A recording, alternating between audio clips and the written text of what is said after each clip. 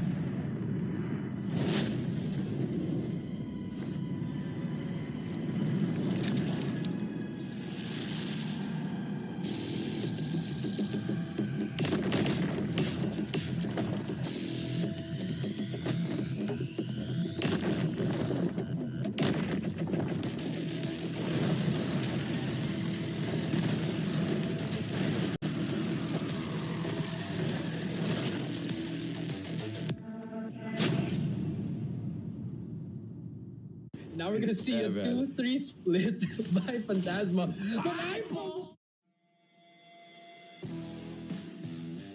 Hackney yard, and they're stepping in there and giving it their all. Well, 3 versus 3, Yana with a beautiful grounding spike kill. And it fell flat. RPL Esports, they stepped up, man. I mean, earlier with the Kenshi comeback there, they came back from no. Oh, come on, Kenshi. Don't do stuff like that, man. Maybe towards the back alley of the B, but no, they're still trying to aggress here on the A side itself. But Lux will find an opening pick up and close and personal. He's going to get a few tags and down. Trying to counter snipe as well here onto the A side. But look at this, Lux finding a second kill, a triple kill now for Lux in the round. Will he get the fourth? Yes, he will. He's one away from the A. Players just hanging around the auto with that. The players at Bravo need to be careful though, because questions will be asked by Whoopi as he takes down Chizen, and he will go in for yet another strike. Goes in for a quick scope in there, blocks that shot, but he doesn't miss the next one. Wins gets taken down as well, and the Bravo side has fully opened up. Oh. So unfortunate, because my son is playing in there with that sniper. Oh my Lord, Whoopi. Now we're gonna see a 2-3 split by Phantasma. But Eyeball just goes for the another one. Why you do that like that? Why you do that like that? Triple kill. Eyeball, can he get the last one? It's in Tiki. Does spot him. The shorty will take it out. Misses that first one. Misses twice. Reloads. Tries to get.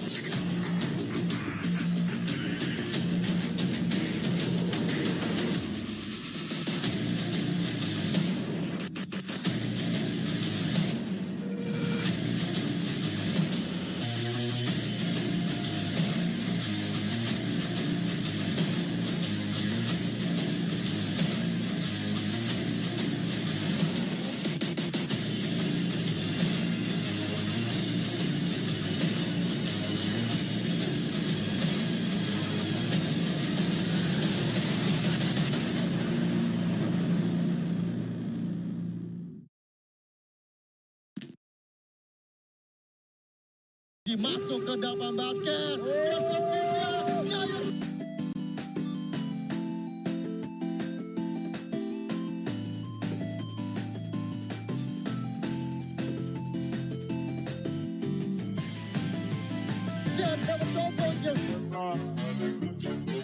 Tapi kita tidak dipercaya lagi. 2 lawan 3. ALMGHTY. Untuk seorang Oksirin, Anihilator dikeluarkan kita dan seorang Ayam. Dapat 1 kill, masih ada 1. Kita lihat dari arah Ayam. Kena, tapi saya tiganya Pak. Itu dari arah Domination Field. Betul, Bapak Tepat ini Dania. Strike. Keluarin juga. Ada 2 orang. mencoba mengamuk dan tidak ada seorang yang pastinya 3 orang didapatkan. Mantap banget, I'm joking. Terus, oke, eksekusi kan. Karena Rimo udah jauh poinnya di sini dan benar-benar dia pun udah apa ya kan?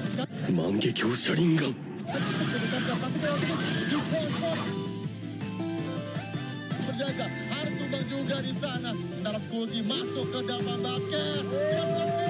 Jayus banget, pentakill untuk Skulzy di sana. Oh my God.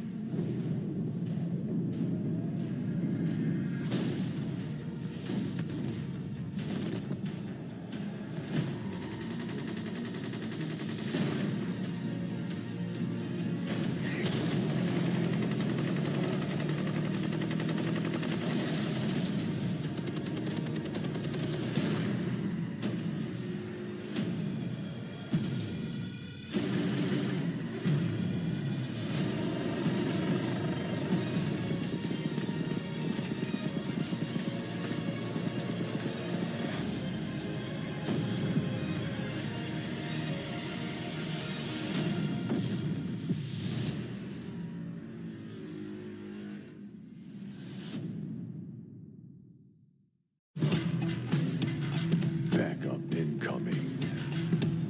It's time for global event. Operators are on their way. They arrive without warning. They arrive in style and steal the show. Together with operators from all over the world. Let it begin. Ammunition is scarce, but there are more and more operators joining the ranks. The whole world is with you. The whole world together in this fight.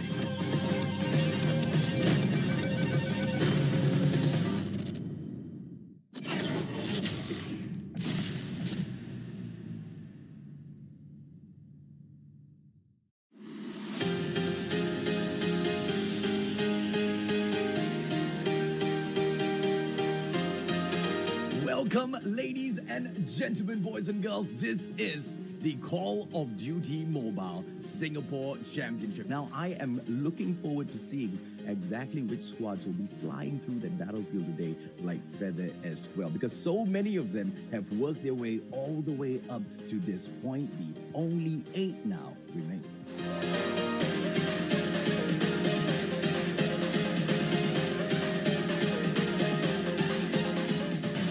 Absolutely dominate. Let's see exactly how long they'll be able to stand in here, because it's going to be Guy quite... can actually just go in, clutch this up, and it's going to be... Wow! What a snipe! And now... Guy to Burger B is going to be responding to that. But then Mickey, again, with a kill, having 10 already, will probably get another one if he actually get it. But then it's going to be so hard with 10 seconds left on the clock. But then gets one, needs to get another one. Out so many players of Gaijin. And just basically just solo holds A. Eventually, there's going to be one person right beside him that can actually go annihilating every single person. Oh! Wait, Doomspace! Shut up! Takes rid of Chloe and Flash! Down from Heaven itself to go in for the flank, and Heaven is just absolutely torturing them, and Hardpoint most definitely will be in the hands of the almighty. Predator missile comes through as well. Heaven with a slice and dice! Now that is absolutely rude of him to do, but Is most definitely not held on by the side of Cold Red, and they do that perfectly. Castle actually doesn't know where it is, but then finally, just like that, gets that win, got his goal down. Makes him pay, and this is perfection as well coming in from NATO. The fight most definitely is real. NATO Bravo, and it just basically stopped that Bravo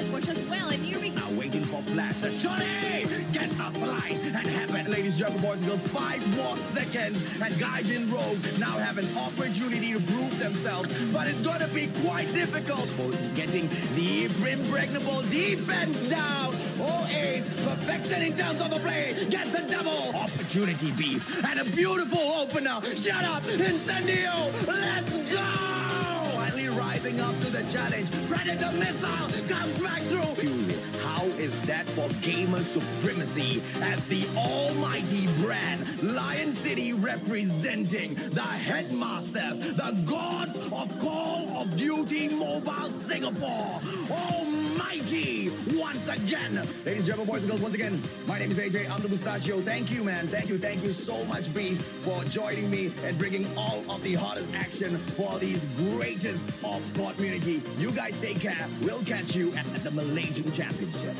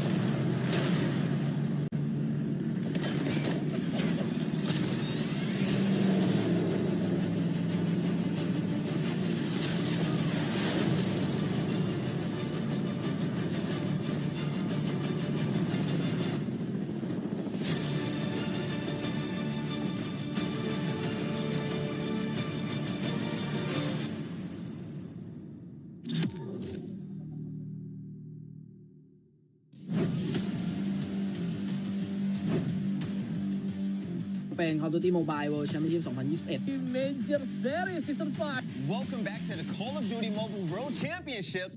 Is in the convenience store. He's not going to be able to fight him.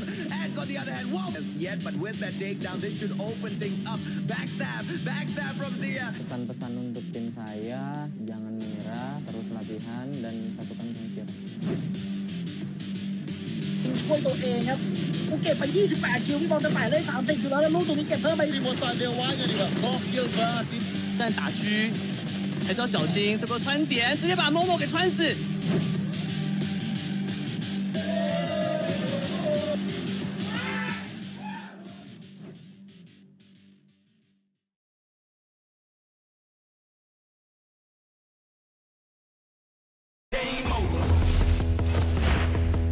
Further beyond that, looking for the third. Oh my goodness!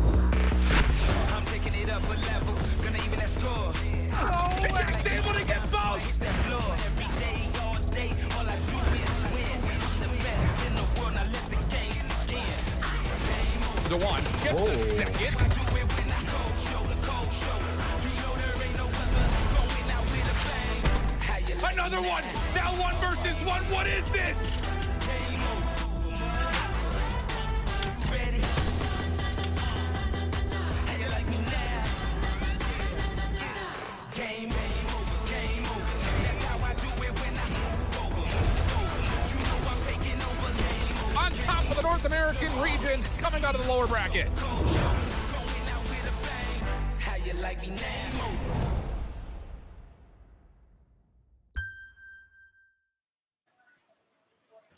Ladies and gentlemen, boys and girls, welcome to the Garena Regional Qualifiers presented by Xperia, the official smartphone of the Call of Duty Mobile World Championship 2021. My name is AJ, I'm the Mustachio down here with the one and only Coach Jericho from Triple V to bring you all of the hottest action from today. Yeah, what is up, AJ? Welcome, guys. This is it, guys. This is it. We've had the Singapore Championship, we had the Malaysia Championship, the Indonesia, Taiwan, Philippines, everywhere, and now it all comes down to this: who will be going to the World Championship, AJ? And it starts here on day number 1, AJ. And I can't wait absolutely. for this. I cannot wait for all of this action, man. I'm waiting to see exactly which one will be that one supreme vamp. But today, we only have a group A to see exactly.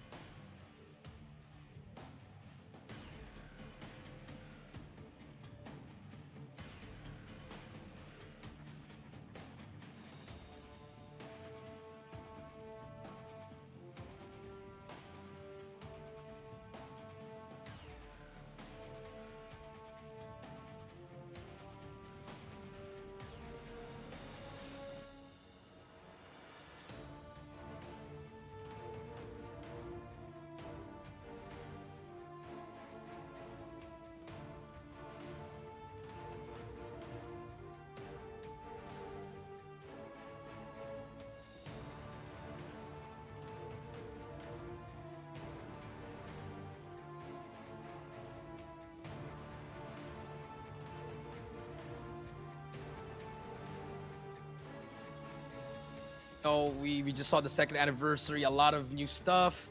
You know, everyone's just getting ready for this, and now we have this. You know, and you did say that Omega. Remember, they were the best. Yeah. So I feel like they have the target on their back. Everyone's gonna be aiming for them, especially in Group A. They want to eliminate them. So, I mean, I don't know what's gonna happen. A lot of storylines, AJ, but I mean, you know, Call of Duty has been there to fix it, and we're gonna get the best esports gameplay today.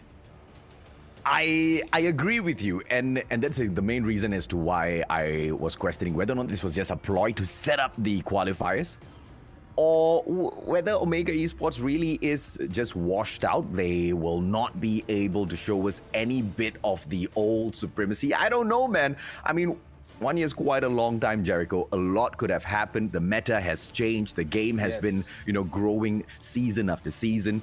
It's all about which teams are able to keep up, which teams are not able to. But I guess from a majority of the names here, in comparison from, you know, the last year to now, quite a number of them have still made it through. Yeah, quite a number of them. You know, we have the common names. You know, the Omegas, the Almighties, the RSGs. You know, WDC, Freeslot, they just changed their name, but we all know those players. But we also have some new teams, you know, like Blacklist Ultimate. You know, they are making some noise, especially in the Philippines, and also, you know, Rimo. They've always been in the region, but now they made it to the next stage. So, I mean, they can show up something here. So I agree with you, AJ. So it's gonna be a lot of surprises today. So I mean, they gotta show up. They really have to show up.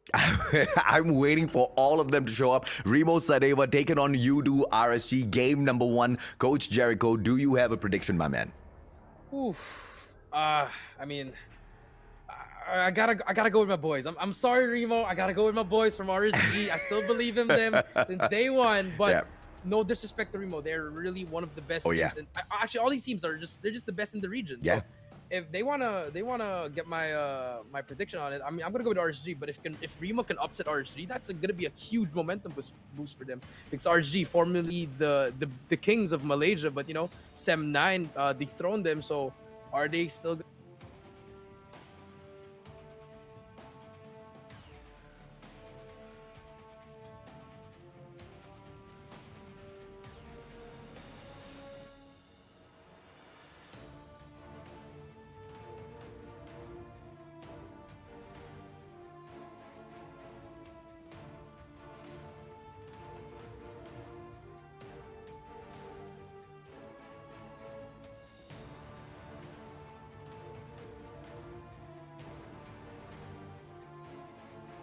Be an easy battle. At least I think it's not going to be.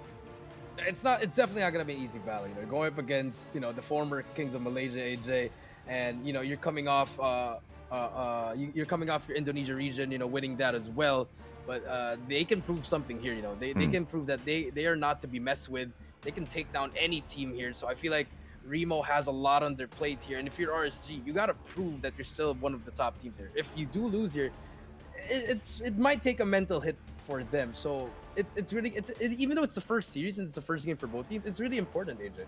It's definitely very, very important. Alfari, Eds, Ranger, Derp, as well as Raven jumping on in for Yudu RSG. The ex-kings of Malaysia replaced by Sem9, now taking on Rimo Sadewa, those that dethroned Dunia Games Esports this year. So it seems like this is a fight that maybe Yudu RSG wants to take in you know, the spirit of an ex-champion, maybe get a little bit of revenge for DG Esports. We all know outside of the battlefield, each and every single one of these pro players, they're quite good friends, you know, jumping into scrims week after week. They test each other out, they help each other improve. You know, amazing friendships have been born out of this game, Jericho.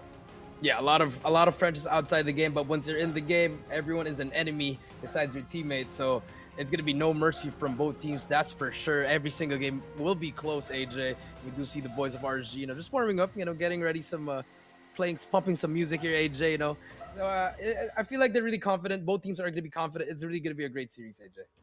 I'm waiting to see that. I want to see full-on confidence. I mean, you know, whatever it was in the grand finals of each and every single region, quite a number community touted as, some of the big teams throwing the grand finals just to set up the Garena regional qualifier. Whether or not those suspicions will strike true or not really, we will see. U2 RSG, they are going to be Team A, which means they get to pick Hardpoint and Domination. They also get to ban the first map. So let's see exactly what they go with. Hopefully it's going to be Takeoff. We know, please. Yeah, Hackney Yard, U2 RSG has, gone in there. There you go. So Takeoff has been taken off of the list. Rimo Sadewa might not want to be jumping into Hackney Yard with U2 RSG, so expect that to be the ban from them, Jericho. Yeah, I mean, maybe they would ban it, or maybe they would take the fight in Hackney Yard. But let's see here.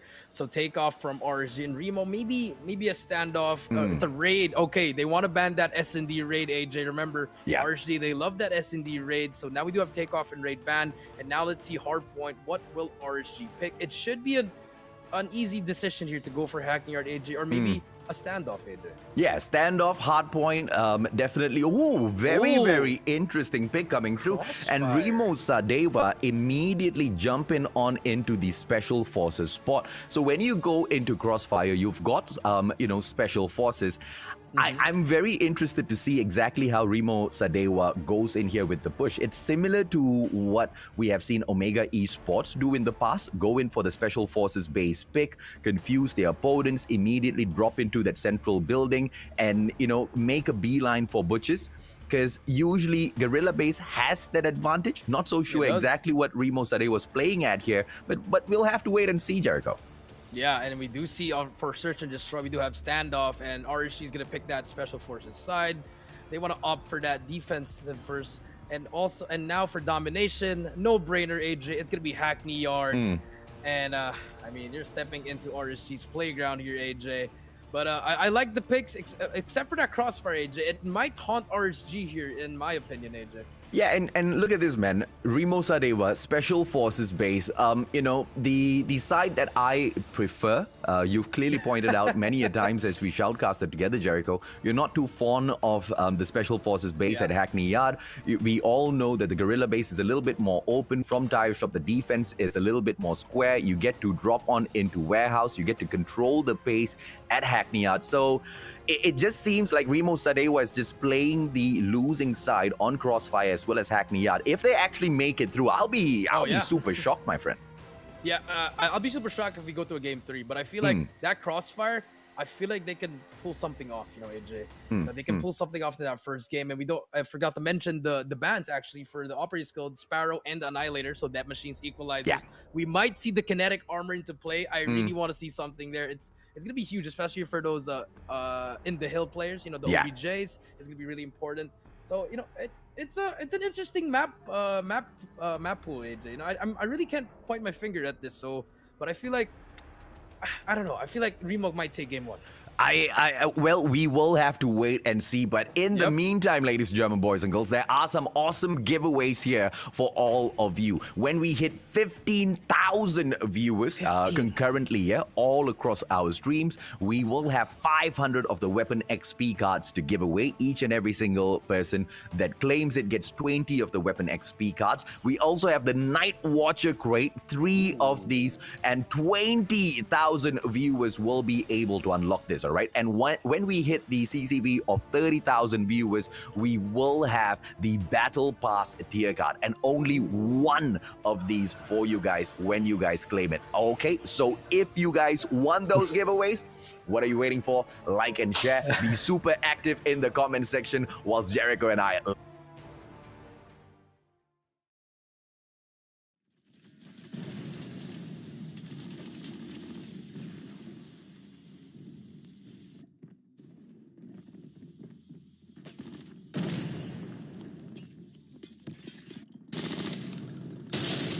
gonna play with the spawns. We want to get that allowance for that next for that rotation. Yeah, look at this, man. Now the players from Rimo Sadewa jumping on in towards that hard point, and it's gonna be central building taken over by Team Blue. Rimo Sadewa, the Indonesians playing catch up, but it's not too much to catch up to. 18 points from U2 RSG seems to be quite solid. Now the players from Team Red, U2 RSG, piling on in towards the office building. They've given up on the first hard point quite early there. Not so sure if that's the best decision against against a team like Rimo Sadewa. But let's see exactly what the Malaysians have in store for, as office building as well as lounge taken over. Corner building just sees Eds coming in for a question, taken out Aimer from this, should allow them a lot of momentum in towards hardpoint number 2, Jericho. Yeah, I do agree with you, AJ. It is a risk getting that early rotation, but we do see them slowly climbing on the lead, 31-29. But we do see Rimo about to get that break. Keen's on the stairs, but here's ALMGHTY with that shotgun. Can he do something? Will miss that first shot, gets that second one as well. Will try to hit the second one. Yes, he does. 38-31 Ranger. And we do see ALMGHTY just going over the 3 kills, playing for his life here. Huge plays coming in from RSG, and that time is slowly going up and up. And if you're Rimo, you just gotta push together. You gotta use some smokes here, and still have a lot of time here, AJ. But if you're Rimo, you gotta start winning your gunfights because you need to string some kills for the next hill. Absolutely, man. I mean, this is just hard point number 2. I'm not too fussed at all as we go in there for the rotation. Hard point number 3, that's exactly where all of the craziness will break down, right? 7 more seconds in here. RSG has done a tremendous job, and now the rotation will kick off. But we can see that Raven's already on hard point number 3. He's waiting at Laundry to wash away the sins of Rimo Sadewa. They step on in, asking great questions, but look at Raven just take all of these fights back to back. Now, I do not understand why is Raven holding on to this little corner. He's not going in and taking Keens out of the equation, but Edge drops in to give him that assistance, and RSG, they continue picking up those points. 76-37 now. Rimo Sadewa seem to be struggling, Jericho. Yeah, well, the moment you did say they're struggling, they managed to break it through. Now Keens with that death machine, he has to get some huge kills here all alone. Can he survive and get some points here? Slowly climbing the points, but the double challenge comes in. Eds takes him out as well, but Okat's in the middle. Back and forth we go, AJ. We do see all these teams they're just really fighting each other here. It's 79-52, not a huge lead here. It's still a close game. It's always been a 30 seconds for both teams, and now rotation is going to be important here. But we do see the map, AJ. Rimo already going to be inside in the next hill, but can they hold it? But here we go, huge play. That's a huge pillar for Keens in order for that sentry gun. And now let's see if Rimo can hold it down. Yeah, from the moment King stepped into Laundry all the way to that very last kill that he got for himself, even on Derp at the last moment when the hard point was not even there. The guy has been a game changer at Laundry, but now this is hard point number 4. Rimo Sadewa have dropped in here for an early rotation. Taylor shot belongs all to them. Tricksters, they will go in for those long shots. 85-79. RSG, all of a sudden things have turned around and a 3-man push coming through, but it's going to be close to impossible to break this hill from Rimo Sadewa. The defense is just too good, but out of pawn shop, I love the backstab, but Raven does not make it through, gets shut down. 104-79. It's not enough time to close the game off, so RSG, they have an opportunity. If they can stack up the defense at Weru, make sure they get back one player up into backyard as well, leave one player in broken building, hold that push coming in from Rimo Sadewa. The Malaysians should be able to finish this off, but Okas jumps in. Raven snaps him out of his misery. 129-79. 3 more seconds in here. The Indonesians are coming for blood, Jericho. Yeah, they are coming from 130-79, but here comes number 5. The last hill on this map is going to be one of the hardest hills to break here. Can RSG manage to secure this one? Look at the positioning. They're already here, but the hill player gets taken out, but here comes the push from RSG. But Rimo, already inside Keens, only 3 players to beat here, and RSG, they just lost everything there. 4 players to beat there, but already inside Gamer. Already inside the hill, AJ, and I feel like they already flipped the spawns, AJ, and RSG is now on the run. He's trying to break it down. This should be a GG, AJ. Yeah, this is a GG, man. No way RSG will be able to make a comeback in here. Rimo Sadewa has managed to outplay the Malaysians. What a game. What an opener for the Garena Regional Qualifier, Jericho. If anybody did not expect that, well, it doesn't really matter because we don't really get to see them going up against each other all the time. But I guess based on game number 1, we should be able to tell exactly how the chips will fall for the rest of the day. Yeah, AJ, I mean, analyzing from that one, it was a fair fight during the first and the second hill, AJ. But when it came to the third one, that's when it went a little bit sideways, because I think Keems went on a streak. He got his sentry gun, he got his streaks. It really helped them on that fourth hill, especially on that rotation. And then that P4 just went through, and then they broke P5 chain reaction. in the end. It just really they got all the points in the end pretty much. And RSG, yes, they were rotating early, but they're just winning any gunfights. In a Ranger with 6 and 17, you know, fighting with 9 and 13, you can't be doing that on a hard point. And if you look at Rimo, 20 and 8 for Keans, 18 and 6 from 6, 11, 13 and 12. You know, everyone is slaying out, and everything was just going well for Rimo. Yeah, I don't know how Range is going to be responding to his own performance in there. The guy had about 22 seconds on the hard point, has not been able to get, you know, great kills, assists really low as well.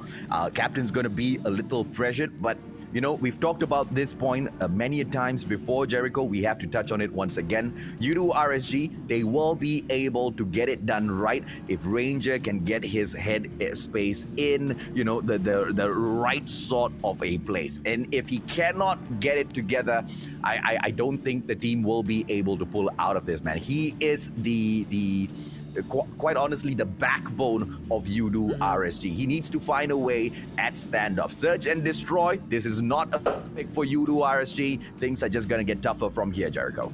Yeah, it's gonna get tougher. And you know, I mean, like we said, AJ, you pick Crossfire and you lose. That's why you shouldn't take a risk at this point. You know, you gotta go with your comfort pick. You know, I feel like they should have chose at least like a standoff or probably even you know, maybe even Hackney Yard. Maybe Hackney Yard hardpoint would have been better. But, you know, it is what it is now. They have to move on to S&D. It's going to be S&D on standoff. I know they do well in standoff, but this is a map pick for Rimo, so they should be having that advantage. Let's see what's going to happen here, AJ. Can they tie it up, or will Rimo take it 2-0? The Malaysians, they don't have a choice, man. U2 RSG, they need to get it done. There's no if, buts, or maybes about this. They only have 3 matches. All 3 of these games must be played. It's not a best out of 3, ladies and gentlemen, boys and girls. We have to go through hardpoint, search and destroy, and then domination. When we move on into the playoffs, that's going to be a best out of 5. So a minimum of 3 matches. So I'm pretty much looking forward to all of the action that we're going to get in here, right? But for Rimo Sadewa, they take that first win. They've managed to perhaps cripple the mindset or the energy from U2 RSG that they brought into the competition. And it's all going to be about how they rise up from this occasion. If they do not manage to make a comeback in game number 2, then it just gets even more difficult from there, Jericho. Not looking forward to it, but let's see exactly what breaks down in Search and Destroy for U2 RSG. Yeah, I do agree with you, AJ. You know, you already lost your first game, and then, you know, you're going to play on the map that's not even your map pick, so it's going to be really hard for you to try to make a comeback. But, you know, it's a reason why they're here. You know, they're the best of the best. They can always make a comeback, so they have to show it up now. If you're Origin, if you're Rimo, you ride off your momentum. You know, you won against not even on your map pick, so I feel like they really have to ride it off. Try to play around with it. You know, ride that momentum and win this map in order for, you know, to get on top of that leaderboard. Get that you know, try to get comfortable for a while, AJ. But now here we go. Game number 2, Search and Destroy, RSG versus Rimo. AJ, let's go. And if you guys are wondering exactly why we have not seen any cluster strikes in that hard point, it's because cluster strikes are not allowed in this competition. It has been banned out. So I guess it allows us to see exactly how frantically these players scurry all around the map to secure those hard points, right? Because the cluster strike really makes a huge difference. It's your 6th defender and a great defender at that, Jericho. Yeah, I mean, you're actually true. You know, even if you add the sentry gun, it's like your 6th and 7th gunfights here. But, you know, we're looking at this S&D. Both teams are not moving at all. You know, we do see Rimo on the offensive side, AJ. They're just using the time to their advantage. A very, very delayed push here. And, but we do see Derp finally taking out Keens. It's going to be a 5v4. 1 minute left, and I feel like Rimo's going to start moving here. But if you look at the back alley, number 4 and 5 going to be engaging here. Just spotted already. Raven's going to be able to spot one more. Takes out one. That's what you need. 5-3. Bomb clearer is down. Just spot another one. Can he take it out? No. 50 seconds, AJ. And if you're Rimo, you got to make the play. Oh, Raven makes one mistake. Okats immediately makes him pay for that. He shouldn't have aggressed. He had no reason at all whatsoever to go in for the push. But it's okay. The numbers still look great. It's a 4 versus 3. And we do see that perhaps one opportunity for Captain Ranger here to take out the Bomber. But the Bomber manages to go in for a long flank around Gorilla Avenue into its private backyard. Here comes that bomb plant. And it looks like U2 RSG have to go in for the push. And it looks like they're going in for the immediate rush. Yeah, they're going to go in Eds does go down here. 6 gets the Che Alfari. No help coming in here, but the bomb will be down. It's going to be a 3v3. They might even lose this one, but Alfari misses that one shot. Oh my lord. Oh my. Did I just... It's a 1v2 now. It's all up to Racing. A 1v2, 30 seconds, and...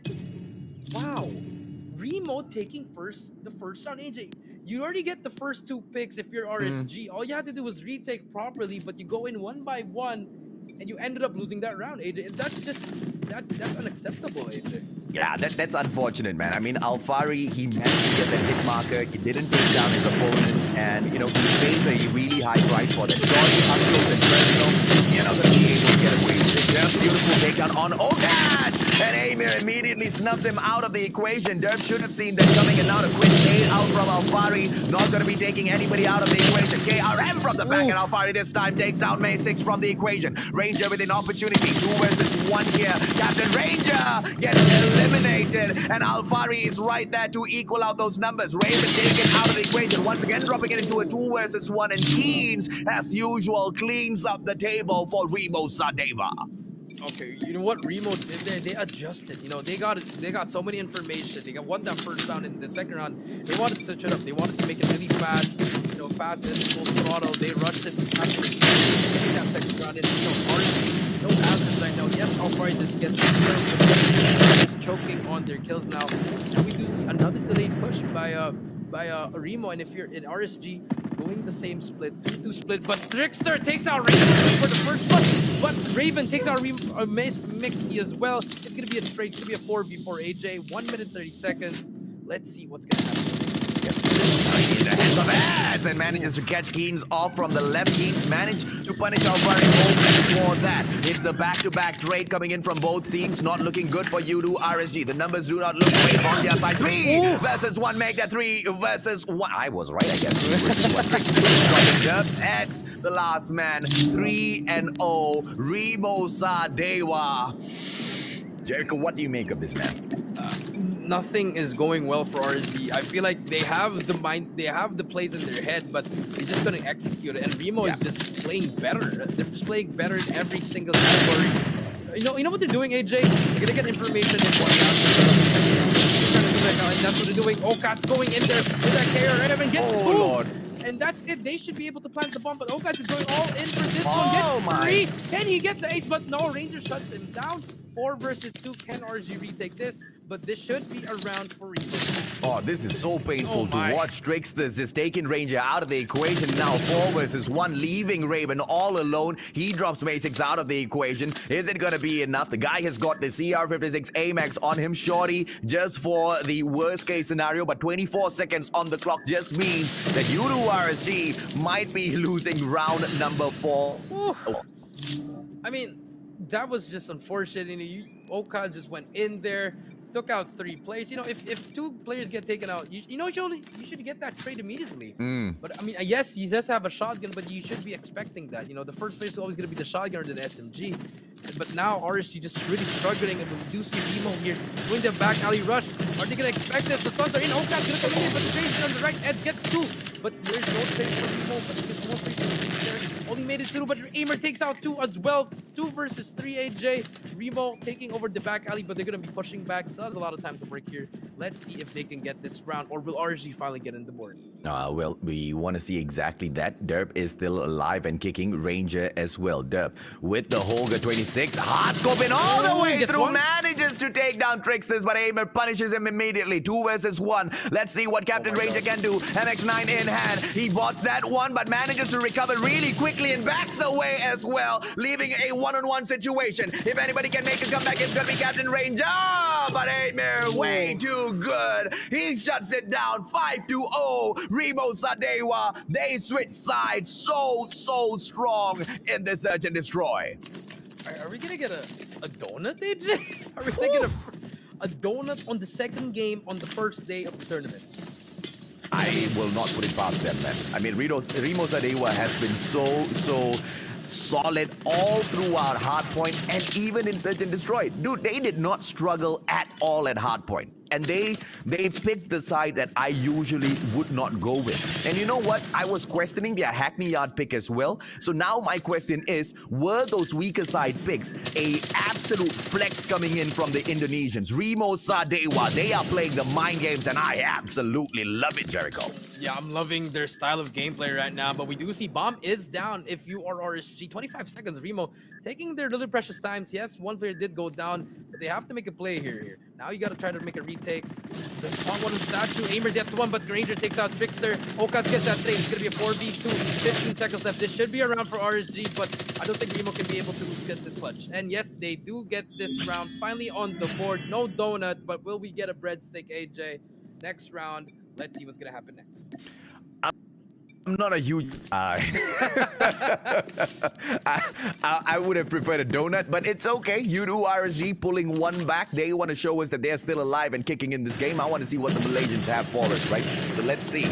Captain Ranger going in for yet another push together with the squad this time around. It's going to be Derp that drops Keems out of the equation. The Holger 26 going to be doing a lot of damage, and goes in for the suppressive fire as well to put all of Rimo Sadewa on check. The wall bang is going to be solid, but he gets no screen for those takedowns. They want to thin these numbers, but Rimo Sadewa, they are showing us a lot of discipline by not sneaking out. But as I say, that Messix steps out. Raven does get one 5v3. You know, AJ, I feel like it's the sides, you know. I feel like offense is really where it's at here, but Okaz inside will miss that shot, but he will not notice it. Aimer takes out Ranger as well, 3v3. And let's see what's gonna happen. Bomb here is still alive. If you are RSG, you still have a lot of time to work in here. But just spot when Trickster misses that sniper, that information will get challenged. The quick scope by Trickster. Sit down, Derp has the shorty in hand. Will miss, but only gets a hit marker. 2v2, and they make the play. 45 seconds, Ranger. And if you are RSG, you have to make a play now. Well, it seems to be a situation where Derp and Eds will be able to overcome, but they will be met by Trickster. But the backstab does Eds a lot of good. MX9 to the back, and that's too easy. Okaz might be able to catch one off guard here, but out of nowhere, Ed steps in, catches his tail, snuffs him out. 2-5. U2 RSG on an impossible comeback. If they make this is going to be one of the greatest comebacks in Call of Duty Mobile history. I hope they can do it, but, you know, let's see what's going to happen. They have to win 4 more straight rounds, AJ. No more mistakes, and if you are Remo, you just need to win one, and they're going to be rushing here. If you look at the map, AJ, all going to be middle. Remo's going to be doing something very crazy here. No trades coming in, but Derp there with the wall bangs. Can they do something here? But now they slowed it down. They slowed down NJ, and now the reset is going to come in. Oh, very, very, very well played by Derp. If he was not there with the Holger, that rush would have snuffed out the whole of U2 RSG. That was such an instrumental play from him, and even at that very last moment, he was about to get sniped out. Trickster was trying to get that angle on him, and he very smartly backs away for the reload. That was one of the best LMG plays in here for Search and Destroy. Hopefully, Derp can keep this up for the Malaysians. U2 RSG now. It's a 5-on-5. They've only got 2 points on the board. Derp does not get that opportunity. Trickster still looking for those openings to punish the side of U2 RSG. But so far, it's gonna be a all-out stalemate. The bomb is inching closer towards private backyard, but it's still 5 on the defensive side. So it's gonna be very dangerous to go in there. 50 seconds on the clock now, Jericho. Time is running out. Yeah, time is running out, and we do see they have to start moving here. RSG has to do something, and someone has to bait. But there we go, that's it. Ranger takes out Kings, but Okaz takes out Ranger as well. Still a 4v4, but Aimer takes out 2 players as well. 2v4, and Remo inside the base is just going to be playing really slow here. 30 seconds, they don't have to do anything. And if your RSG time is not on your side, Okaz gets a hit mark. He's going to be pushing out there. Takes out 1, but Ranger gets 1. It's stuck in a 1v3. AJ Bomb is down 20 seconds. And if you're Remo, you just have to wait. You don't need to look for Ranger. And if you are RSG, you got to do a miracle at this point, AJ. And, you know, U2 RSG, they've shown us miraculous plays in the past. Oh, beautiful takedown by Ranger. Goes in for Messix. A beautiful turnaround once again. But Trickster punishes him. Pulls out the shorty way too quick. 6-2. And U2 RSG, for sure, did not see this coming, Jericho. I definitely was not seeing that coming. They are proving me wrong right now, AJ. And if you're RSG, backs are against the wall now. I mean, you already lost your first 2 games. it's just unfortunate, AJ. You know, I mean, you already lost your first pick, your first map pick, and now you're gonna lose your second pick. It's just gonna be really hard. You know, I don't know what's happening with the mental state, or if they're just struggling as a, you know, they're just it's not their day, AJ. And if you're Remo, you're on your high horse. Just keep going on riding on the momentum, and you might as well get that game 3 as well, AJ. And it's just things are not looking good for RSG. But if you're a Remo fan, keep supporting, and you guys might just be able to win this whole tournament. I want to see exactly what Rimo Sadewa will be able to do over at Hackney Yard. They've picked the Special Forces base. I want to see how they will overtake Yudu Arashi there when they have got the best position to open things up. Now, one thing granted, this is not going to be hard point. It's going to be domination, which means 3 points in here for the play. And, you know, it's a little bit different. I mean, when we look at a hard point, then it really, really matters, right? Picking the part of the Gorilla base. So maybe there is a play here from Rimo Sadewa that we are not seeing just yet. Because as they go in for the opener, it is going to be the warehouse, which is going to be, you know, in the sides of both of these teams. And OCADs, he brings in that KRM, you are done and dusted in there. But, you know, Yudu RSG, they've always been about those SMG plays, and they've been able to go in there for those long-range engagements in the past. I'm not so sure if the meta changes have been, you know, affecting them a little bit. The MX-9s have been popping off, I guess, a little, but they're not really hitting the mark for me, Jericho. Yeah, it's not as good as the QQ9 at the moment, but it's doing its job, AJ. You know, mid to long range, it feels like an AR, but I feel like the shotgun still has a huge role here, and especially in the next game in domination. You know, the first one's in, AJ. You did mention Keems here, but here you see Crossfire and Standoff both taken by Remo, and finally we're gonna go to Hackney Yard, the map pick of RSG, AJ. I'm excited. You know, we might see something. Are they gonna cap the flag, AJ, or are they just gonna go all out and, you know, try to flip it immediately? So it's gonna be interesting for this Hackney Yard, AJ. But expect a lot of Holgers. I feel like the Holger is also gonna be a huge thing here, holding down some angles, AJ. Yeah. So let's see what's gonna happen here, AJ. But you know, it's gonna be an interesting game 3. I'm looking forward to it, man. I want to see if or not Yudu Arashi can make a comeback, but by the way Rimo Sadewa was playing right now, it looks close to impossible. Yes. And, you know, even if there have been any speculations by the COD community that Yudu Arashi, you know, dropped the grand finals on purpose just to manipulate the way, you know, the groupings are done for the regional qualifiers, regardless of whether or not that is true or false, I highly doubt they're playing the same strategy here, because there's no use, you know, not showing your strats at this point. Each and every single point matters. Each and every single game matters. The top 4 within this group, they get to move on, man. And I don't know if Yudu RSG is showing their best side just yet. I hope they can make a comeback in the next matchup. If they don't, Jericho, I'm going to be a little worried. I mean, at this point, you know, you should be worried if you are RSG, because you already lost your first two games. Yeah. You're in the bottom of the leaderboard. I mean, I know the other teams haven't played, but you know, what if the losing team there is also like a top team? You know, let's say maybe Omega losses, and then you guys have to play. It's just gonna be really harder. You know, pressure already is there. And if you're Remo, you're just gonna be chilling. All you have to do is win this one, and you're gonna be safe for at least the next day, AJ. But you know, here we go. Game number 3, AJ. Hackney Yard. Let's see who's gonna get this one, AJ. Here we go. And they're not gonna cap C. They're not gonna cap C. Not even going to cap C. They're going to go in here for the full-on push, ladies and gentlemen, boys and girls. This is the side of Rimo Sadewa. So cheeky, piling on those 3 players in there. And they stack. Not only do they stack those 3 players, they are actually going in for a backstab. They want to pull that A flag into the bag as well. But look at Yudu RSG winning their gunfights at the warehouse. The Malaysians turn things around. But Rimo Sadewa, they are picking up that A flag. And Yudu RSG, they are just confused as to what the Indonesians' plan is here right now. Yeah, it's very confusing. They did get that flip. Now it's C and B, but we do see one player from RSG still in their base, which is going to be Derp there on the right side of your map. He's going to be the player to beat there, but finally gets taken out, and now control will be given over to Remo. A and B will be there, but C and B is still captured by RSG, and if you are Remo, you have to start pushing here. You have the advantage down. Here comes the cap. Rimo Sadewa just testing themselves out to see, oh, Can we go in and flip the spawns instantaneously at the start of the match? Let's check. Let's take the weaker side first.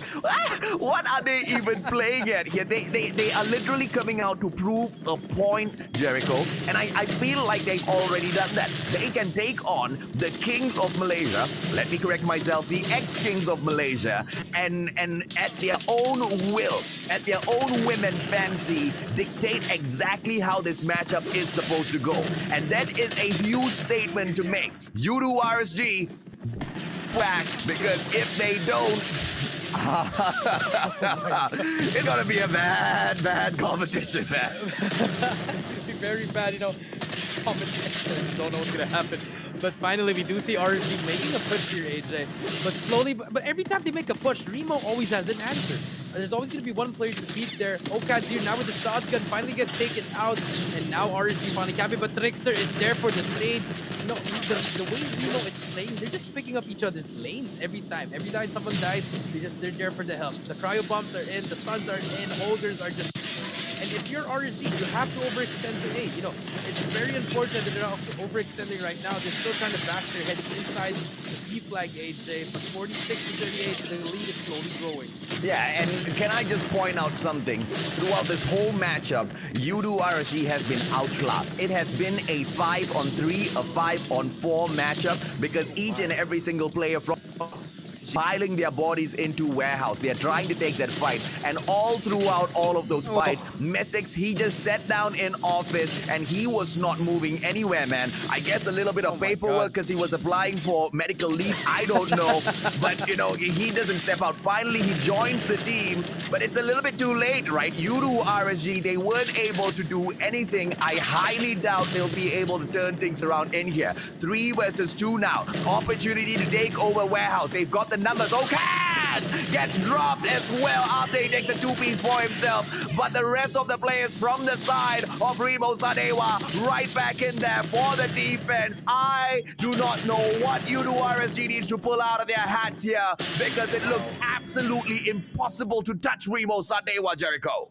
Yeah, and Ranger, AJ, they just switched sides, and now Rimo has the good side, AJ. So, I mean, everything is falling for RSG. I don't know what they have to do here, AJ. But here comes the push here. Let's see if they can break it. They're gonna be going in for here. But Okad takes out top L. Okad turns his back, takes out one more. But the trade is there, and I think they can be able to get that flag. A little bit of breathing room here, AJ. But can they hold it down? Now they have got the preferred side. and I like it, right? I like the fact that Rimo Sadewa knows that there's a halfway point where there will be a swap in spawns, you know, whether you like it or not. So if you go with the Special Forces base early, but you take that challenging part early on in the game, then you're going to be taking a majority of that pressure off your shoulders. And I think that's absolutely golden of a strategy coming in from the Indonesians. Rimo Sadewa, they are impressing me on multiple layers of levels here, and I'm absolutely loving the strats. Yudu RSG, they have been outclassed in day 1. Yeah, they're just getting outclassed at this point. You know, Rimo, everything is going well for them. But as soon as we said that, RSG is going to be able to capture. No! In the nick of time, there's Rimo Okaz there, but there's comes the trade. They managed to capture it, but can they hold it out? No. You see Trickster here, takes out 2. Good night to RSG. Here comes the Hunter Killer. He's going to be able to take out no one, but Trickster here is holding it down. And everything is just going up for Rimo. You know, they're going to be able to capture B again. Streaks are going to be there as well. And 101 to 79, not looking really good for RSG, but they can still be able to make a comeback here. It's still a lot of time here. Now 10 days started. 106 no, to he's 80. just punching! 110 to 83 now. Rimo Sadewa. Jericho, your thoughts, man. How much have they impressed you in this first series? I mean, they just... I have no words. They're just... I said that I had RSG winning, but now Rimo said, nope, we're going to prove to you that we are one of the best teams here, and they are proving it even in Game 1, AJ. Game 1 and Game 2 already proved it in Game 3. It just... it just went up to the next level, to the maximum level, AJ. Oh, I don't know, man. I don't know. 127 to 92 now. Udo RSG, they are doing all they can to get this site back, but they are piling their bodies one after the other, and we can see it, man. The Malaysians have lost it in terms of coordination. They are just piling their bodies. They're so fixated on getting that B side back. Barely do we see the flank coming in from office to take that A flag back, to swap, to flip the spawns. And I feel like, if they don't go in there for that spawn flip, it's gonna just be as difficult as it has been from the get-go, as it has been from the start of the game. But even if they do get that spawn flip, how long will that last? Yeah. Attempt those plays many a times, but Rimo Sadewa back to back with the W. 150 to 103. Way too easy for the Indonesians. Damn, that's a shocker right there. I don't think, I mean, if you're RSG, don't read the comment section. It's not going to be friendly. Definitely not going to be friendly, AJ. But, I mean, in all seriousness, I mean, Rimo Sadewa just outplayed them. You're right, AJ. You're on spot. Outclassed, outmatched, outplayed, outgunned, out everything, AJ. And, I don't know how you're going to come back from this. It's gonna be really hard because if you're the first team, you're expecting points here, but they get three maps here, but look at Rimo. They're not even celebrating. They're just like, yeah, we got the first map. We're good. Yeah, they're just chilling.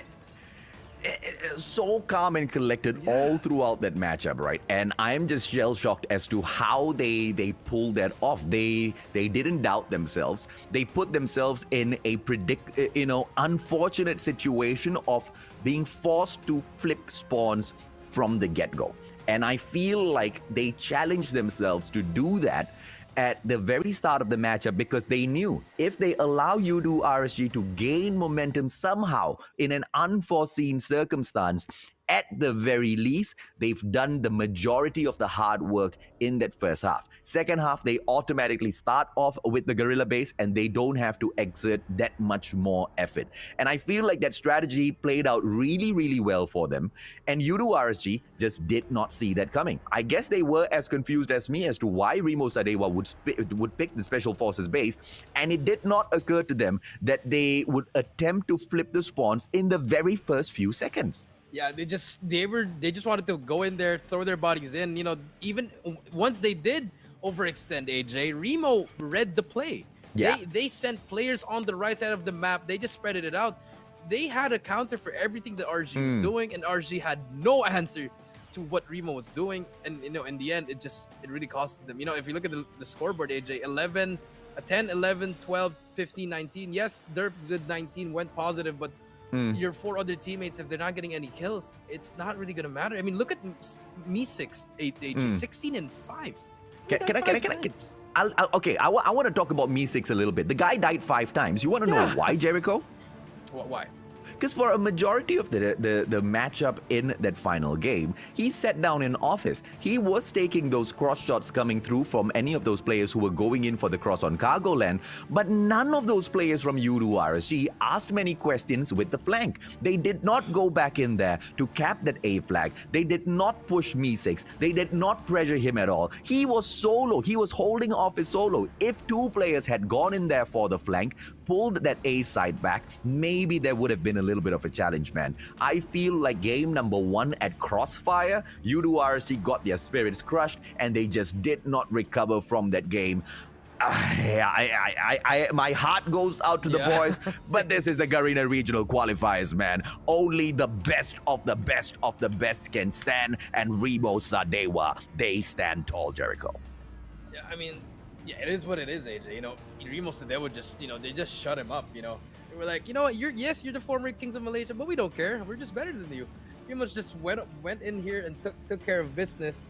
And, especially on the Hackney Yard, that's the one that really just shocked me, AJ. I would give them Crossfire, but Hackney Yard, it was just a surprise, AJ. But Rimo Sadewa just showing off why they are one of the best teams here. And we do see here the highlights for Crossfire, Hardpoint, AJ. It was a good start for both teams, AJ. You do agree with me there on the first and second hill, but it changed on that third hill, AJ. Yeah, and I'm just curious as to what else are we gonna see in these matchups, because Udo RSG, they had their opportunity to shine, They have not taken the best of that opportunity, but they will have one more chance. They will meet their nemesis. They will meet the team that has held them back from glory a couple of times. Almighty Lion City representing squad. That is going to be series number 4. But Almighty will still be playing in the next matchup as well. And that's against Omega Esports, Jericho. Oh my, Omega Esports. I mean, it's just gonna be hard for RSG to make a comeback, especially now it's Almighty. Yes, it's your rival. It's like the Lakers and the Celtics there. You know, it's just gonna be hard because you know you're expecting to win against Rimo and they just shut you up here. So I feel like they have to regain. You know, both teams have to regain. And if you're Rimo, you just have to ride on that momentum and keep going. Now, I'm curious to see what does UDO RSG have to bring into the competition further.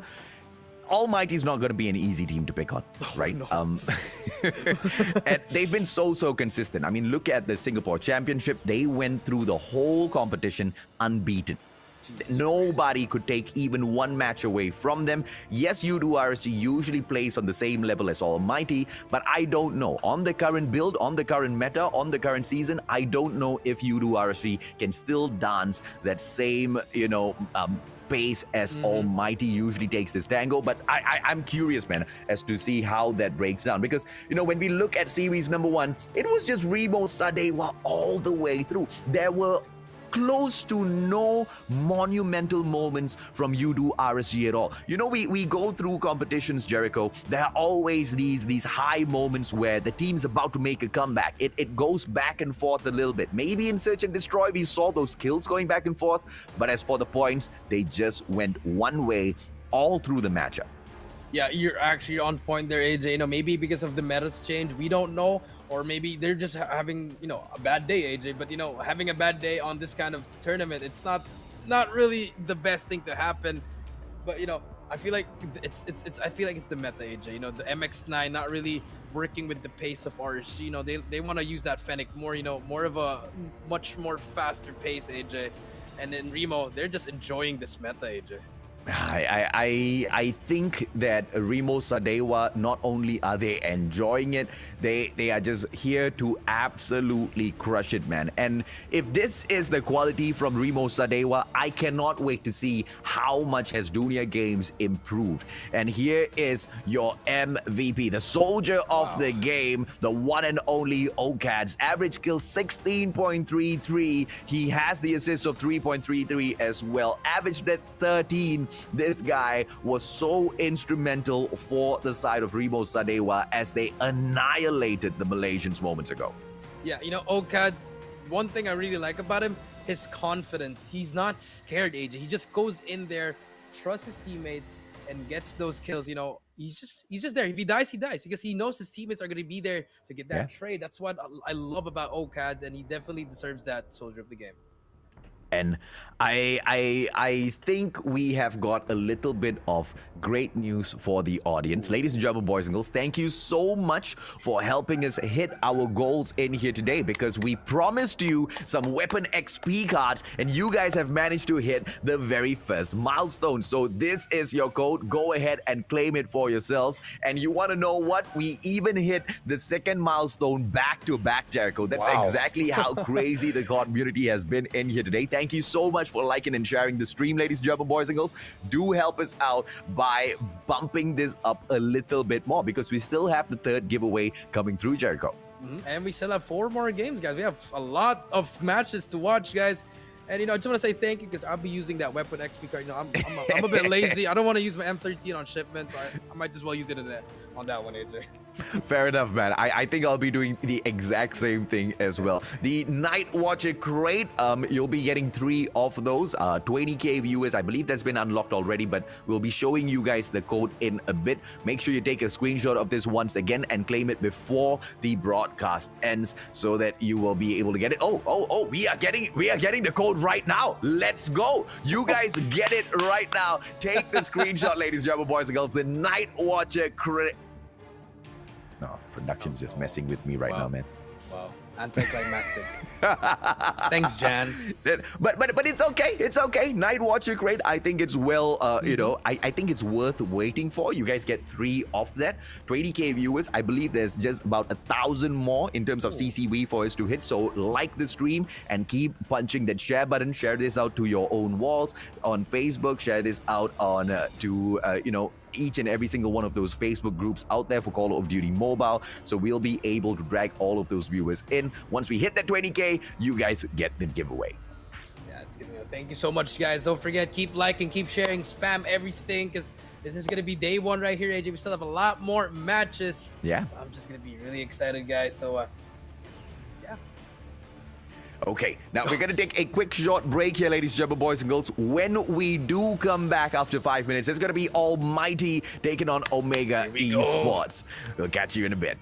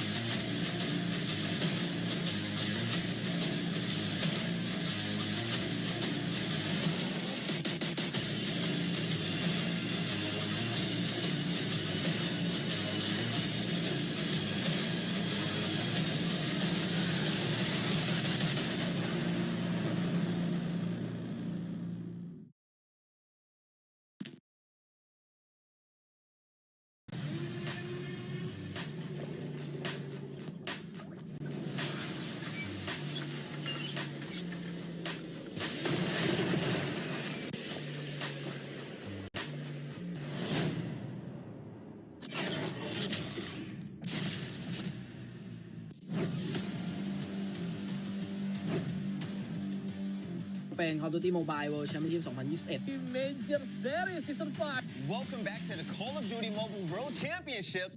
Is in the convenience store. He's not going to be able to fight him. And on the other hand, whoa! Yet, but with that takedown, this should open things up. Backstab from Zia. Pesan-pesan untuk tim saya, jangan menyerah, terus latihan dan satukan pemikiran. ช่วยตัวเองครับกูเก็บไป28คิวพี่บอลจะแตะได้30อยู่แล้วแล้วลูกตรงนี้เก็บเพิ่มไป Rimo Sadewa 呢个 Off kill pass. 但打狙还是要小心，这个穿点直接把 Momo 给穿死。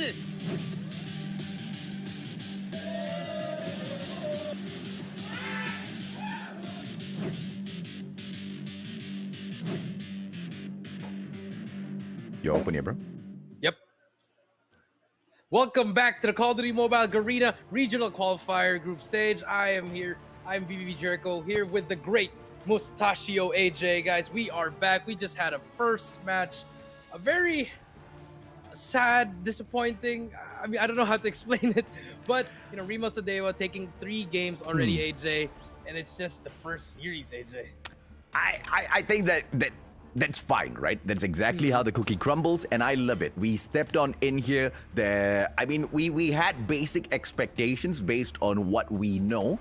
And I just did not think that Rimo Sadewa had exactly what it took to take down U2RSG, because I was one of the people that was perhaps believing, you know, some of the claims that maybe U2RSG could have dropped the grand finals for the Malaysian Championship on purpose.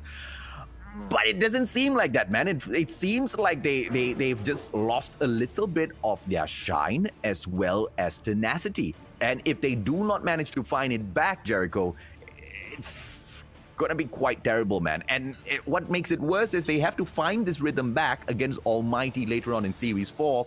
That's not going to be too great. Unless Almighty takes down, unless Almighty goes in against Omega Esports, and Omega Esports does the same thing that what Rimo Sadewa did to U2RSG moments ago, which is just rip them apart, annihilate them, discourage them, demotivate them, and then we'll have a Series 4 with 2 demotivated teams. Maybe that will even out the odds. I don't know, man. I just want to enjoy everything that we see in here today. I mean, if you are correct, AJ, if we do have 2 demotivated teams with both no wins, yeah, whoever wins there, it's just whoever wins there, you can breathe. But whoever loses there, your chances are just going down to hell, AJ. It's just, I mean, like no, you're gonna be in oblivion. In short, you know, you're just gonna be having such a hard time, AJ. So yeah, I mean, I'm excited.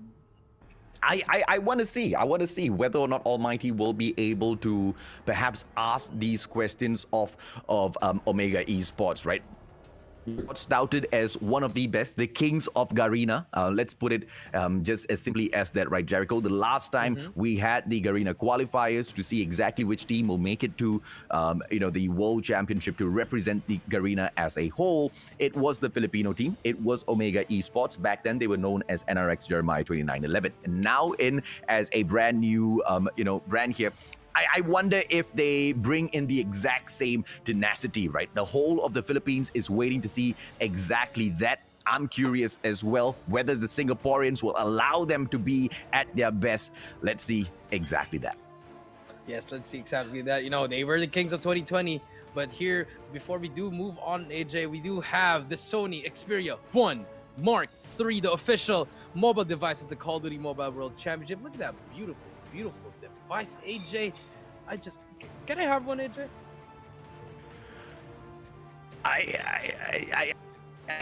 Thing, right? When we jump on in to play Call of Duty Mobile, the best device to play that would be Xperia 1 Mark III. And if you guys are wondering why, because if you jump on in, you can step your game up and share your victories with the Game Enhancer. You get to control all of your gaming experience for your best performance. And if you are a streamer, I mean, it just adds so much of value to you, Jericho. Yeah, it does. You know, fluid motion with 120 hertz refresh rate display. We only see that in monitors, AJ. But now we have it on the phone.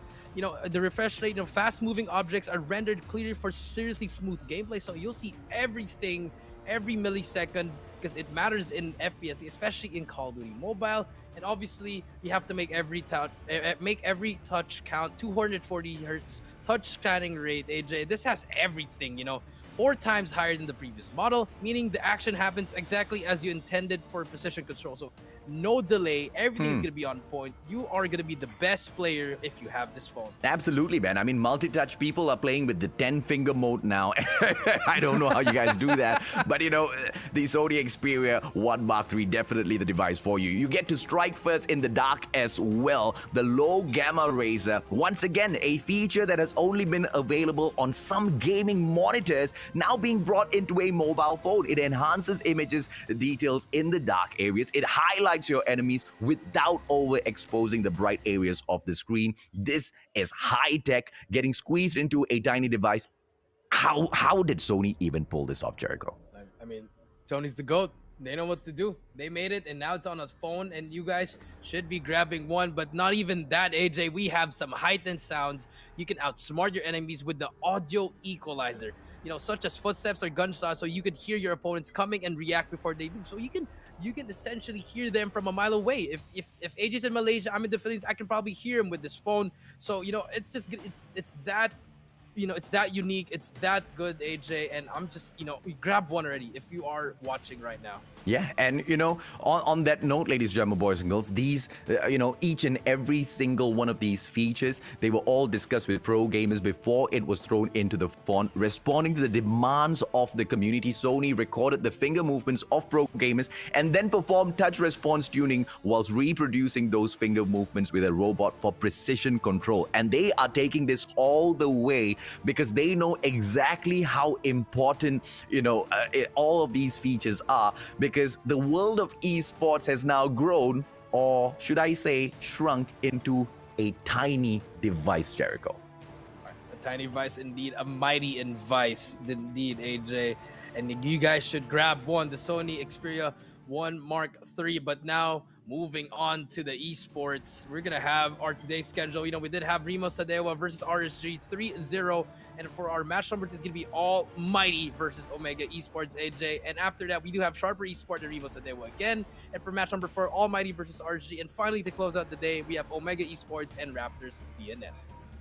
I cannot wait to see all of the action breakdown. So far, just one series in here has already gotten our blood pumping. Almighty taking on, a team that I think might be able to annihilate them, Omega Esports. But if there's anyone who can stop them, it is this squad. Irfan J, Adapt, Incendio, Heaven, as well as Shut Up. They step up to the plate once again, and they look to face off against the Filipinos, who are like brothers to them, but out there on the battlefield, they are mortal enemies, Jericho. Yes, they are mortal enemies outside the battlefield. Almighty, they are one of the best teams. They are the best team in Singapore, but they're going up against the former kings of the Philippines, which is going to be Omega Esports. It's just gonna be a back and forth battle here. This is the one where you can't get a prediction here, AJ. You don't even know who's gonna win game 1. You don't know who's gonna win game 2. You don't know who's gonna win game 3. It's just gonna be a back and forth. It's gonna go down to the wire, AJ, and I cannot wait to see for game 1. Oh, absolutely, man. And of course, if you guys are wondering, whether or not they are calm and collected or are they nervous, well, look at these handsome little faces. They are as cool as a cucumber. Incendio, if that wasn't enough, he's got a mini little fan in front of him himself. To make sure he stays super cool all throughout the matchup. I mean, he's gonna need that extra 8, man, because as they take on the I can't say ex-kings, they are the reigning kings of Garena. They are gonna sweat, my friend.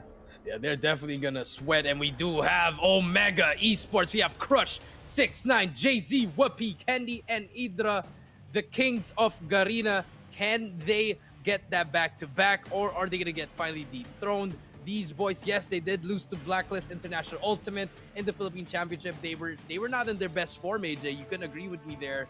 But can they manage to set the tone here and show them why they are the best team in Garena? I'm looking forward to seeing them perform. It's been a while since I guess we have seen them at their fullest potential. And I've been waiting for this opportunity. And what I thought might be that opportunity at the Philippines Championship just fell through the hole because Omega Esports, they are no longer the kings of Philippines. We have now Blacklist International Ultimate who have replaced. Yeah, they definitely get replaced, you know, the way that Blacklist was playing. But that was just one tournament. But this time, this is a different kind of tournament. It's the regional qualifiers, AJ. Anything can happen here. And we do see the boys, you know, just chilling in the boot camp with their coach, Device. Let's see if they're going to show up something. Or will they be the Omega in the Philippine Championship, AJ? You know, we don't know what we're going to get here, AJ. You know, a lot of people were waiting for me to scream it out loud and proud. You know, Whoopi, the best sniper in the Philippines. I couldn't, man. I just couldn't because he wasn't popping off. And I was curious to see, just like, you know, some speculations on Yudu RSG, whether Whoopi was holding himself back. Maybe today, maybe this series, maybe this matchup is where we can see if or not he is game. Takeoff has been banned by Almighty. I like the sound of that. And Omega is going to come back in here with a response. I think it's going to be either standoff or summit. Let's see exactly how they swing this. Omega Esports Hackney Yard, they take it out of the equation. Fair enough. I think Almighty is quite solid on Hackney Yard as well. But on that note, Almighty's great anyway you throw them into. Yeah, that is true, you know, but both these maps very hard to play, and we do see standoff will be chosen by Almighty. They want to get in that hotel yard, AJ, the graveyard. So standoff, hardpoint, and gorilla side will be given over to Omega Esports, and I like this pick. It's anybody's game here. It's not a comfort pick. It's just like a mono here, AJ. But let's see what's game number 2. It's gonna be firing range. And you know, Omega, I like this pick. You know, firing range. They want Whoopi to be in his hometown in firing range, get those snipe picks. But let's see if Almighty can get an answer here. Yeah, and domination's going to go back to Almighty. Let's see where they want to pull the finisher off in. Because, you know, remember when I said standoff, I was expecting Omega to block that away. Because standoff is really that map that Almighty just absolutely loves to dance on, right? But as we drop on into Crossfire, this is going to be the pick of Almighty. Smart Omega picks the Special Forces side. Once again, this is that cross that I was not really expecting, right? From the Special Forces base, they are going to be looking to rush on over and flip spawns early on. I don't know. We have to wait for domination. But Death Machine and Sparrow taken out of the equation means the Equalizer is going to be able to pop off. Yeah, as Equalizer. Well as the Annihilator. Yeah, exactly. Also the Annihilator, you know, you want to... Whoopi's going to be able to use that properly. So, you know, I like the picks. But the Crossfire is really... I agree with you, AJ. It's going to be a little bit of a stretch there. So, you know, butchers and stuff. But, you know, with that being said, that's game number 3. We're going to start off with game number 1. Hardpoint on standoff. Omega versus Almighty. Let's go, AJ. Oh, this is going to be an interesting one. Hotel Yard on for the pop as usual. It's going to be Whoopi opening things up. KRM262 goes in for the drop onto Irfan J. Jay-Z with the 2-piece for himself. 3-3. And this feels like good old times, Jericho. Yes, it does feel good old times, just like the old tournaments here. But we do see now Omega getting control of that Jay-Z inside. But Irfan J with that shotgun, being that first player, being that bait for the team. But Idra on that anchor spot on stat, just holding it down, you know, giving his teammates more time to hold it down so they can just watch one side. That holder coming into play, but Whoopi with a shotgun gets taken out. It's just a back and forth, no one's really getting that time. But now we do see Omega finally gaining some lead here.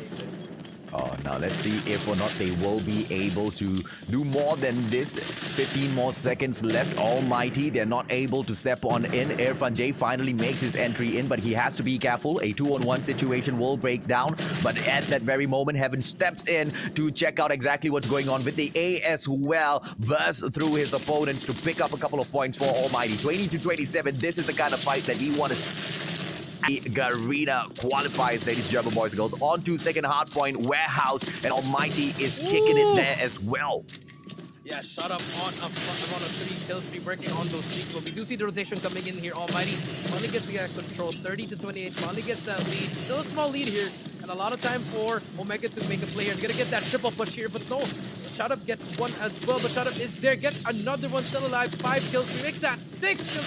Can he make it 7? No, but Whoopi takes him out, shuts him down. Huge plays coming in from Whoopi, and now Omega has control. 36 to 34 so far. Omega Esports making their comeback, and here comes a 2-player push from this warehouse shortcuts. But unfortunately for them, Whoopi is on point to just annihilate all of the players. And Almighty, they are finding it a tough time to step in. Adapt finally makes it through, but Kendi shuts him down with the MX-9. And this looks like the Filipinos are going to be able to run away with the points on that second hard point. 5 more seconds in, and Almighty immediately backs away into Granny's house. A 3-man stack so far. They want to eat those cookies, but here comes the players from the side of Omega Esports. And now they're circling around. They want to take that spawn first before they step into Granny's house, Jericho. Yeah, beautiful plays coming in from Omega. They have the spawns now, but can they hold it? One player to beat there. It's going to be Irfan J, but he gets 2 huge plays coming in from Irfan J, working on that Predator missile. But Omega, they do lose spawns here, but Crush is there with the shotgun. Irfan J finally has that Predator missile. 1 more kill for that sentry gun. Can he get that kill? Predator missile comes out to play. Gets 1 AJ, but it's still a close game. 61 to 60. Tied up again, but the sentry gun is finally there. But let's see who's going to get the next lead. Yep, as we move on into hardpoint number 4, it's going to be Bakery. 20 seconds to go, and it is going to be a good catch-up game from Omega Esports in here. A 1-man hole, and that's not going to be enough to push Almighty back. Adapt shuts down Crush to make sure they do not pick Granny's house right back into the mix. 8 more seconds. Almighty will be able to close down the 3rd hardpoint, but to open up the 4th, the Filipinos are already there. Omega Esports, they will try to bake this bread. Let's see exactly how well they do it. Yeah, we do see Adapt here with Annihilator, though, shuts down all the push from Omega. Rotation is in, and look at Omega, AJ. They're going to be pushing from one side boxes. But here comes Whoopi with an equalizer, trying to even things out here. Gets 2, but he gets shut down by Heaven. But the trades are just coming in here, and Omega, they have to get this hill here. You still have Idra with that Predator missile. It'll be huge here. He should be used with Irfan J on the top with the equalizer. Gonna be able to try to make it up here. The operator skills are all coming out here, AJ, but we do see Almighty getting control of the hill. Oh, the beautiful plays coming through from both of these teams. And this is hardpoint number 4. And once we are completed with Bakery, we have to go in for the reset. Hotel Yard for the play once again. And I believe Almighty did quite well there earlier on as well. Omega Esports might have on with a couple of points, but it's looking like it's just a little bit too tough. Warehouse sees a sentry gun set up, so as the players step out of Bakery in for the rotation towards Hotel Yard, it's going to be really tough on the players from the side of Omega, Jericho. Yeah, it's going to be really hard here, but as Yuri said that they did get that scrap time, AJ. 106 to 96, it's getting close and close. No one's really pulling out from this. 106 to 97. Now let's see who's going to get control of this next one. Huge streaks are going to be very huge here, AJ. I think Idris still has that depth, that Predator missile, AJ, and they should be able to use it here. And yes, he does. They have to use it here, AJ, if they want to get this game, AJ. Oh, let's see if or not they will be able to jump on in. It seems to be a all-out annihilation mission for both sides, and all of the bodies being thrown in towards Hotel Yard. A couple of players from the side of Omega Esports, we can see them trying to control all of the flood coming in from the side of the Special Forces base, and now a 3-man push at this corner. Jay-Z will be leading against the shutdown with the MX-9 Heartless as well as they try to win this game. 117 to 116. It looks like Almighty is catching up, and they do not want to allow the Kings of Garena to get away with this. Yeah, it's going to come down to this next rotation, AJ. We do see the Omega players already coming through the second hill, but they have to kill one more player. It's going to be on top, but Crush is already going to come in there. They do have control of the spawns here, but they have to make the play here. Crush and number 1, which is going to be Candy here, have to make the plays here. Candy does get 1. Can he get the 3rd one? No, but gets saved by Incendio. But Crush is there for the trade. 126 to 118. Can any of the Ultimate players get in here? We do see Omega stacking the hill already, AJ. This could end right here, AJ, but let's see what's going to happen next. Well, 126 all one for both sides, and now it finally comes down into a contest. Omega Esports winning that fight for a couple of seconds before Almighty steps on right back in. Crash with a beautiful use of the gravity spikes will be able to take down his opponent, and then sends down the Hunter Killer drone as well. And they have been able to set up the sentry gun for the extra layer of defense. Omega Esports looking to finish this off, but Almighty, they don't want to allow them to get that done. They fight back the hard point, and they will be able to pull Warehouse back into the mix. This is the third one as we move. Sorry, this is the second one as we go in for the rotation at House, because it's looking like it's impossible to finish the game off here. Granny's House might be the final showdown, Jericho. Yeah, it's not gonna end here. They have to get that rotation. Almighty's gonna need one more point, and the contest is in. Kenny gets that contest as well. But let's see, the rotation gonna fight. If you look at the map, players from Omega and Almighty already on the next rotation. 140 to 138. Here we go. The wall bangs are coming in. Everything is coming up here. Big kills coming in here for both teams. Crush gets taken out by Adapt. But Annihilator, one player to beat here. Jay-Z gets taken out, and they have control. 5 more seconds. Can Omega get in? 4 seconds left, and no one is near. And this should be a game for Almighty, just like that. 150 to 140. Game 1 goes to Almighty, AJ. What a game, what a play by the Singaporeans. Almighty pushing it all the way through, and at the very end, they still managed to pull it back. I thought they were about to lose it, at the warehouse, but they did not allow the game to get out of their hands. Very, very impressive display of aggression coming out through from the Singaporeans, Jericho. Yeah, a very, very impressive. But, AJ, it was so good that you don't even know who was going to win. I feel like Incendio made that play on that second hill. Once taking out Crush, Crush did went on a killing spree with that centering, but it wasn't enough. But if you look at the scoreboard, AJ, 21, 22, 25, 23, 17 for Almighty. And then if you're Omega, 27, yes, from Whoopi, 23 from Idra, 22 from Crush, Candy with 16, but Jay-Z with 8 and 22, not the best. You need to get some kills there. Yes, he was struggling, but he was getting the time. But it was just a little bit rough for him, and I feel like they have to make a comeback here. And you can't go 8 and 22 on a hard point, AJ. Yeah. You really need to get the kills. And it's just unfortunate, Whoopi with the MVP, but it's not good enough for this team, right? And you are right, man. 822, Jay-Z, not so sure what's happening to the captains from both the side of U2, RSG, as well as Omega, but it doesn't really matter. That was just game number 1. The series has not been lost just yet. Each and every single victory counts, as it gives your team 1 point. They have to play a maximum of 5 series to determine exactly who makes it through to the playoffs. And it looks like the very first game for Omega Esports is a little shaky, Jericho. Yes, a little bit of shakiness. They managed to hold it down on the next set of rotations, AJ. But in the end, it just mattered. The rotation that the Annihilator play by Adapt really ended that one, because that was the gunfight I was talking about. Crush, with that shotgun, he did miss. If he managed to kill Adapt there, it would have, they might have won the game. But Adapt not missing in the end. So now we do have game number 2 coming up next, AJ, and this might be a different kind of game. I want to see exactly what they have in store for us at firing range as we step on in for this fight. Woo! It looks like it's going to be a beautiful opener by Whoopi as he shuts down Shut Up with a beautiful snipe. 5-4 now. The numbers don't look great on the defending side. Yeah, not really looking well, but Kenny gets taken out. Airfun, Jay, and Heaven gets one with his kill. Right behind him, the trigger discipline is not there, but it's a 4v3. Omega still at the back. Is going to get taken. Incendio gets taken out by Crush. Now it's a 3v2. But let's see what's going to happen here. Jay-Z on the other side has the bomb in hand. Let's see what they're going to do here.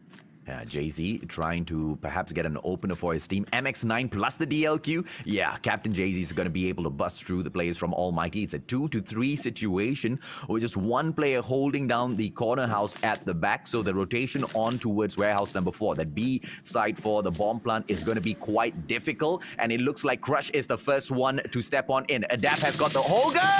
And he misses that by a sliver. He did manage to get the hit marker so close to taking Crush out of the equation, but that was just a foiled attempt. Now it's a 2-on-1 push on the side of the A bomb side, and Crush as well as Jay-Z, they might be able to pull this off, Jericho. Yeah, they might be able to pull it off, but they have to make a push. One player in trailer, Irfan J does spot Jay-Z, but he's not going to be able to fire that. Gives that information. Jay-Z double thinking about that bomb. But let's see the timing. The timing is here, but Jay-Z gets taken out. Perfect time, but Crush stuck in a 1v2. Bomb is down. He does know Irfan J is there. He's going to be able to get that push. 15 seconds left. Gets shot from behind, but can he take him out? No, gets damaged already. And that's just Call of Duty timing at its finest, AJ. That was so unfortunate. I thought Jay-Z was going to make the play there. Well, it is 1-0. Almighty picking up the first round. I like it either way, man. Both of these teams, they deserve the spot. And if Almighty just proves that they're better than Omega Esports, we'll take that. Because at the end of the day, the whole of Garena, we are all going to be backing this one team that represents us on that grand stage for the World Championship presented by the Xperia 1 Mark III. And now it is a 4-1 setup. 4 of those players stacking onto that A bomb side as the bomber now drops on in. Captain Jay-Z leading his own small mini battalion, moving in towards that shooting range. The opening needs to come through for Kendi, and he's still looking for that shot. Irfan J might get caught out, but the probability of him overstepping his boundaries, very, very slim. He really knows how to play his angles, Jericho. Yeah, he really knows how to play his angle, and it's okay if he dies. I feel like what he's trying to do here is just to get 1 kill. If he dies, it's fine as well. So here we go, the push is coming in here, but finally here comes the push coming in. Irfan J takes out 2 players already, and Jay-Z took him a while to get that trade, but gets sniped by Heaven as well, AJ, and now it's going to be a 3v1. Idra stuck in a 1v3. Can he do something here with Bomb being down on A? Now let's see exactly what it is. Ladies and gentlemen, boys and girls, I just found out on broadcast there are multiple streams. So if anybody wants to jump on in and see exactly where all of the hottest action is, make sure you all don't forget to share out the YouTube stream. Almighty picking out round number 2. Omega Esports did not see this coming at all, Jericho. Yeah, they did not see this coming at all. You pointed it out, AJ. Irfan J knows how to play A. That's it. He got 2 kills there, which is, 1 is good already, but 2, that's just disappointing if you are from Omega.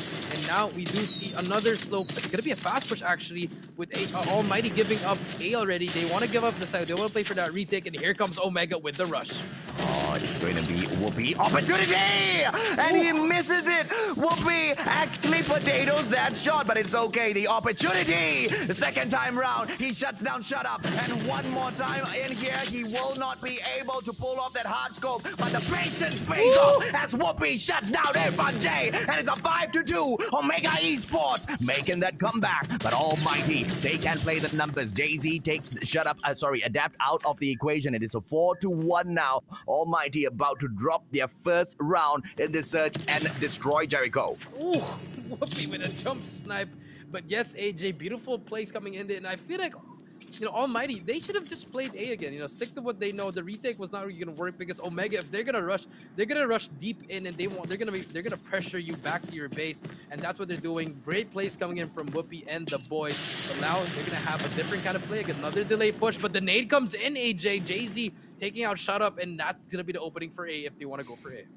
It's gonna be a predicament here for Incendio as he oversteps his boundaries. Lucky for him, he does not get taken out of the equation, backs away immediately into Branch Road, and he survives to fight a few more seconds. It's going to be a 2-1. Almighty, the Singaporeans have got the lead in here. Omega Esports, they're stacking up onto the shooting range now. It's going to be an A plant that comes through, but they have to be careful because Irfan J is in that white warehouse. He should be able to snuff them out as Incendio drops Crush out of the equation. Almighty, they will have that opportunity, but here's the problem though. It is a 4-4 as Shut Up is out as well. Ooh. Heaven drops Whoopi this time round. An amazing response after Whoopi strikes 3 in the previous round. They managed to drop Kendi out as well. Incendio takes that second piece for himself. 3-1, leaving just one more player on the side of Omega Esports.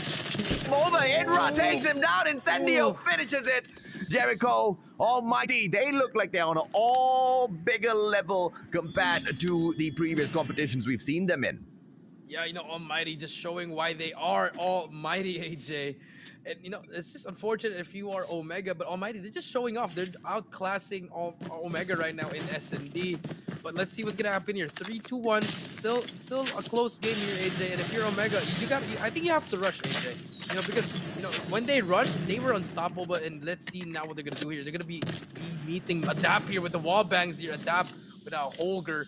trying to make a play here on his own. 1:40, but here comes the push from Omega. Oh, Adapt, he just takes his eyes off the prize for a second, and he just misses it.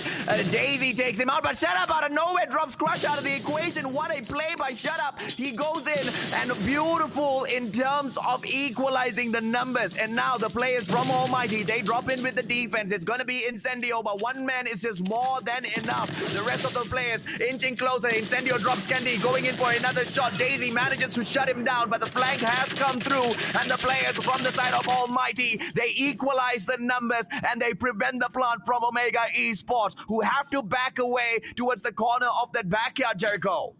Yeah, they have to back away here. 3v3, AJ. 50 seconds on the clock. They have to make a player. They can still make that rotation, actually. If you look at the map, AJ, no one is on this right side of the map. They can go through there. But I feel like Omega, they're going to try to stick it here on B. And if you look at number 2, Heaven, rotating around to cover that third lane of the map. But here comes the retake. Idra, I think he does know there's only one player here. But Irfan J to make the play. But Idra is there to make the play. But no! Idra gets taken out, but the trade is there. 2v2. Here we go. Jay-Z and Whoopi versus Shut Up in Heaven. Can they do anything? But Shut Up takes out Jay-Z, and now it's gonna be a 1v2.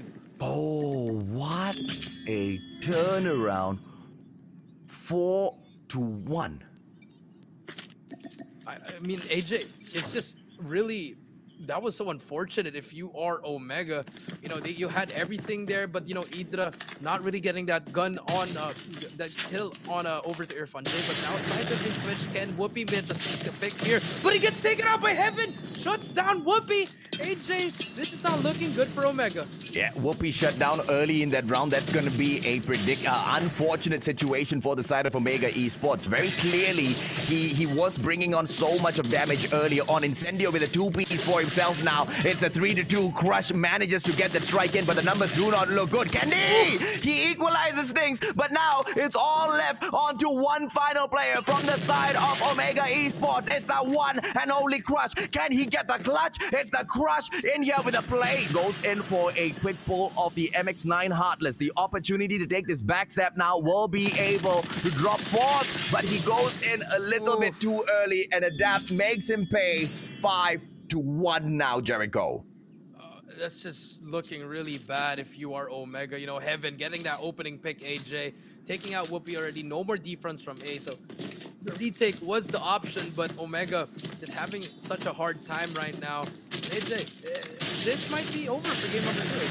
I think it might just be, man. 5-1 so far. Omega Esports, they need a miracle to make a comeback against a team as solid as Almighty.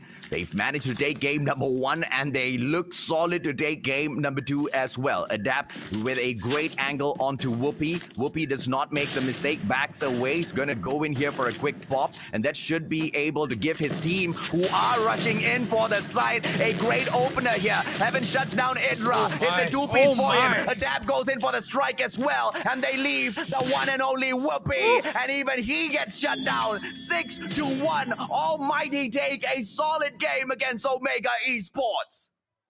A breadstick, AJ. We got a breadstick. That is so unfortunate. But Adapt making that play, no one could shut down Adapt. He was on the bomb, AJ, and all the Omega Esports play were just running through it. And now we do see 2 points coming in from Almighty and Omega. They just lost their first 2 maps, and now they're gonna come in domination, crossfire. Things are not looking well, AJ. Are we gonna see another donut, or are they gonna pull off 1 point at least? Gee, see, here's the thing, man.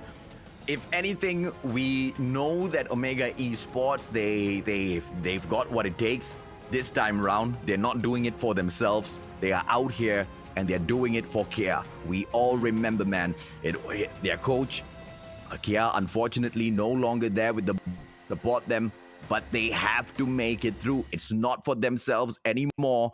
But unfortunately, it seems like they've lost a little bit of their shine so far in here. I mean, at the start of the previous game, maybe we saw a little bit of the old Omega coming out. But in Search and Destroy, they were so nerfed in comparison to where they were, in comparison to the monsters that they used to be out there in Call of Duty Mobile, Jericho. Yeah, you know, they lost that I kind of see they kind of lost a step, you know, AJ. They're like taking 5 steps back. They're just having a hard time right now. I don't think they're in that groove, you know, ever since the Philippine Championship, AJ. They've been struggling, and they are struggling right now in the start of this tournament, in which no one wants to happen. But you know, they have to step it up, AJ, if they want to do this for Kia. They have to do something. They have to show something here, AJ. So I mean, it's got to start now. You know, they already lost their first 2 games, but domination, it has to start now if you're Omega and if you're Almighty, right on that way going. Because, you know, it's just, they're just doing everything right. And you know, if you are Omega Esports, what sort of a comeback are we perhaps looking at here, Jericho, do you think? I mean, do you perhaps feel they can make a comeback after being annihilated? See, here's the thing, right? We thought that Almighty might go into that matchup with Yudu RSG a little down in terms of how they feel, but it looks like they're going to be ecstatic, and Yudu RSG might get snuffed in series number 4. Yeah, they might get stuff here, but if you are Omega, you just have to pretty much do everything at your best. You know, you gotta give a little bit more effort here, because you know you gotta win this one. This is a must-win if you are Omega. And you know, let's see what's gonna happen here. But the start of it already, Almighty already capturing B, but let's see if they can hold it out. And Almighty holding it out, and Omega trying to make a push here, but they're getting taken out by Irfan J. Whoopi with the trade there. Omega does get some trades here, and they're gonna will be captured here by Omega. No place for Almighty coming in here. Oh, crazy plays, man. I mean, we seem to be snapping from player to player instantaneously. A triple cap attempt coming in from Omega Esports. Prevention by the side of Almighty. And I like the pace of this matchup already. Let's see what else we can bring on in. Those players going into Cap Alpha as well as Bravo. But then a 3-man flank from the side of Almighty should be able to pull that B flag back into the bag.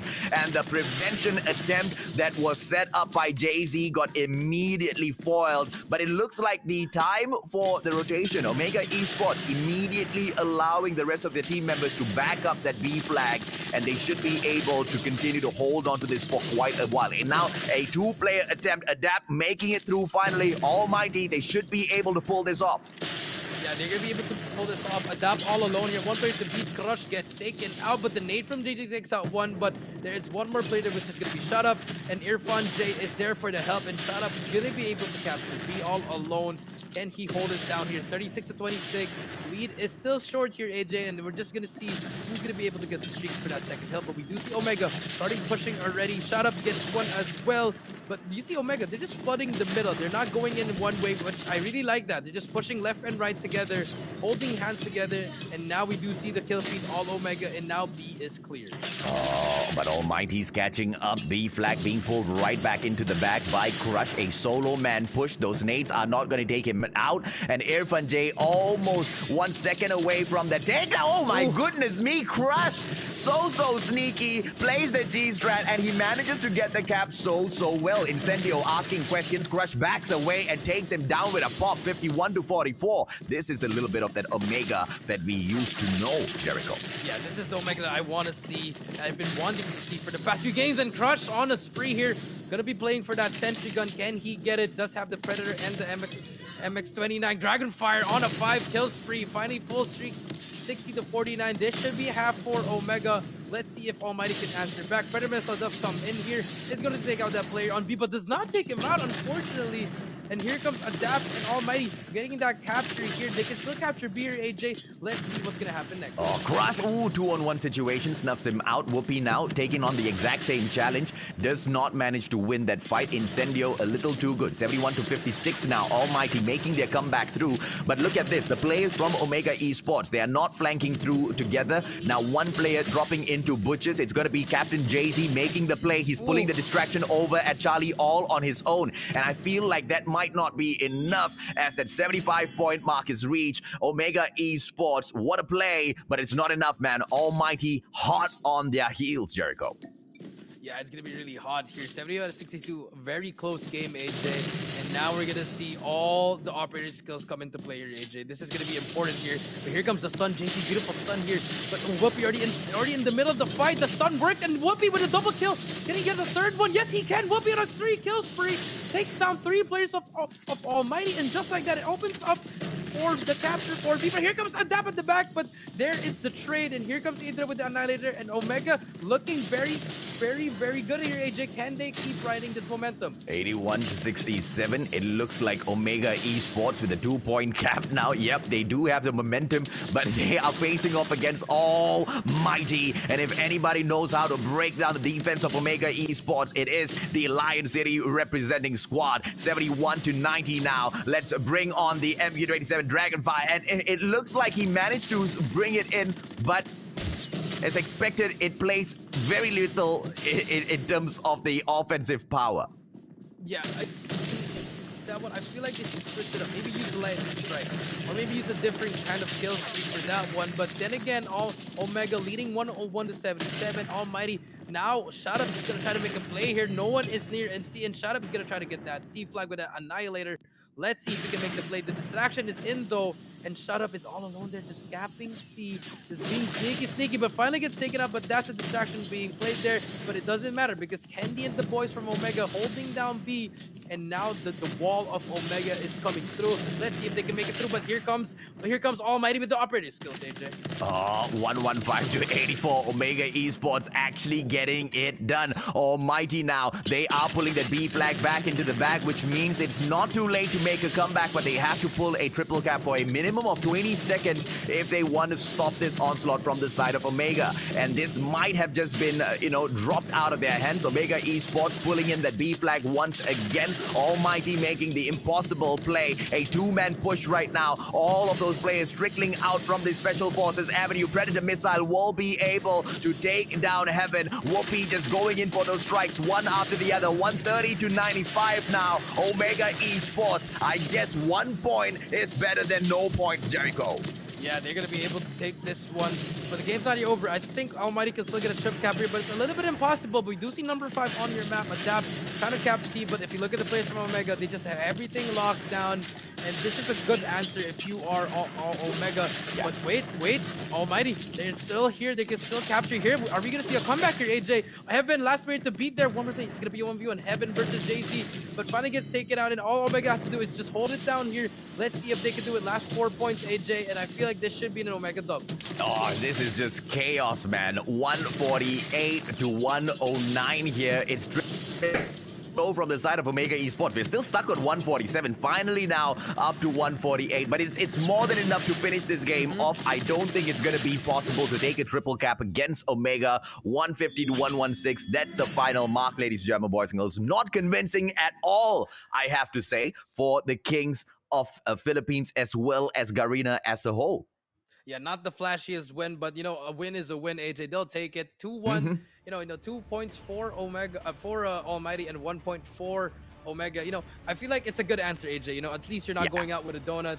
At least you're getting 1 point at least. And now Omega, what they have to do, they gotta dig deep. They gotta get something, some kind of energy in order for them to get back to that old form where everyone was fearing them, because now everyone is catching up to them. And Almighty, yes, they were rivals, but Almighty's just outclassing them in the first 2 games, Adrian.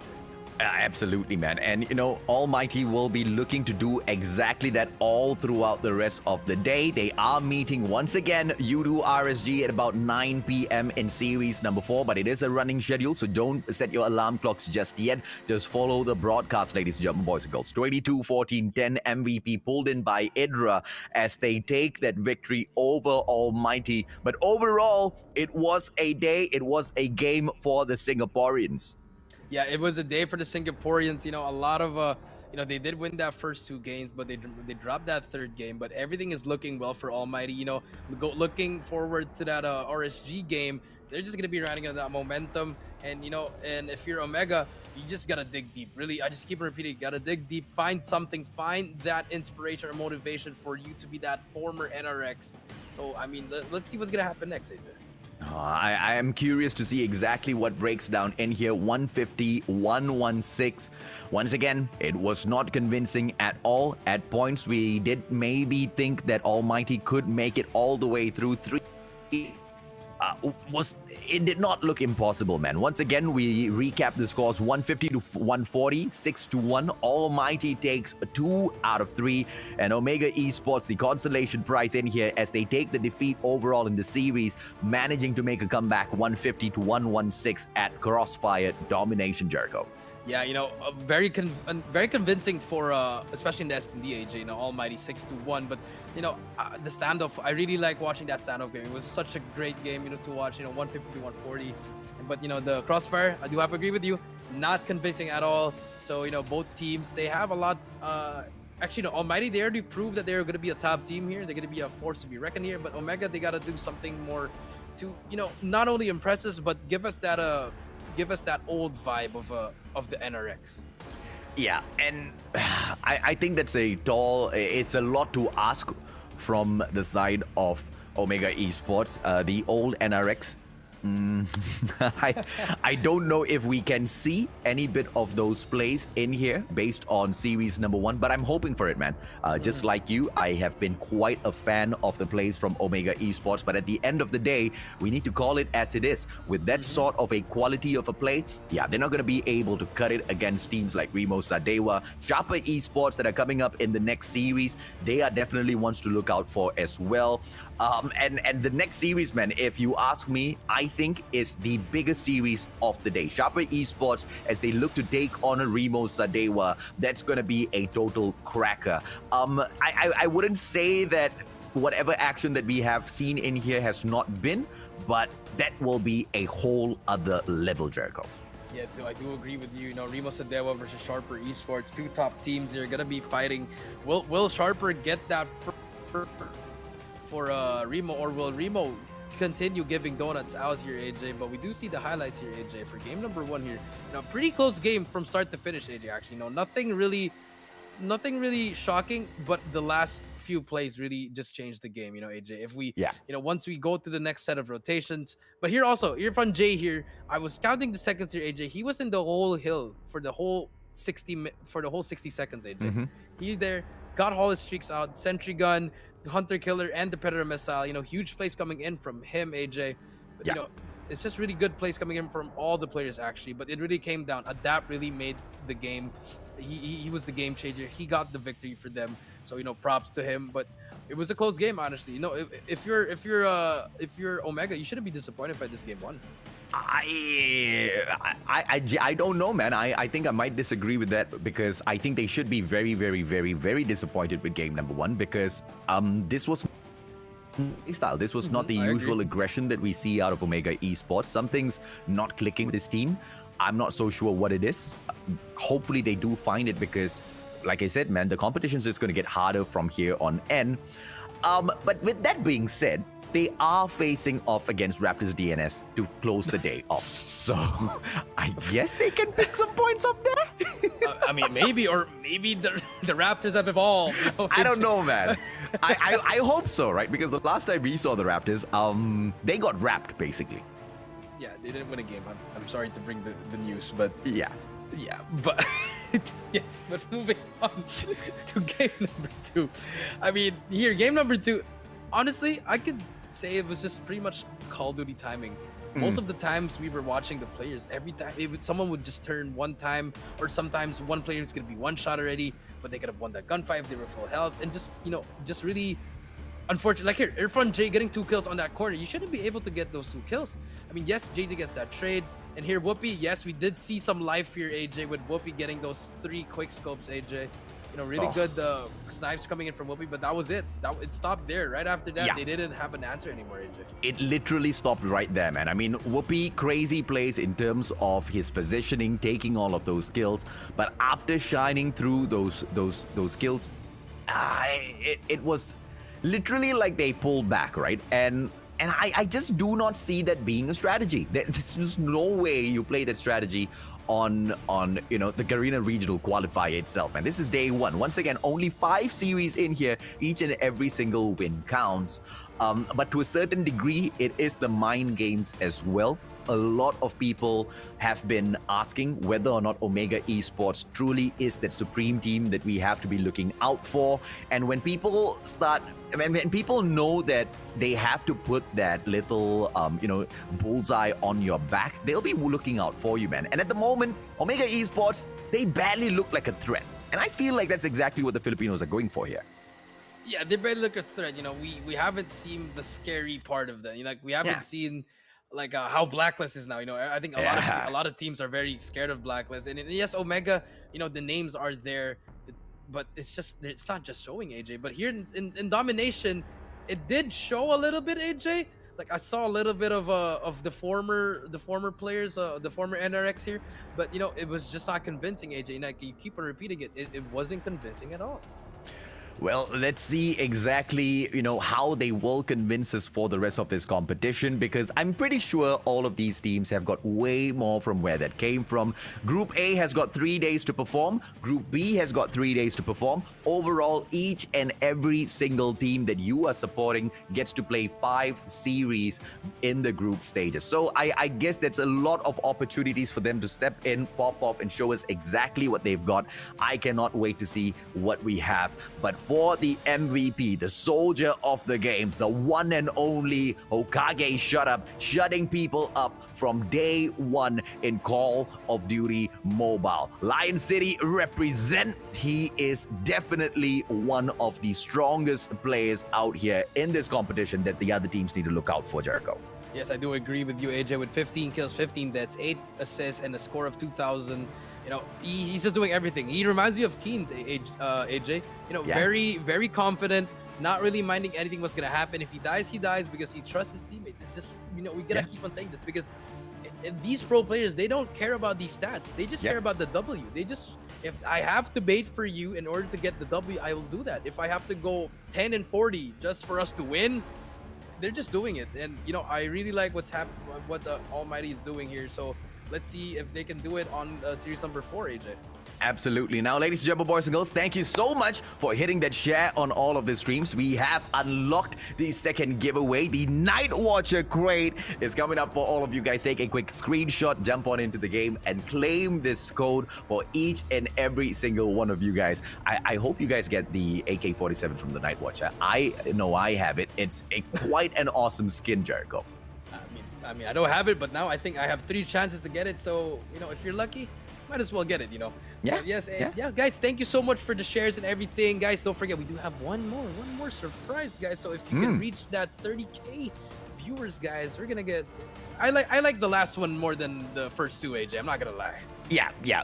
Same here, man. I mean, if they're allowing us to tier up our battle pass, I mean, I didn't even know there was such a thing, man. But it's all right, ladies and gentlemen, boys and girls. If you didn't know as well, welcome to the club. You might just be able to win it. Make sure you keep sharing the stream out. Once we hit about 20K CCV, which is 20,000 people watching the stream at the very same time, we will be able to release that for you guys as well. At which point we hit that, I'm not so sure. You can start sharing it out right now.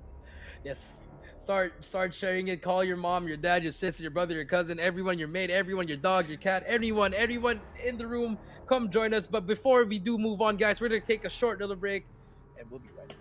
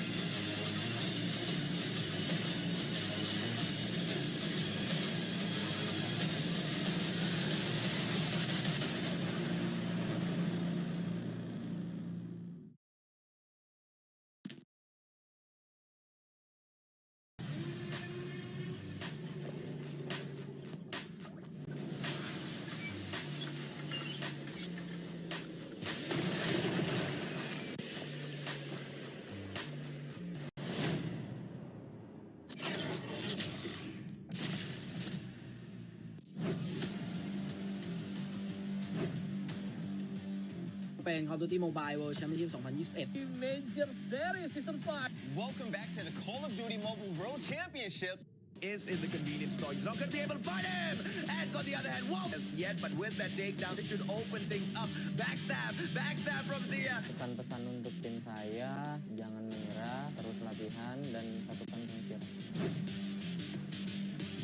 ช่วยตัวเองครับกูเก็บไป28คิวพี่บอลจะหมายเลข30อยู่แล้วแล้วลูกตรงนี้เก็บเพิ่มไป Rimo Sadewa 呢个 Cross kill 但打狙还是要小心，这个穿点直接把 Momo 给穿死。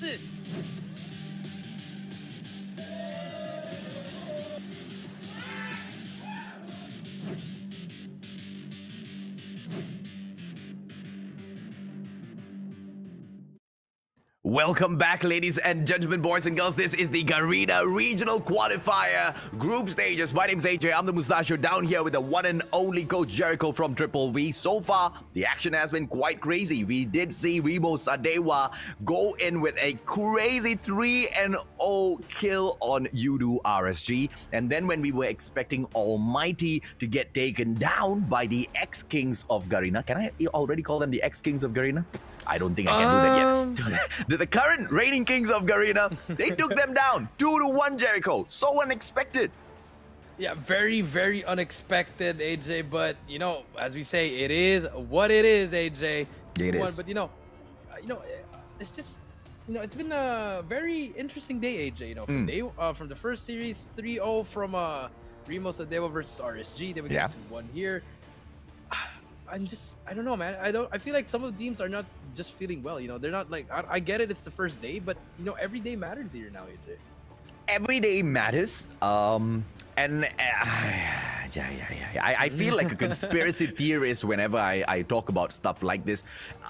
Every single series matters, but it also matters as to what teams are in Group A as well as Group B. We've got the first seeds, we've got the second seeds, and because many of the Kings got replaced, I cannot help but think it was most definitely a ploy, a strategy to set up the qualifiers group stages. But either way, I don't think they expected this sort of an outcome. Yudu RSG, I don't think they expected to get taken down so easily. Omega Esports, they definitely were not planning to lose to ALMGHTY, or were they?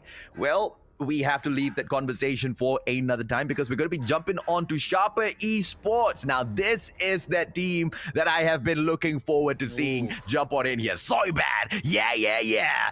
And now in C1, Siren X as well as Windsor. I've missed them truly and deeply, Jericho. Cannot wait to see them pop off shortly. And they're going to be taking on Rimo Sadewa, who already have a perfect series so far.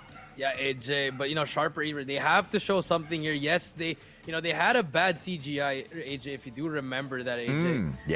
Now they've just been showing off every single time now, popping off and everything. And now look at the boys, much prepared. And shout out to Sharper.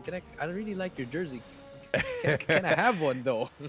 You see, here's the thing. Sharper Esports, they were recently crowned the Kings of Thailand, okay? They used to be the Kings long time ago, and then Free Slot kind of took it back to back right after, and now they've taken it back from Divo Free Slot. So I guess it's a 2-2 so far in Thailand. Either way, this is one of them that have replaced the existing Kings, Sharper Esports, right? And Rimo Sadewa, the team that stepped on in, who've also dethroned DG Esports this year, are looking to take them on right now. We might think it's an equal fight, but based on what Rimo Sadewa have already shown us against Yudu RSG, I'm kind of thinking Rimo might have the upper hand here. What are your thoughts, Jericho? Rimo might have the upper hand because they already played, AJ, so they're a little bit warmer already. But then again, Sharper, as you said, AJ, the Kings of Thailand, they're not going to be easy. It's not going to be easy at all. So I feel like it's definitely going to be a closer game, but I might give the edge to Sharper here, 2-1. And you do see on your screen the Rimo boys, just calm, cool, collected, AJ, just getting ready for this. And yes, the player is... I guess sometimes it's good to chill out, man. Sometimes it's good to chill out. Now, it's really good to see Rimo Sadewa all cool, calm, and collected. let's call the predictions right here, Jericho. Who do you think is going to be able to pick this off? I want to give it to Sharper. I really want to give it to Sharper. Get that first 3. Give a 0 to the boys of Rimo Sadewa. So I want to go with Sharper, AJ. 3-0, dude. That's a lot to ask for, man. Sharper Esports, they remove Takeoff from the list. I'm loving all of these pro teams. This is maps, bans and picks properly done. Takeoff, you take Takeoff off. Firing range removed by Rimo Sadewa. This is not a 5-match potential game, so quite a number of picks in here. It can go either way. Sharper Esports, there are a total of 7 maps in rotation, by the way, ladies and gentlemen, boys and girls. So that's exactly where that statement was going earlier. Sharper Esports, let's see exactly where they pull this. Hardpoint, map number 1. I think it might be Summit. We've seen them go in there and pop off quite a number of times, but they're going to be pulling this into Raid. I've not seen, either one of them perform on this map exclusively before. I've skimmed through a couple of their matches, Jericho, I have to admit. I don't know how to call this, man. Do you think Rimo will be able to respond well here? They might be able to respond here well, but then again, this might be like a weird pick for Sharper. Maybe they've been practicing this every single day, that they love the map already that much. But we moving on to S&D on Crossfire, AJ. We do see Sharper on the Gorilla squad here, and I feel like Rimo, they really like this map. So they're just gonna try to, if they do lose that first game, they have a comfort pick on that second map, AJ, which is gonna be Crossfire. So I'm liking the chances here. You trust on your picks, and finally on the last map, domination on Standoff, and it's just gonna be a total war on Standoff. Anybody's game here. It's pretty much if you pick Standoff, it's not even an advantage for any of the teams anymore. Yeah, absolutely, man. And on Standoff, the Gorilla Squad side has been picked by Rimo Sadewa. Yeah, okay, Rimo Sadewa, because it was Sharper Esports that went in there for that map pick. Sparrow and Annihilator removed from the mix. Lots of those death machines definitely on for the pop. I want to see more of the equalizers out there. Absolutely love it as an operator.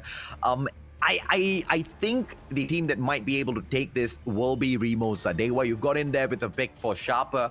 I think the momentum that Rimo Sadewa has been able to build up for themselves in the first series against Udo RSG might just be able to carry them through in this game as well, Jericho. It might be able to carry that momentum, but you can't. The fact is, it's Sharper, King of Thailand. That's it. I mean, that's all you have to say. But then again, I do agree with you. Rimo riding over that momentum, getting that donut to RSG. Yeah. So it's gonna be really hard to call it down, but let's see. First game, it's gonna be hard point on Raid. Let's see what's gonna happen here. Let's start off with the Rimo boys getting that 3-0. Can they ride that momentum, or will Sharper get that first win? Well, it's going to be the first hard point at Square Center, and anybody that takes Laundry should have the opener. But look at that beautiful smoke as well as the stun being dropped into Laundry. Those players are blind from the get-go. Rimo Sadewa, what an opener. But the first point by Sharper Esports. Hard point immediately pulled away by Rimo Sadewa. Sarun X will be able to keep the pressure up from that side of Laundry, but he does need to step out because the pressure is just way too much. Sharper Esports, they managed to turn things around at the hard point for a little bit, but it's a one-on-one fight right now, Jericho. Yeah, it's a one-on-one fight. Laundry control still being controlled by Sharper, and Rimo managed to get that first opening kills, but Laundry was not getting taken out. But here, consistent bloodbath back and forth. Everything is just going in here, and if you're both teams, you just need to get a lot of time here because you need that Laundry side response. With the Sharper, what is Sharper doing here? They're not overextending. They're just trying to stack that one side. And if you're Rimo, you have a lot of ways to push this. You don't need to flood it in. They court AJ and push from there, and that's what they're doing right now. Rotational gunfights are going to be key here, and we do see Kitchen going to be taken over by Rimo. And now let's see the next rotation. I love it, man. Rimo Sadewa, they go in there for the early rotation. They knew that, they couldn't perhaps play Square Center all that too well because Sharper Esports were holding on to it pretty strongly. But now the fight in Kitchen, oh, the boys, the Rimo Sadewa team just gets baked out of there. They get kicked out quicker than a little bit of a toast. And now a double team coming in here from the side of Rimo Sadewa should be able to pull the hard point back. But as I say that Sharper Esports remain as sharp as ever. They go in for those gunfights. They win each and every single one. And they hold on to that second hard point, Jericho. Yeah, this is where the comfort pick comes in, AJ. You know, Sharper, I think they know this map by heart and they know how to push it, but it's good to see that Rimo is in there for the retake. Finally getting some points here, 60 to 17, slowly climbing up ready. Can they hold it down? Aimer is there, but the trade is in, and now rotation should come in. We do see Rimo again first in the rotation, but can they hold it down? They were first in the last one, but they got broken by Sharper. We do see Sarun X here on the right side, and as soon as he said that, all players from Rimo go down, and now control will be given to Sharper. 31 to 20, Sharper Esports. They look like they should be able to pull this off, and they have stacked all of the defense into Garage now. Those players are dropping in from Gallery. It seems to be too straightforward of a fight. I think that they might want to step in towards that gym. Trickster should be able to pull this off, and as I say that, he does move in towards that entrance of the gym. Windsor with his takedown. He brings out the death machine. MX9 for the combo as well. Hunter Killer Drone will go in for the assist. Takes down absolutely nobody, but the MX9 that he has in his hands, it will be more than enough to assist him all the way through Jericho. Yes, but we do see now the points are slowly stacking up now. Sharper with a 43-point lead. Contest is in here. And if you're Rimo, you need to break this right now. But Sharper, C1 takes out his death machine. Will be able to give that call out. Takes out that Rimo player, and they're going to get that finals point. And they almost managed to get the whole point, the whole killer, AJ. But now it's going to be rotation again. Again, AJ. Rimo already in the new hill, but the streaks are coming in. C1 takes out Aimer. But Mi6 is there for the trade here. And Rimo has control of that, and let's see if Sharper can break this, or will Rimo finally make a comeback? Oh, beautiful. Now on for the play for the basketball court. Rimo Sadewa came to the two-piece for himself, and Nawin did not manage to get through him. It's a three-man hole so far. Predator missile's not going to be able to strike. Death Machine, a double Death Machine setup coming through from the side of Rimo Sadewa, and it looks like this is just going to be a killer. May6 as well as Aimer. May6 gets taken down. Aimer is still alive and kicking. It looks like it's a stronghold over at the basketball court. Sharper Esports cannot penetrate. This is that comeback from getting this done right, Jericho. Yeah, they're getting this run. They're getting this done. They're getting this right done. AJ, the death machines are out here. Back and forth, left and right. We do have C1 already with the Goliath though, but as soon as you said that, AJ, the hill is broken already. Fully streaked out coming in from Sharper and Rimo.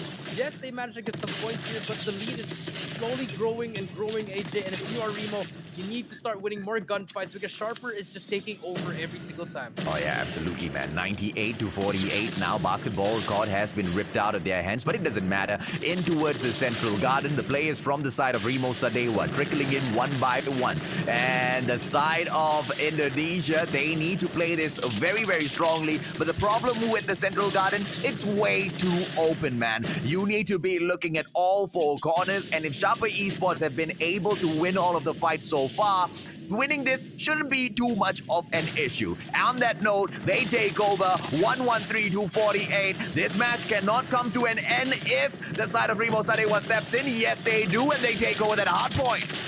Yeah, beautiful Kins here with the MX9 here, gonna take out one player. Huge plays coming there, but can they hold it down? They have to get the contestant. Keen's still alive here, barely just holding on. That's another one. Keen's on a kill spree.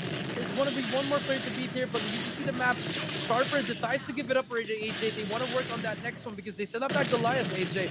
Remember, C1 still has fully streaked out here. Yeah, holding down that right side of your map, and Goliath will be in play. If you look at the map, AJ, it's gonna come out right now, and here we go. Let's see if Sharper can end it here, or will the boys from Rimo make another comeback? Oh, Sharper Esports, they are almost there. 117 to 76, and they hold on to square center with the XS1 Goliath in play as well. On top of that, Windsor brings in his death machine. This is a win already, man. There's no way in hell Rimo Sadewa can make a comeback in here unless they drop a Predator missile on C1's head right now and they snuff out the death machine. But it does not look like that's going to be a possible situation. Trickster bringing in the Hoga, but Sharper from the side of C1 drops him dead in his tracks. 142 to 76. Sharper Esports. Oh, damn.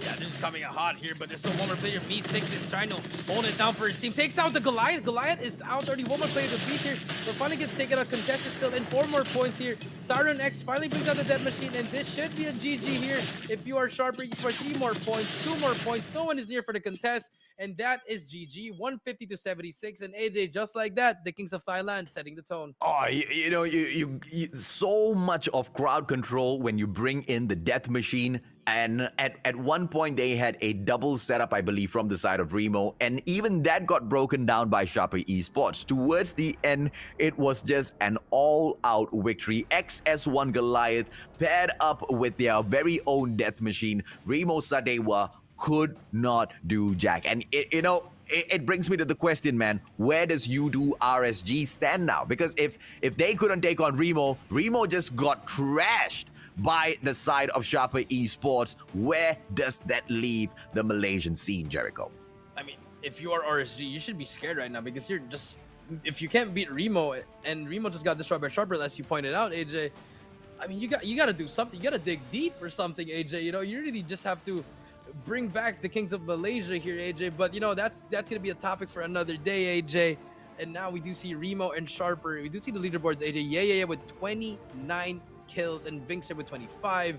And yes, if you're gonna look at C1, he only had 15 kills, but the kills that he had, it was important because if he didn't get those kills, he wouldn't have that Goliath AJ that would ended the game. So huge plays coming in for both teams, actually. Rimo, they had good kills here, but they just couldn't get the time. Yeah, and this is exactly why I was super excited. I was patiently waiting for Sharper Esports to jump on in to their series. I mean, they were so impressive when we were in the Garena regional qualifier last year, but stepping on in this time round, Rimo Sadewa, they thought that they had the better side. They thought that they had the momentum after they thrashed UDO RSG 3-0 earlier today, but stepping in for that hardpoint matchup at Raid, they realized that, it's a whole other ball game, man. Sharper Esports, maybe it went their way purely because of that map pick, but Raid was conquered from the start to end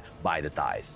Yeah, they really like this map, AJ, and there we go, AJ. The first game does go to Sharper. It was a comfort pick, AJ. Yes, we did not see any clips coming in here for Sharper playing on Raid, but there you go, AJ. That's what practice is for, AJ.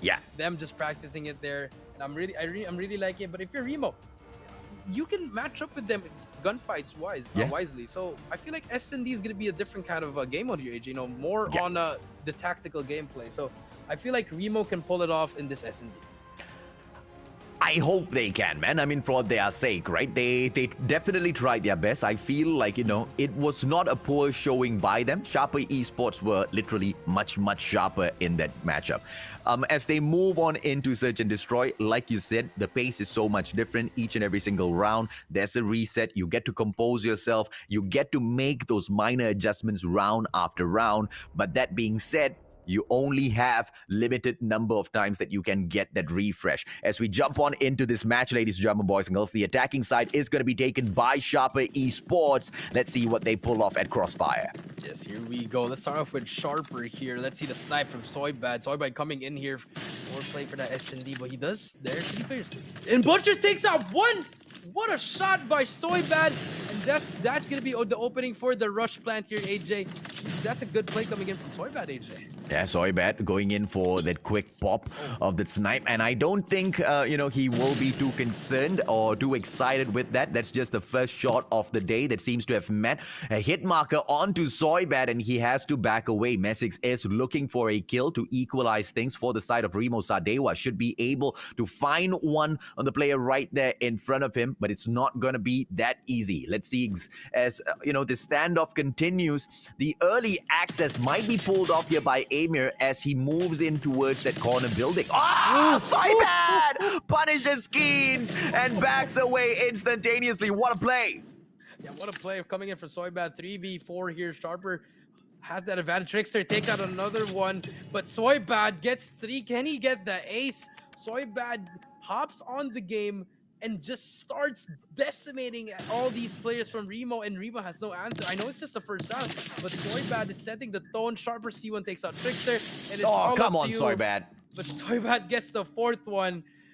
Wow, good plays, great plays coming out from Sharper Esports. Sorry, man. So bad. But he's so bad that he's so good. Now, let's see if or not he will be able to bring in that composure as the sniper in round number 2. They have to pull this off 6 times running. Sorry, bad. Going in for that quick scope early on, looking into bushes, finds absolutely no one. Wants to go in for another quick scope, will find absolute 0 in terms of returns. But now in from the other side, takes Keens out of the equation. Rimo Sadewa once again hurt. And C1 from nowhere, all cards gets taken down. Yeah, and this is not going well for the Rimo Sadewa boys. 3v5 ready, but here comes the nade. That might be able to take out the person on the bomb, but no, bomb is down. Now retake is going to come through. Let's see if Rimo can be able to get this retake, or will Sharper take over here. But we do see the positioning, AJ. Everything is covered here, but Trickster finally takes out C1. 1 player down. Soybad takes out another one. Soybad is just on another level right now off his sniping, AJ. And Vinkster gets taken out as well. It's still a winnable round if you are Rimo. It's a 2 versus 2. May6. Oh, botting 2 of that, but Aimer goes in there for the assist. And now in taken down out of the equation. Sarun X, everything is on him. He finds a player, MX9, not able to go in for the takedown, for the backstab. Out of nowhere. How did Aimer pull that off? He just... That's how you play a 2v1 situation, AJ. You just have to trust your teammate. But, you know, if you were Sharper, you had that round in the bag, AJ. It was a 4v2, but, you know, that's, I think, the overconfidence kind of played there, AJ. And now we do see 1-1 Rimo answering back after losing that first round. Well, Soybad will be looking for the snipe in Butchers once again, or towards Butchers, I have to say. No, it doesn't look like that's the exact play. All of their players now dropping into central building. They are going in for the push onto Alpha instantaneously. 1 player has been taken down. Trickster snuffs out Soybad to equalize things for Rimo Sadewa. It's a 4-on-4 so far, and the bomb's about to get planted. 1 minute 34 seconds on the clock, and it is about to get reduced down to just 45 seconds. Let's go, Jericho. Yes, here we go. Bomb is down. Keens on the right side. He's trying to take out 1 person, but misses. Gets a hit marker. Keens, huge play coming in there. Now Bomb is down, though. 44 piece versus 2. Can Sharper make anything here? But Rimo is taken out. C1 gets another one. Gets 2 as well. Saturnex and C1 making this a 2-man game, but Okaz is there for the help. Can he get that trade? Has no. Punches him and gets the kill. Manny Pacquiao would be proud for... That was such a nice play coming in from Rimo. I didn't know Thanos was invited for this as well, man. I should have known. I should have known. Thanos, sir, can I get your autograph, please? Garena Regional Qualifier. And it's a punching match, ladies and gentlemen, boys and girls. All of a sudden, it's turned into a boxing match. Boxing match indeed, and now Rimo 2-1 here, and Sharper, you know, now they're a little bit slow now, AJ, but look at the positioning of the Rimo boys, already inside the B bomb, and Okaz in a very good position, but Vinkster takes out 2. It's a 3v4. Now let's see what's gonna happen here. Will bomb go down, or will Oak? Look at how near they are, AJ. They're just many seconds just hiding. Okaz takes out 1. Can he get the second one? No, gets taken out. The trade is in there, but the damage has been done. Bomb is down, but bomb will be planted again, and now Me6 is stuck in a 1v3. Nice play with the nade, but unfortunate for Me6, he does not find that kill.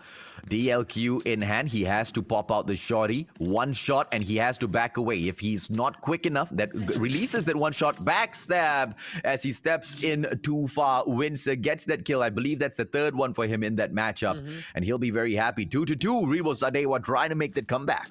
Yeah, they're trying to make that comeback here, but now Sharper ties it up in a 2-2, AJ. But let's see, Sharper, I like that play, that slow push there, but because, you know, Vinkster did that play. 3 kills in that round, 2 shotgun plays, but Trickster takes out Vinkster. No more shotgun for you. And now Rimo Sadewa will have that pressure and be able to push up the B bomb side. But we do see the boys from Sharper already inside that central building, AJ, number 1, which is going to be a now win. Just gonna be there. Just, you know, it's just everyone's just trying to get a pick here at this point, AJ. Yeah, and C1 seems to be, hot on his toes, waiting for the opportunity. It's going to be Soybad still looking for those snipes, missing that player by just a couple of seconds. He's not going to be too happy with that, but there's nothing much he can do. 5-4 so far. 1 minute left on the clock, and Me6 does not get the kill, but the hit marker definitely manages to push Anawin back. And the bomb plan will come through potentially. if they can take out, the Okads, but I don't think that's going to be possible, man. He's holding on to such a acute angle there. And Okads takes C1 out of the equation. One more shot! And he manages to drop Sarun X as well. Sharper Esports, they drop. Rimo Sadewa take the lead. Yeah, flawless round coming in from Rimo Sadewa. And if you were Sharper, a lot of missed opportunities there, just not having the best time of your life in that round. But 3-2 AJ, still a close game here. Let's see if what's gonna happen next. But the sides have been switched, and Rimo has the oh my god, Offense gets one, Trickster gets one as well. It's gonna be a 5v3. Me6 gets another one. It's a double sniper setup, AJ. Yep, it is that double snipe setup that, we perhaps usually look out for when we drop into Crossfire. It's the perfect setup if you ask me, providing your team can pull it off. Keen's beautiful shots, but does not manage to control the recoil on that whole Good 26. We'll have to wait a little bit more. Prize Fighters gets pulled out. Vincent drops all cards this time around, and two more players from the side of Sharper Esports will survive. The numbers don't look too bad. Now it does. Yes, it does. But Rimo takes out another one and takes out Soybad, and that's going to be a 4-2 now. Rimo taking over this game. I feel like that side switch really mattered for Rimo. Now they're just having fun on this offensive side. If you are Sharper, you got to do something here. Maybe try to rush into the side, or maybe try to let another sniper come into play. Maybe two snipers, or let Soybad use a different weapon, AJ. Things are not looking well for the Sharper boys. Yep. Soybad, he opened up things really well. C1 gets dropped a little early this time round. Rimo Sadewa taking that lead in terms of the men, in terms of the numbers game. Let's see if or not they will be able to keep that out. Aimer backs away in the nick of time. The nade does not catch him off guard. And the attacking side of Rimo Sadewa looks quite solid, Jericho. Yeah, it really looks solid here, but here comes the push though. 4 versus 5 at Sharper. There's going to be pushing here. There's going to be flooding together. Vincent takes out what? Me6 gets the trade to Ananawin. And Aimer here with the shorty. He's going to make the player. Walks down. Me6 takes another one out. Aimer takes out Saru next. It's all up to Vincent in a 1v3. Misses that second shot. Gets one, but he does know the players are there. Can he make the play? 10 seconds left, and this should be a round for Rimo. 4-2 so far, and Vincent shouldn't be able to pull this off. There you go, 2-1. They take him down. 5-2 is the score. Rimo Sadewa making a comeback, and I absolutely love to see the back and forth that's going through in these matches. Sharper Esports, let's see if or not they now can show us right back through when they are down. That is true, AJ, but here comes the rush. I mean, if it's going to be one player in the middle. Vincent already at the base. Can he take out anyone? But he's going to get... No, he does get one. Vincent, that beautiful play coming in there. Rushes in the middle, but another player, and now he gets taken out by 6. Now it's going to be a 4v3, AJ, and I like the play from Sharper. Very aggressive, but can they win this round? That's a good question, man. Prize Fighters in his hands, but he's not going to go in for those melee cheeky kills just yet. C1 opportunities, but Keens and the Holger's just going to be too stressful for him to meet up with. Keens manages to drop C1 out of the equation, and the numbers 4-2 puts Rimo Sadewa in a really good position to secure the victory on the Search and Destroy. Sharper Esports managed to take that hard point, but I guess Rimo Sadewa turning things around in match number 2 puts it right back in the equal balance, man. The question is, can they actually finish the job? Yes, I feel like this should be a round for Rimo. 4 versus 2, but they are both in the center. Very bad takes out Aimer. Now it's a 3v4, but there's one player behind him. I don't think they know it. The timing is there. They managed to hear the player, and Me6 is there to try to make the annoying here, but gets saved up by Soybad. Now it's a 2v2, AJ. 35 seconds. They have to make a player. Still has a lot of time here, AJ, but they have to start moving. Soybad is just so good, man.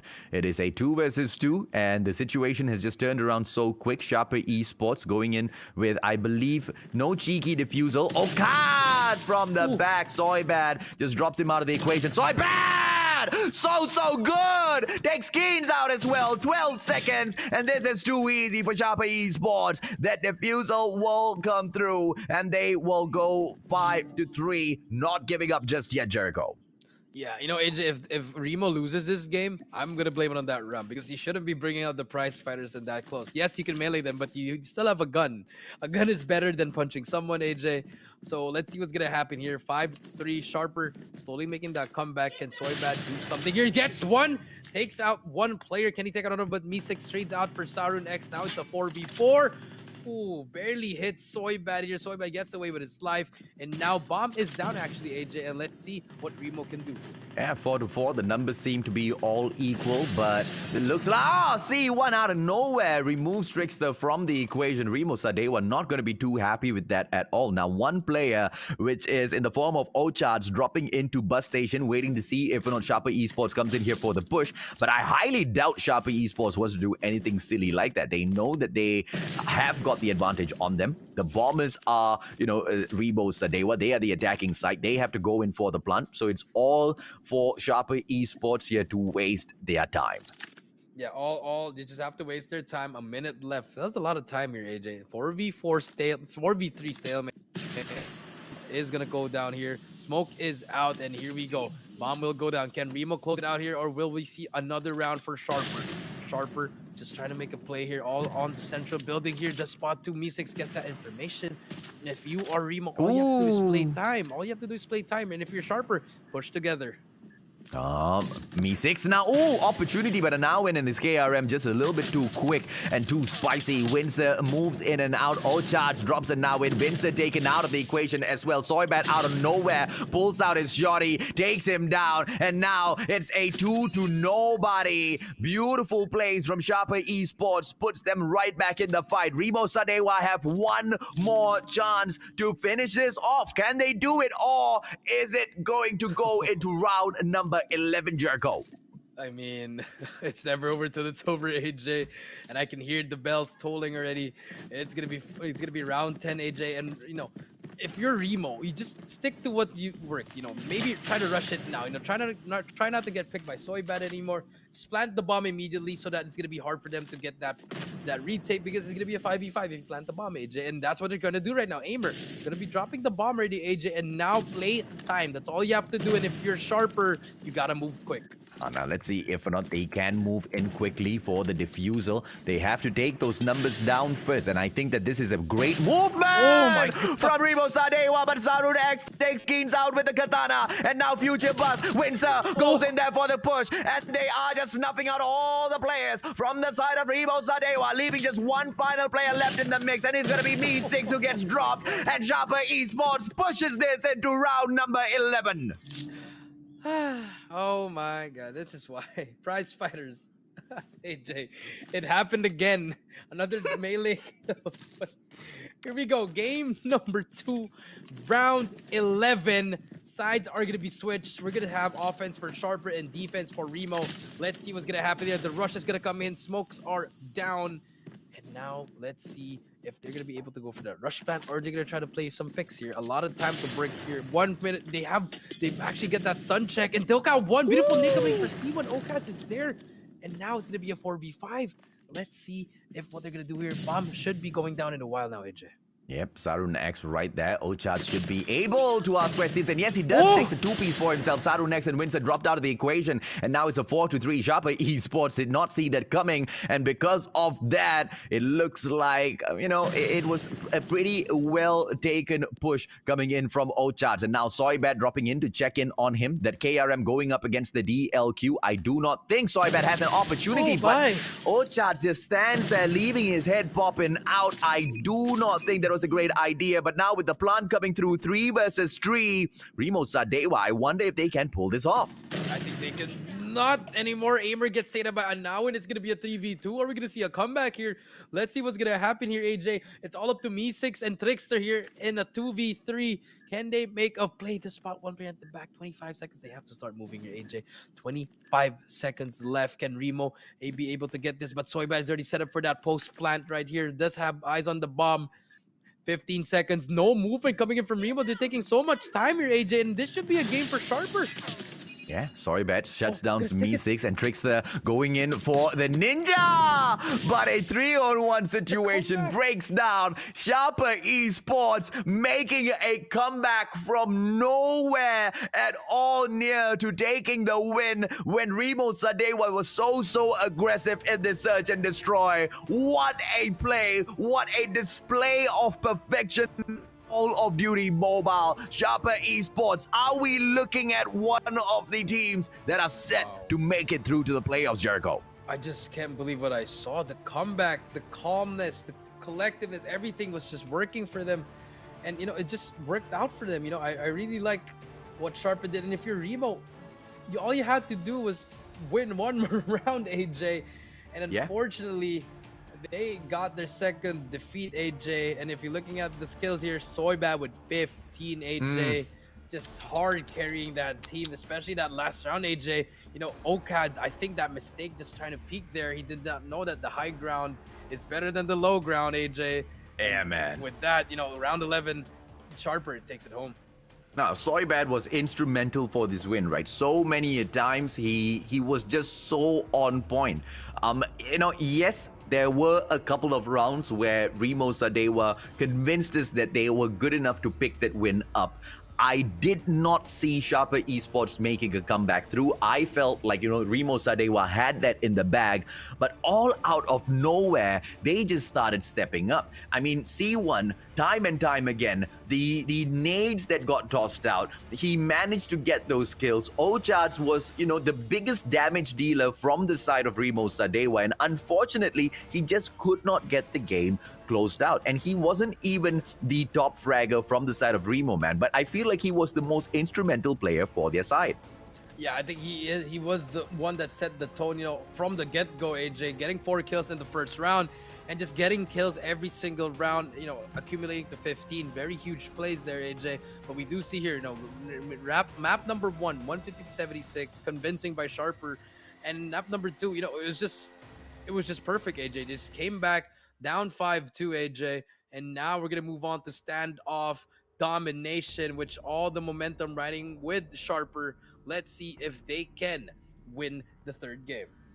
Now, I'm very, very curious about, you know, the state of mind of Rimo Sadewa players. You know, how do they feel after tanking that loss when they were so close to that victory, right? Moving on into domination, it's not going to be, you know, great for them. Sharper Esports, they did manage to start the map bans and picks, which means they picked 2 maps.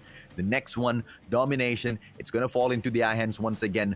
That's exactly where the advantage lies. And Rimo Sadewa, what an unexpected turn of events here, ladies and gentlemen. Jericho, did you expect Rimo Sadewa to drop 2 rounds back-to-back?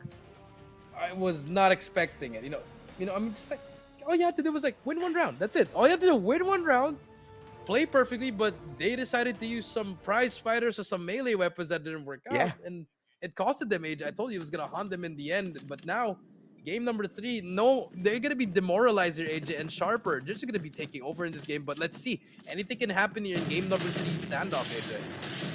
Now let's see if or not they will be able to fight through Sharper Esports. Rimo Sadewa, they open up, but the C flag is all they get as we step on into standoff. Hotel Yard is not going to get lit up because this is a whole other game. Mid Square is the name of the target as they push on in for that Bravo hold. And Bakery is that power position you want to be playing if you're Rimo Sadewa. Sharper Esports needs to play Granny's house, but look at Amir just step on in towards Granny, snuffing them out one after the other. Keen's taking that backstab as well. And Rimo Sadewa, they are getting a majority of those initial kills and trying to take control of this map. And I think they're doing it right. Yeah, they're doing it very right here. But Rimo just trying to get that control of Statue. Okaz is there to get that help. B will not be captured, but Sharper, a lot of pressure. You see them just flooding the middle, but you see number 3 on your map. Siren X at the back. Now Rimo is here to get this B flag. Very good place coming in from both teams, but no one still has control of the flag. Now let's see if or not we will see Rimo Sadewa making that play finally come through for themselves. Sharper, they win the fight on mid square, but out of nowhere, drops him, and it looks like this is their opportunity. Rimo Sadewa now going in for that push, and drops Tricksters once again, going in for the attempt for that Bravo pick. Sharper Esports might be able to bag it this time round, so close to a triple cap as well. Prevention on that Charlie flag will enable the Sharper side to pick up that B flag. That distraction looks like it was more than good enough. 25-24. Rimo Sadewa has not lost this just yet. Yeah, they haven't lost it at all. It's just really, you know, it's just really a close game right now. It's a matter of control here, AJ. You want to have that map control here, and that is what Sharper Esports is doing. They have control here. Oka trying to do everything he can, but Rimo. Now this is what I like this, AJ. They have to overextend here. This is really good by Keens here, but he has to wait for his teammates. He can't do this on his own. But there you go, the distraction. Look at the players from Sharper. They're looking for him. They are looking for him, but finally gets taken out, and that's the distraction they need. Beautiful plays coming in from Rimo, but can they hold it down? They all got taken out, but let's see if they can retake it again. It's the opportunities that, you know, the side of Rimo Sadewa have been looking for. Finally, the B flag in their hands. They just need to hold on to Bakery. As long as the player can stay alive at Bakery, C1 knows that it will be a challenge, and he goes in straight for that fight. Holger 26, but C1 stands out in the open way too long, but Me6 comes through for that backup as well. Rimo Sadewa, they don't want to let go of that B flag, and they seem to be doing a hell of a good job holding on to it. 49-49. Here comes that equalizer, and the Indonesians still fighting to make it all the way through. B flag challenge now. Sharper Esports, can they do it? Yes, they will. Wow, it's just like but Trickster gets the triple kill. Gets fully streaked out, and just like that, Rimo Sadewa still has control of that flag. But Sharper Esports just trying to make a comeback there, but nothing is happening. Rimo Sadewa just taking over. I think they're gonna get a triple cap. AJ, here we go. Trip cap is inbound, and yes, we do see a triple lockdown here. Rimo taking over this first half, AJ. Oh, Sharper Esports.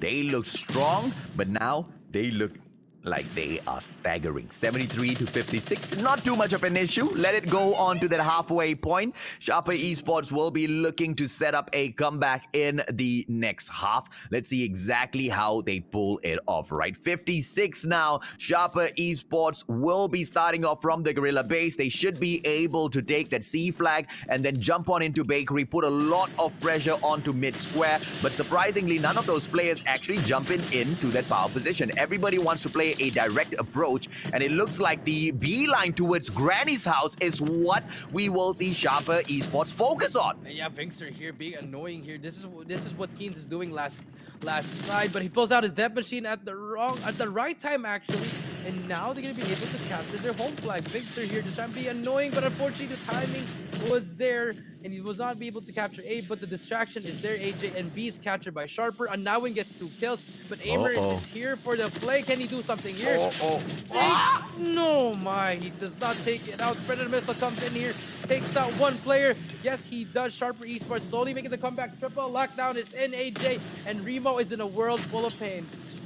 This triple cap should be broken in a couple of seconds. Charlie's gonna fall right back into the hands of Rimo Sadewa. There you go. C flag taken back, 83-80. Rimo Sadewa still can win this matchup. They are not lagging behind. In fact, they are in front, but they do not have that B flag. They need to fight for it tooth and nail. And now with just 1 player going in for the push, he getting taken down. Me6 not gonna be too happy with that. 87-88. Sharper Esports finally pulls on ahead. Let's see if they can hold on to this lead all the way through. A comeback yet again. Stop blowing my mind, Sharper Esports.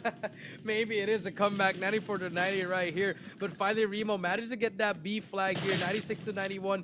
Leads are going to be able to switch in a while. But the sentry gun on top red, AJ, you do see that by Sharper Esports, has another man to help. But now another trip cap coming in from Rimo. The back and forth is coming in here. Rimo now has control of that 3 flags, AJ, and Sharper is now in the world full of pain. Let's see what's gonna happen here. Keen trying to defend on his own, but finally the trip cap. But no, the Hunter Killer helps them. But now we do see Sharper just having a hard time getting the flag. Sentry gun is down, and Rimo is taking over this game. With a double sentry setup, 1 on Alpha, 1 over at the Bakery. Bakery 1 gets taken out of the equation. Sharper Esports making a comeback, but it looks like they've already lost this game. 121-99. Unless Sharper Esports can go and cap that B flag and then move on into taking a triple cap. Look at the B line for that Charlie flag now. Sharper Esports, they actually might be able to pull this off. The rest of the players from Rimo Sadewa stacking up into private backyard. I don't know what they're doing there, but it seems like they are setting up a crazy defense that might work out. 133-105. Sharper Esports without a triple cap, this is going to be impossible. Yeah, it's going to be impossible, but Rimo is going to get that trip cap. They're going to be able to want to get that trip cap. 1 more to beat there, but this should be a GG here. Rimo finally getting up on that board, AJ. great plays coming in from me, but Sharper, unfortunately, they just lost something there. I thought they were going to win the game, AJ, with that trip cap, but Rimo just answered right back and managed to get that third game, and now they are going to be able to win this game. Oh, such a great matchup between the two teams. I feel like both of them showed up at their best, but Sharper Esports just could not cut it. Rimo Sadewa makes it through 150 points, ladies and gentlemen, boys and girls. The Indonesians will be happy with that consolation. All in all, they've managed to pick up 4 points today, and I think that's not too bad, Jericho. It's not too bad, AJ. You know, they could have done better. You know, you can see the frustration. Like, you see, they bring out the frustration in them. But, you know, it's unfortunate. You know, I feel like if they won the S&D, it would have been a little bit more better. But it's okay, you know. Yeah. Things happen here, AJ. You know, they just got to get back in that drawing board. And now we do see them, you know, we do see them at least getting that 1 point. Still getting that lead 4-2 points here, AJ. But, you know, if you look at the leaderboard, AJ, Aimer, 29, Me6 with 21, Keen's 19, Okad's 18, and Trickster 16. But, you know, if you're looking at the Sharper, it's the same. It was just the timing of the kills, you know. Maybe they had more kills at this time, and the trip caps, it just went back and forth, AJ. Yeah, I think it was the timing. I think it was also the power position plays with the beautiful setup of the sentries, right? They had one guarding Bakery. They had another one guarding Granny's house right outside, just beside the domination point as well. And I feel like that might have just been the winner for them. You mentioned it at the start of the show. You bring out the sentry. It's like your 5th or 6th man out there on the battle. Sorry, the 6th or 7th man out there on the battlefield. And that's exactly what Rimo Sadewa had. And the extra numbers on their side helped them shut down Sharper Esports, who, if I can be quite frank, have been so sharp all throughout the day. And I'm glad to see them nerfed in a way. But we can be rest assured that this is not the last time we will see them aggress up. Overall, Sharper Esports still wins this 2-1, Jericho. Yes, you know, they really showed up towards the end here. But, you know, if you're Rimo, that game number 2 was just really the one that you could have won, you know. Like, it could have changed. It might change the whole series. I mean, the whole leaderboard now, AJ. I mean, I don't know. I know it's just one game, but it might have just changed the whole standing for everyone, you know, giving RSG more breathing room for them, because they could, if they could pull it off against AMT, then they're gonna be right back in the standings, AJ. But if you're Sharper, you did your job, you got those first 2 games really good, but you just have to keep on riding on that momentum, because they're playing really well, AJ. Yeah, I've been watching the NAEU side for some of these teams. Hype, man. Global Scene's getting a lot of hype on their squads. I think they need to come and take a peek at the teams from Garena, because we're not even at the playoffs just yet, right? And the plays are absolutely solid. The strategies that are being pulled off, the responses, the microsecond maneuvers and decisions being made by each and every single team members here seem to be making a difference. Yes, we've seen a huge contrast between teams like Udo, RSG, and teams like Rimo Sadewa. But even then, when Rimo Sadewa steps in to meet Sharper Esports, they look like they're absolutely nothing, man. I mean, they almost lost this. Let's not forget that, Jericho. Yeah, they almost lost it, but, you know, in the end they pulled it through, AJ. And now we do see them, you know, they're just really well, especially in this game number 1, AJ, with the highlights coming up right here. Yeah. You know, Sharper, they played out of their minds. You know, even though Rimo, they were rotating very early, doing everything right. Sharper was just the better team with all the gunfights coming in here. This Fort Hill, AJ, though, I thought Rimo was going to make the comeback here, but C1 with that death machine and the Holger making the huge plays, you know, it just really mattered in the end. Yeah, and I'm just curious to see what else, you know, is in store for all of us. I think we can look forward to perhaps Rimo Sadewa delivering a little bit extra in terms of points in the future. Sharper Esports, this is their only series that they'll be playing today. They'll be taking a break tomorrow. Group A will not be in action. Group B instead will be taking their place. We have to wait for the Saturday's games to see whether or not Sharper Esports will be able to continue picking up points, man. Overall, once again, they've managed to pick up 2 in here, and I think that's quite good enough for them. They'll be quite pleased with that, Jericho. Yeah, they're going to be quite pleased for that. So, you know, a little bit for for the Rimo boys, but we have to watch these boys. They have to watch the other teams here, how they move as well, just to get that scouting report, AJ. But here, in the end here, AJ, the Goliath making that play there, and then that machine, like you said, AJ, crowd control. I do agree with that. It just really changed the whole game.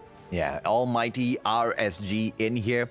I am curious to see whether or not Almighty will be able to take yet another victory. Because you do RSG, they are already hurting. They are a bunch of wounded animals dragging their feet, almost a carcass across the battlefield. And it's just for Almighty to finish them off. But if you do RSG manages to stand back up and shut down Almighty, dude, I'm telling you, this competition is just going to be blown wide open. I'm going to lose my mind. I mean, I'm gonna lose my mind as well. So I hope, come on, Ranger, do something here, do something, RSG. But here we go in the S&D. AJ, it was a back and forth in the first couple of rounds, actually, AJ. But once we reached like the 6th, 7th, and 8th, here it's right here. This is where it ended here. I don't know what Keens and Okas are doing there. They could have ended it immediately there. Yeah. But it just started looking really bad and then Soy bad with that opening kill here on Aimer. It just really looked bad ever since that, and they just lost momentum. They just didn't know how to play S&D towards the last 5 rounds. Yeah, and Sharper Esports took one of the most tremendous reverse sweeps in Search and Destroy against Rimo Sadewa, which is not in any way a chump squad, right? They are so I mean, come on. They took down the Kings of Malaysia. Udu RSG got snuffed out 3-0. Rimo Sadewa didn't break a sweat. But they could not hold a candle to Sharper Esports in that Search and Destroy. When we moved on into Domination, it kind of felt like Sharper Esports were going to be able to pull out of it yet again. But Rimo Sadewa, they kept it really, really close. And at points, they took the lead. And I was very surprised to see them actually get it done. Because, in that situation, a lot of teams, they would have had their spirits broken already, Jericho. Yeah, a lot of teams would just give up already or just play for fun already, but they didn't. They managed to make a comeback here, and that domination was so huge for them. And, getting that, a lot of trip caps coming in there. The coordination was everything there, AJ. Yeah. And now we do have our soldier of the game, very deserved, C1, the MVP. 15 kills, 11 deaths, 6 assists, and 2,252 average score. He pretty much was the leader in that hardpoint, AJ, with that Goliath. So I really like what he showed in this series, AJ. Oh, absolutely, man. I mean, decision making coming in from C1 has been spot on. I want to see if or not he will be able to pop off, in 2 days on Saturday when we see them in action yet again. But now we have to move our attention over to the rest of the teams. Ladies and gentlemen, boys and girls, we are just beyond in here.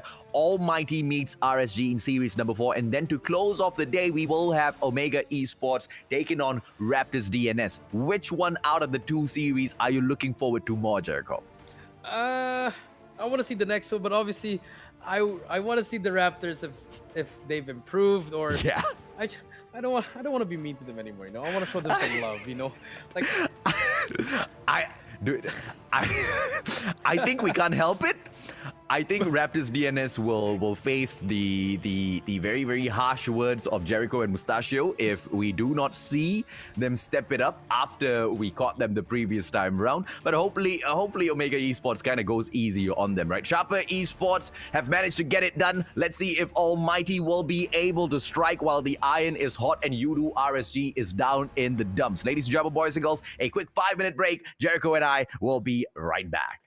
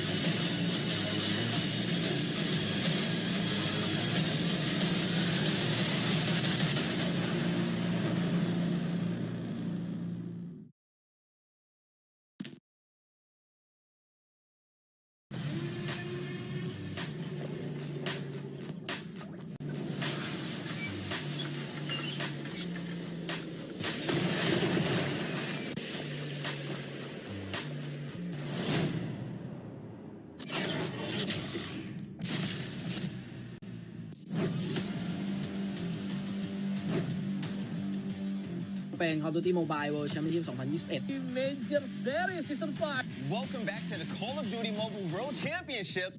Is in the convenience store. He's not going to be able to fight him. And on the other hand, whoa! As yet, but with that takedown, this should open things up. Backstab from Zia. Pesan-pesan untuk tim saya, jangan menyerah, terus latihan dan satukan pemikiran. ช่วยตัวเองครับกูเก็บไป28คิวพี่บอลจะแตะได้30อยู่แล้วแล้วลูกตรงนี้เก็บเพิ่มไป Rimo Sadewa 嘅呢個 Off kill pass. 但打狙还是要小心，这个穿点直接把 Momo 给穿死。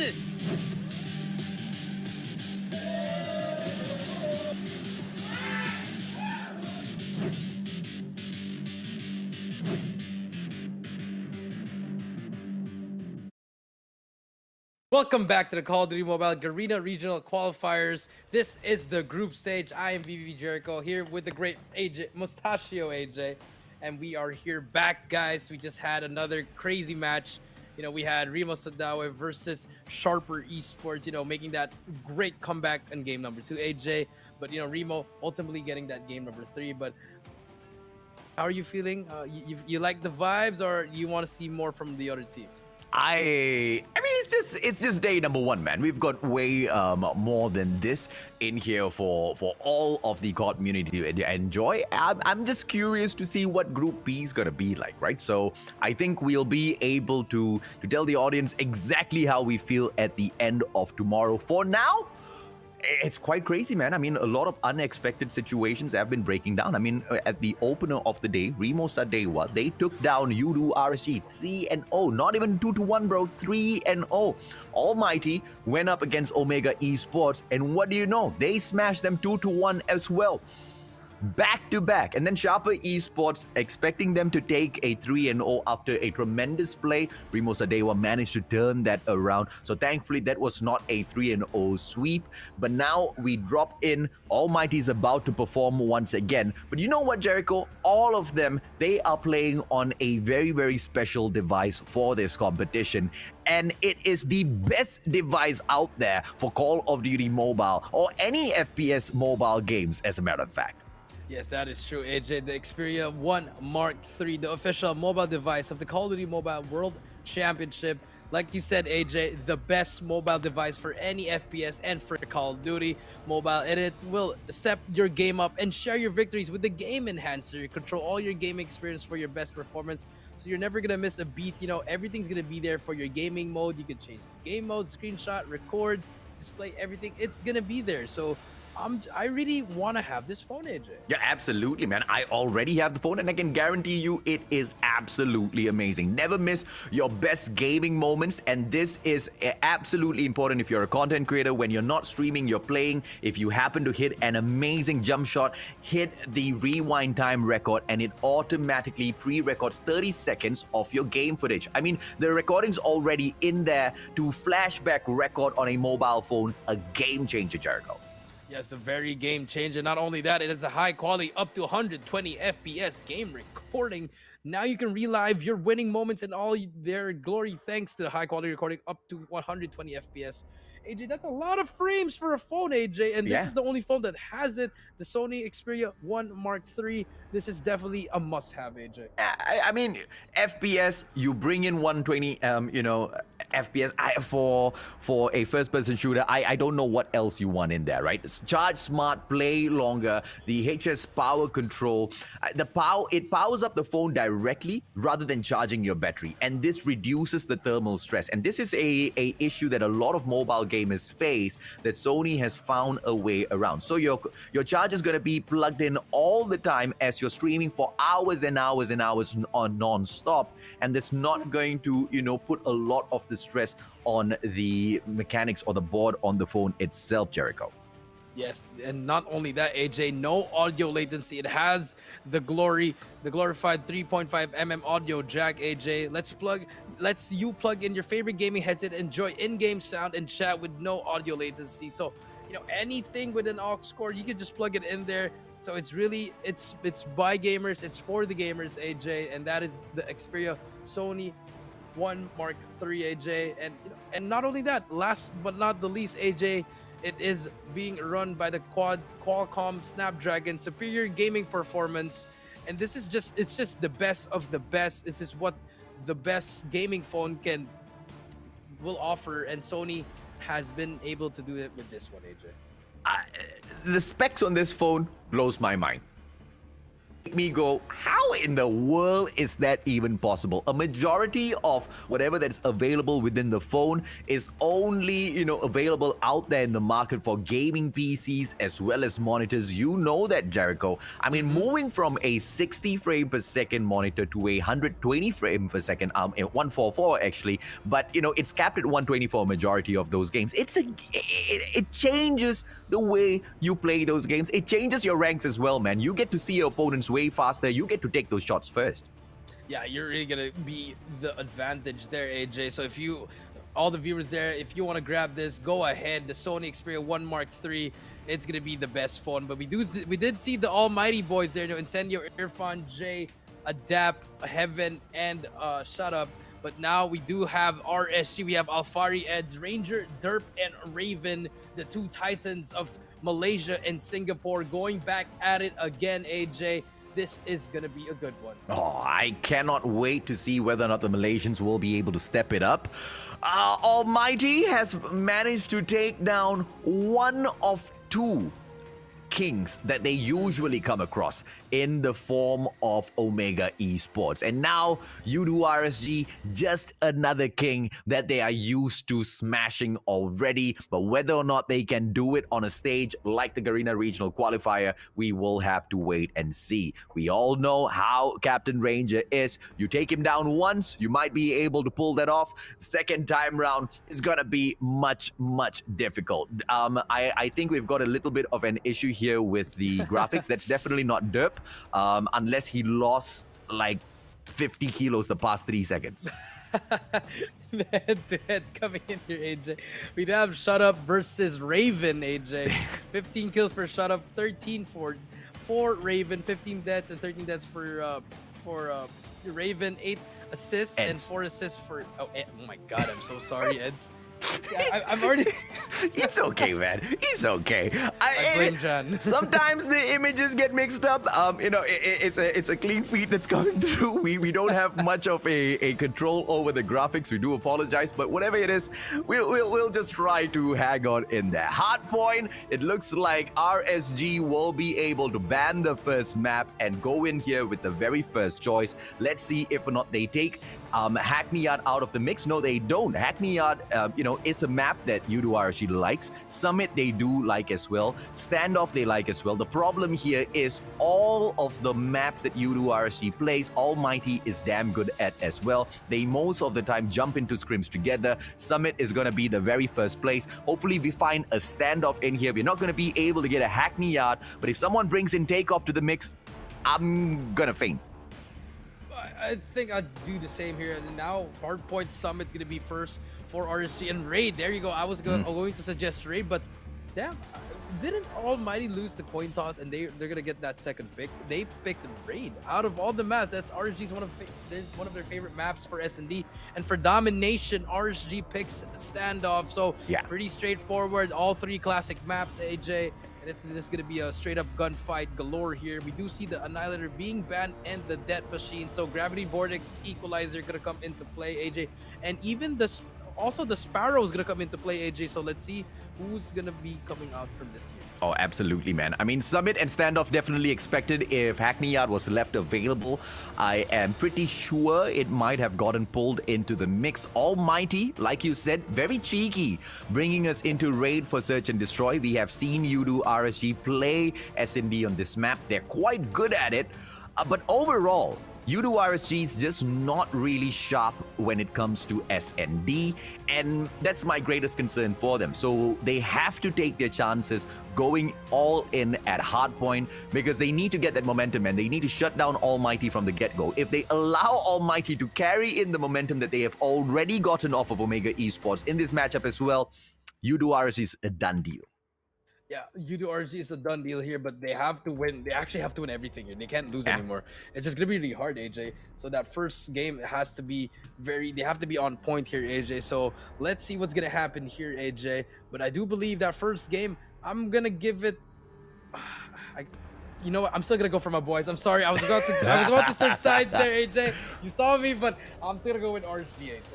I understand where you're coming from. My bet's on Almighty. Let's see if or not the Singaporeans will be able to pull this off, or whether or not the Harimau Malaya representing boys from Yudu RSG will be able to get this done. Shut Up makes a beeline, will be able to find a player right behind him, but stands in the smoke. This is just an obstruction of their viewpoint.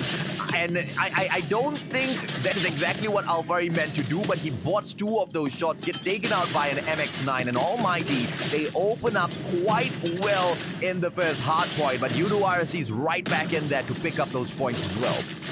Yeah, we do see the controls coming in here, but now RSG already inside the hill here, AJ. Just a control. You need to get control of that second hill, AJ. But we do see Almighty just trying to wait for their teammates, but all RSG on the kill feed. And now everything is going up for them at the start with 21 and 9 here. Adapt, last rate to beat here. Will spot Ranger, but gets a hit from the shorty. But Ranger takes him out as well, runs out of ammo, and just like that, Almighty has 9 points only, but RSG is only getting that lead. 29. It's not going to be that point that Yudu RSG reaches. Almighty immediately grabs away that hard point before that final second ticks on. And now we will drop on in towards hard point number 2 at the edge platform. Beeline by the players of Almighty. But I love seeing this. Yudu RSG, they take control of the green radar station. They take control of that spawn first. But look at the tremendous opportunity that Almighty get, and they take control of that spawn point, immediately flipping Yudu RSG back towards the guerrilla base, and they take control of this hard point. So much of pressure. Malaysia comes back through, but it looks like it's a tough fight in here at the edge platform, Jericho. Yeah, you know, that first hill, RSG gets that allowance of the time, but now we do see back and forth Almighty is slowly climbing up the lead, but RSG manages to get that final 20 seconds, but the rotation is going to come in here for Almighty. They just try to push for that last one. If you look at your map, AJ, number 3, 4, and 5 from RSG, they're just going to be giving up the time. They don't need that time. They want to work on that third hill, AJ, that radar station, and now let's see what's going to happen next year. I love this. Yudu RSG, they are playing this map really, really well. They back away into the cable car platform, but the players from the side of Almighty trickling in one by one. And I can see Irfan J going in for the backstab. He manages to get the takedown number 1, and if he can get the kill yet again, the spawn side will go to Almighty. Almighty's already spawning out of the Special Forces base, and they should be able to put on the pressure into cable car platform, dropping in all of those players back to back in there, and the fight finally kicks off. They've taken their own sweet time to jump on in, but Adapt finally will be able to ask those tough questions. Yudu RSG, the question is whether or not they're going to come in here for the challenge or back away. 30 seconds to give to Almighty is way too much, Jericho. Yeah, a lot of time there, and you know, even though RSG was first in the hill, they managed to get destroyed, but because that's where the Sparrow comes in, AJ. The Sparrow, that's why you have to ban the Sparrow, because they could just take out the whole team. Yeah. But now Almighty, they have control of the hill, 65-47, but RSG managed to flip the spawns, and now they get back. The last 10 seconds here, but that's what Almighty wants. They want them to spawn at the back because they want to move to the next one. And then look at the map, number 3 and number 2, and Senio and Adapt already on the rotation. Just smart plays coming in there. You can have that 3 seconds. We'll take this next 60. That was damn smart, bro. I mean, Almighty allowing Yudu RSG to take that spawn at the very final moment. I'm not so sure as to what Yudu RSG is playing at here, but I believe these scrap points will, I guess, put a lot of momentum in their side as well. Yudu RSG now making a push in towards the 4th hard point. Blue Radar Station is the name of the game this time round, and Team Blue actually takes it over. What a fitting way to make a comeback. 40 seconds to go. Yudu RSG, they need to reset the spawn as well. Are the players going to be able to do that? Both of them spawning out of the guerrilla base so far, and Almighty try to make a beeline in here, but their players are trickling in one by one. Yudu RSG, so much of pressure. Shut Up, holding on to a corner, won't be able to ask questions. Ed's right behind him. Alfari shuts down Shut Up. Yudu RSG definitely be able to catch up to Almighty now. Yeah, back and forth coming in there. Almighty with that early rotation, but RSG, they just played right into their trap. They managed to get that early break, and now the lead is in here. Alfari still in the hill, but it doesn't matter. The tide is here now, and now we do see the rotations coming in here. Next, second set of rotation, Irfan J in the new one, but look at the map. RSG just trying to get that control of the P2. They're not going to try to hop on the hill just yet. They want to clear out everything there. Derp with that gravity vortex will not get anyone, but will be able to at least cover it for a while. And now RSG has control. AJ, let's see if they can try to win the game. Oh, what a play by the Malaysians. And now U2RSG going in for the final push.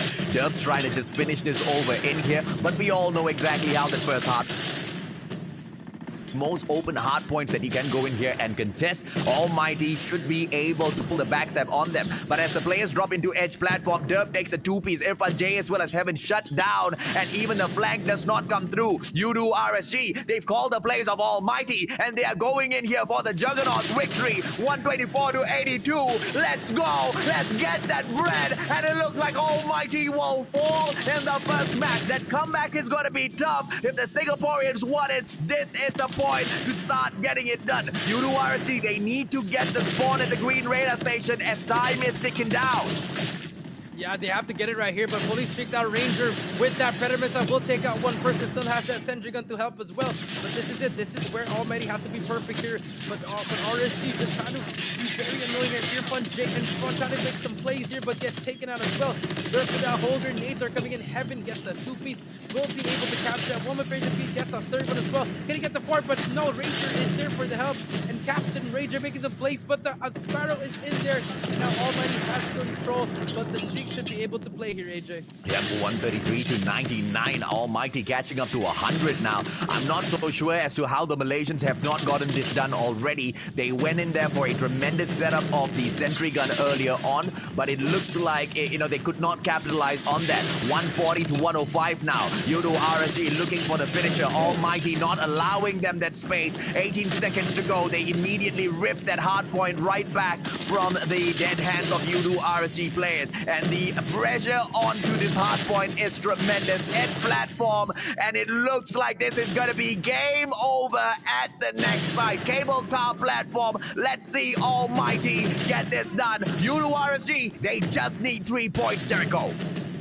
3 points, but here comes the Sparrow from all the Almighty players, just spamming it one by one. It's going to be a defensive hold here, but they just have to break one hill here, one good push for RG, and they can win the game here. But Almighty, remember from the last game, they managed to get this whole hill here, AJ. But here comes the Sparrow. The game is not yet over, AJ. Almighty can still win it here, and it's going to be all Almighty. One last push for RG if they want to win this game. Here they go. Ed's coming in here first. Can he get one? Yes, he can. But there we go. 2 more points. Can anyone contest it? But just like that, RSG wins the game 150 to 134. Eds with that game-winning moment, and just like that, RSG finally gets on the board. It was the Green Radar Station, man. 2 times back-to-back when they were playing in here for the second hard point. It looked like U2RSG just had so much of control on this map. They are ecstatic now as they get this victory. They know exactly how powerful Almighty is, and they are desperate for the wins. If they can keep this up, I'm pretty sure they'll be able to bag all 3. But Almighty, not the kind of team that you want to be underestimating at this stage of the competition. Yes, that is so true, AJ. But if you look at the scoreboard, RSG was getting outslayed by Almighty. Heaven and shot up with 34 and 32. It just shows that even though if you do drop a lot of kills, it just comes down in the end. It really comes down in the end. I feel like the one that really made Almighty lose was when they gave up the third hill, AJ, and they got in P4. One of the players of RG actually spawned at the Blue Raiders at the 4th hill, AJ, and it kind of costed it there because they had the early rotation, but RSG just managed to break it in mere seconds, AJ, and they got that tie. Ranger went off in that second rotation. Gotti fully streaked out, and it just really changed the game. We did see a little bit of life from Almighty in the Blue Raider station, but it just didn't matter in the end. Eds got that game-winning play. and no one was near to contest, and it was all RSG. Yeah, and I wonder if or not this sort of a consistency we can see from U2 RSG, because as they move on in this competition, it's going to be raid. Search and destroy this time. This is a map pick coming in from the Singaporeans. Almighty want to play, but we've seen U2 RSG take this game in the past, and I want to see Derp step it up. If Derp can shine, U2 RSG will take this game. Yeah, that is very true, AJ. You know, if he can hit those snipes with the Arctic before, or if he can try to do some Holger wall bangs, it's going to be really huge here. So he has to step it up for his team, you know. But, you know, I feel like now that the momentum is with them, they're going to be a little bit more comfortable here since it's their map, AJ. But if you're Almighty, Heaven is still there. He has to step it up on S&D in order for them to win.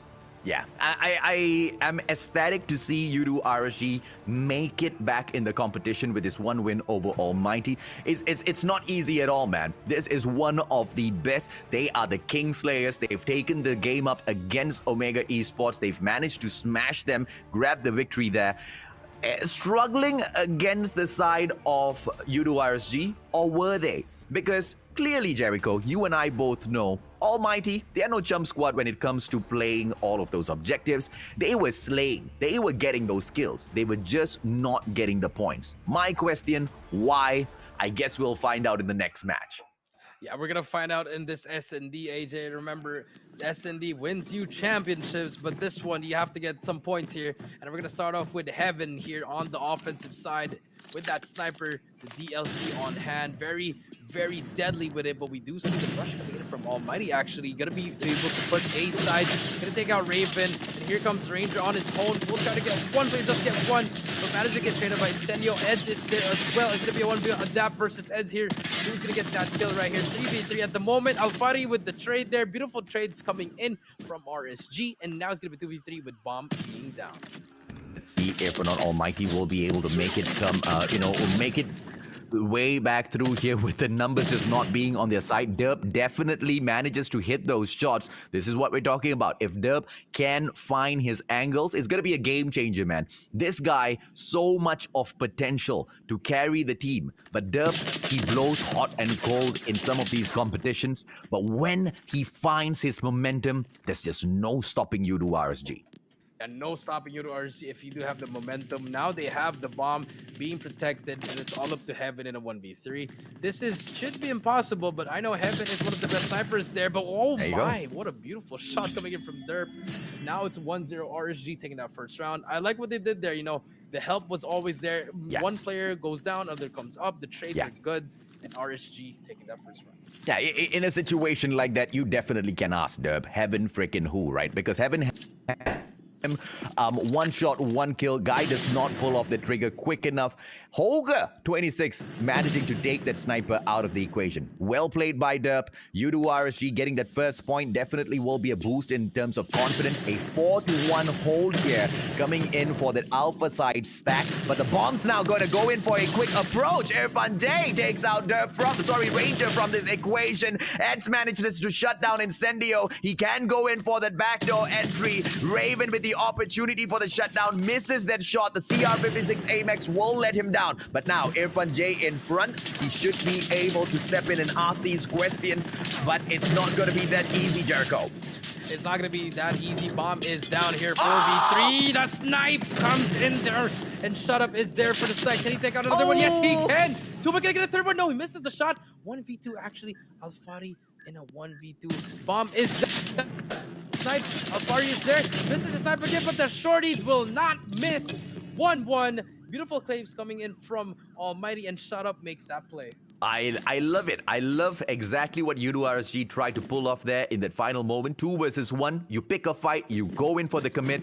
Even if you die, so what? The odds were already against you. I don't mind. I love seeing both of these teams take it up against each other full force. And now it's once again a 4-1 stack. But this time round, it's going to be the play at square center. Derp trying to hold the fort down, but Incendio shuts him down a little bit too quick. The bomb is going to get planted. 142nd on on the clock. Down now to just 45 seconds. Let's see the boys from U2RSG scurry on forward. Yeah, let's see if they get a retake. Eds starts to retake with 1, 2. Eds and Ranger gets 2. Eds, can he get the more? Raven takes out another one. Eds gets another one. Can he get the 4th one as well? But Heaven takes out 1. Can he take out 2? And Eds takes out 4 members of Almighty. He is on a mission on winning this S&D. Yeah, and it's definitely one of the players you guys have to look out for. I'm not so sure if or not that was a error in terms of, players to watch, but the image that you saw on your screen for the side of U2RSG, that was Eds, and I definitely agree. Eds is one of the key players to look out for, but, the way U2RSG has been set up and the way the players have been performing, you cannot underestimate any one of them, man. And I guess that's exactly where the inconsistency comes from for U2RSG. They don't really have each and every single one of their players up all the time at 100%, but they do have that synergy for, the others to step into that spot! As Shut Up takes Ranger out of the equation. He stepped right into a spot, but it was a bad one. It was a very bad spot, but 3 versus 2 here. Can he get another one? Yes, he can! And now it's a 2v2. Wow, this should have been an RSG round, but now it's slowly looking like an Almighty round with Shut Up snipes are hitting. We'll spot one more player to spot him, but information is given. A minute left, AJ. They still have a lot of time if you are Almighty. Let's see if or not they will be able to make use of their time. Oh, Lord! What in the world happened there? It's a 3-2-1. U2RSG absolutely kicking it. They're just doing a lot of stuff here. Really, really smart plays coming in for both teams, actually. But RSG is just seemingly the better team at the moment, AJ. So now let's see if they can pull off another round, or will Almighty get that second round? Oh, it is a 3-2-1. It looks like Heaven is looking for a snipe. Hardscope's not going to be paying off for him as the rest of the players back away towards that A side hole. And a very aggressive push coming in here from Derp. If he oversteps his boundaries, he will get taken out. But if he holds onto this perfectly, he will be a game changer. And now coming in against Adapt, Derp reveals his position and Heaven takes him out of the equation. Bad play. A very bad play coming in there, but it's already done. 4 versus 5. Incendio making a good play, actually, AJ. Hitting that flank at the back, and Incendio doing the damage. 2 versus 4. Evan gets 1. And it's off the Raven, but doesn't even pop a shot, and now it's going to be switching sides. 3 for RSG, 2 for Almighty. Let's see what they can do on the offensive side. Let's see, 3-2, Almighty. They've turned, even worse situations around. At the moment, Ed seems to be popping off. Alfari finding a little bit of his momentum as well. This is going to be a swap of sides. Almighty taking on the defending side this time round. And it looks like U2RSG is quite confused as to where they want to take this bomb. They want to get that information first, and they've done really well in terms of thinning out the herd. It is a 4 versus 3 situation now. The bomb can go in towards a square center for the plan, and Irfan J together with Adapt just popping off for the side of Almighty. U2RSG, the tables have turned. Yeah, tables have turned in a while, but Ed's here with 9 kills. He still has a 1v2 here. Pops a smoke. We'll be able to try to do something here, AJ, but look at the play here. Can Eds do something? He gets away with his life. Yes, he does. In the nick of time, and Shut Up to spot him, but has a sniper, and the AMAX is there as well. But Eds is going to wrap around the whole... he should be able to wrap around the whole map because he has the bomb. The bomb is still with him. 1v2. Eds, can he try to pick one off right here? Yeah, he can take these shots, but, mid to close range, maybe long range shots, yeah, he's going to get snuffed out. He needs to play this really well. Perhaps catch someone off guard, get a little lucky in terms of his positioning. Ed's now making a beeline towards the bomb side. 39 seconds left on the clock. Adapt should be able to take him out of the equation, but he himself has an MX-9 on his side. A quick pop of the nade will put on a lot of pressure for Eds, who moves in for the fight, but unfortunately for him, Shut Up is just a little too quick. Yeah, just a little bit too quick there. The coordination from both guys, from Shut Up and Adapt, the wallbang came in there. Now it's a 3-3. So let's see what's going to happen here. Will we see a switch of the lead, or will RSG still take control of this game? It's a 3-3 so far. Almighty looking for the comeback, but a beeline 5-man push coming in towards basketball court. And I love to see this from the side of Udu RSG. If they can make it in there quickly, if they can make it in there first, they might be able to get the plant and the pressure. But Incendio takes Raven out of the equation, making those numbers hurt the side of Udu RSG. Derp tries to trade it out immediately, gets the shot, and here comes Captain Ranger. 3-3 in a 3 versus 3. Let's go. This is gonna be round number 7. The bomb has been planted. Udu RSG. Let's see exactly how Almighty comes in with the approach, because Range is gonna be making it very, very difficult out in Garden, but he takes the initial shots, he reveals his position, and Heaven takes advantage. The bomb now. The approach comes through from the side of Almighty. It might be game over. It might be game over here. 1v3 has the flank though, but no, Heaven shuts him down, AJ, and now the tables are turning, AJ. You know, we did see RSG with a very, very aggressive attack on the other side of the map, but now they're having some problems on the offense.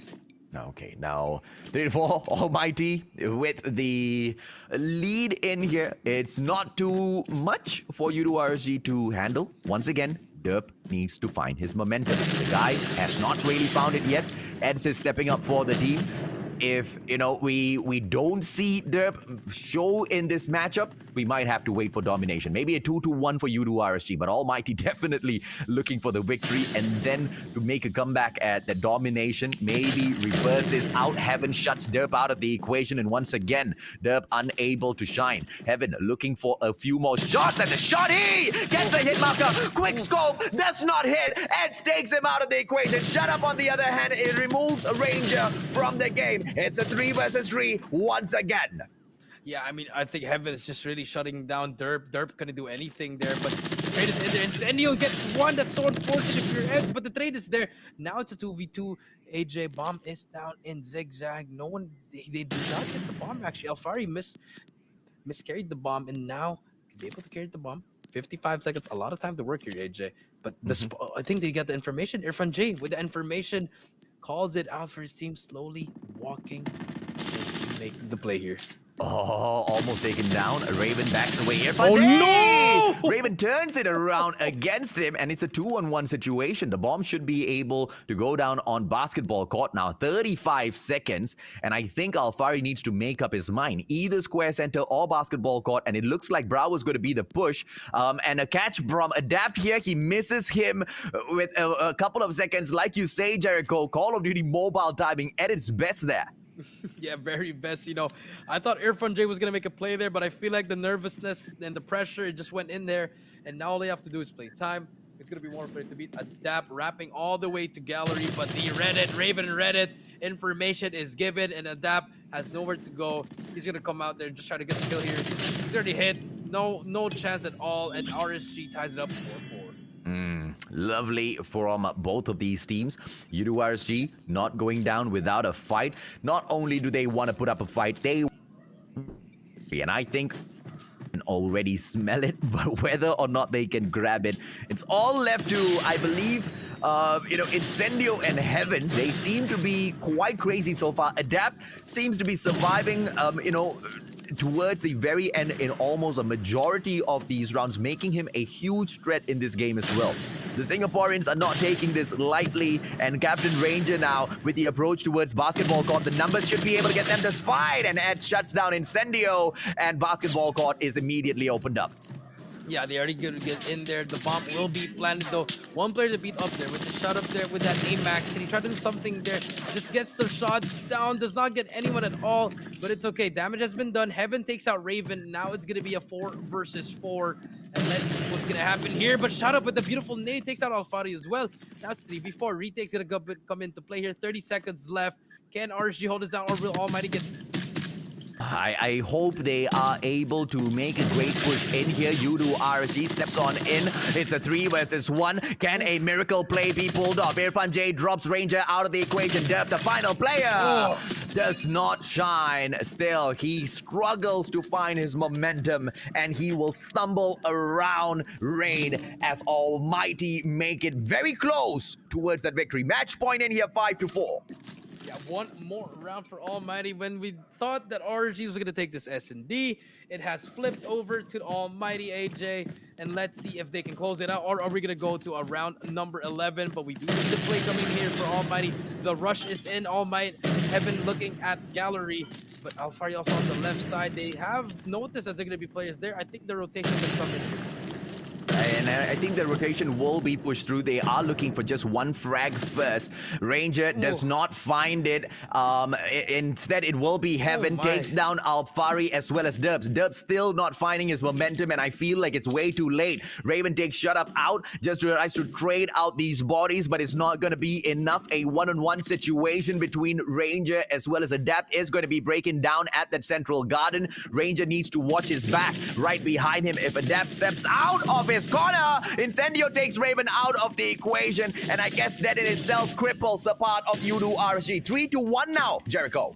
Yeah, only one more player. Ed's stuck in another 1v3 there. You know, just unfortunate, you know, if you're getting taken out by Heaven at the start, you know, you should get the trades, but Heaven just the more superior sniper at the moment, AJ, and Derp not having the best of games here. Ed's finally gets spotted, and let's see if he can still try to clutch here, but this should be a game for Almighty. And I think Almighty should be able to close this off unless Eds makes that monster play. It doesn't happen. Yudu RSG goes down. What a comeback from the Lion City representing Almighty. Yeah, they really need to win that game. Huge plays coming in from both teams. You know, I thought RSG was going to win that, but, you know, Almighty, Heaven and Shut Up turning it up as well as Adapt, and all these players, Irfan J, and Shut Up, they're just doing everything perfectly, and now they're going to be able to tie it up 1-1. But, you know, they have to now. If you're RSG, you wanted to win all the games here, but you know what, you lost your second game. It's okay, but you have to win at least the third game. Yeah, I think they might be able to pull that off.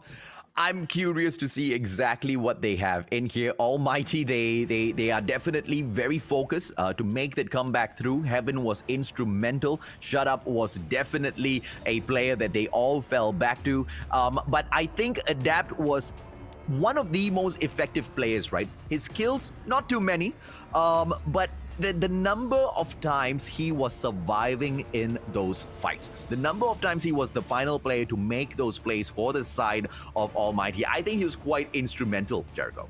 Yeah, quite instrumental indeed, AJ. You know, Adapt, even with those 4 kills, AJ, it didn't really matter. I do agree with you. He was doing a lot of plays, tagging up a lot of the enemies, just getting those assists. So I feel like if you guys think he's not doing anything, he's doing so much stuff just for his teammates to have a better time, more chances of winning the gunfights, I think.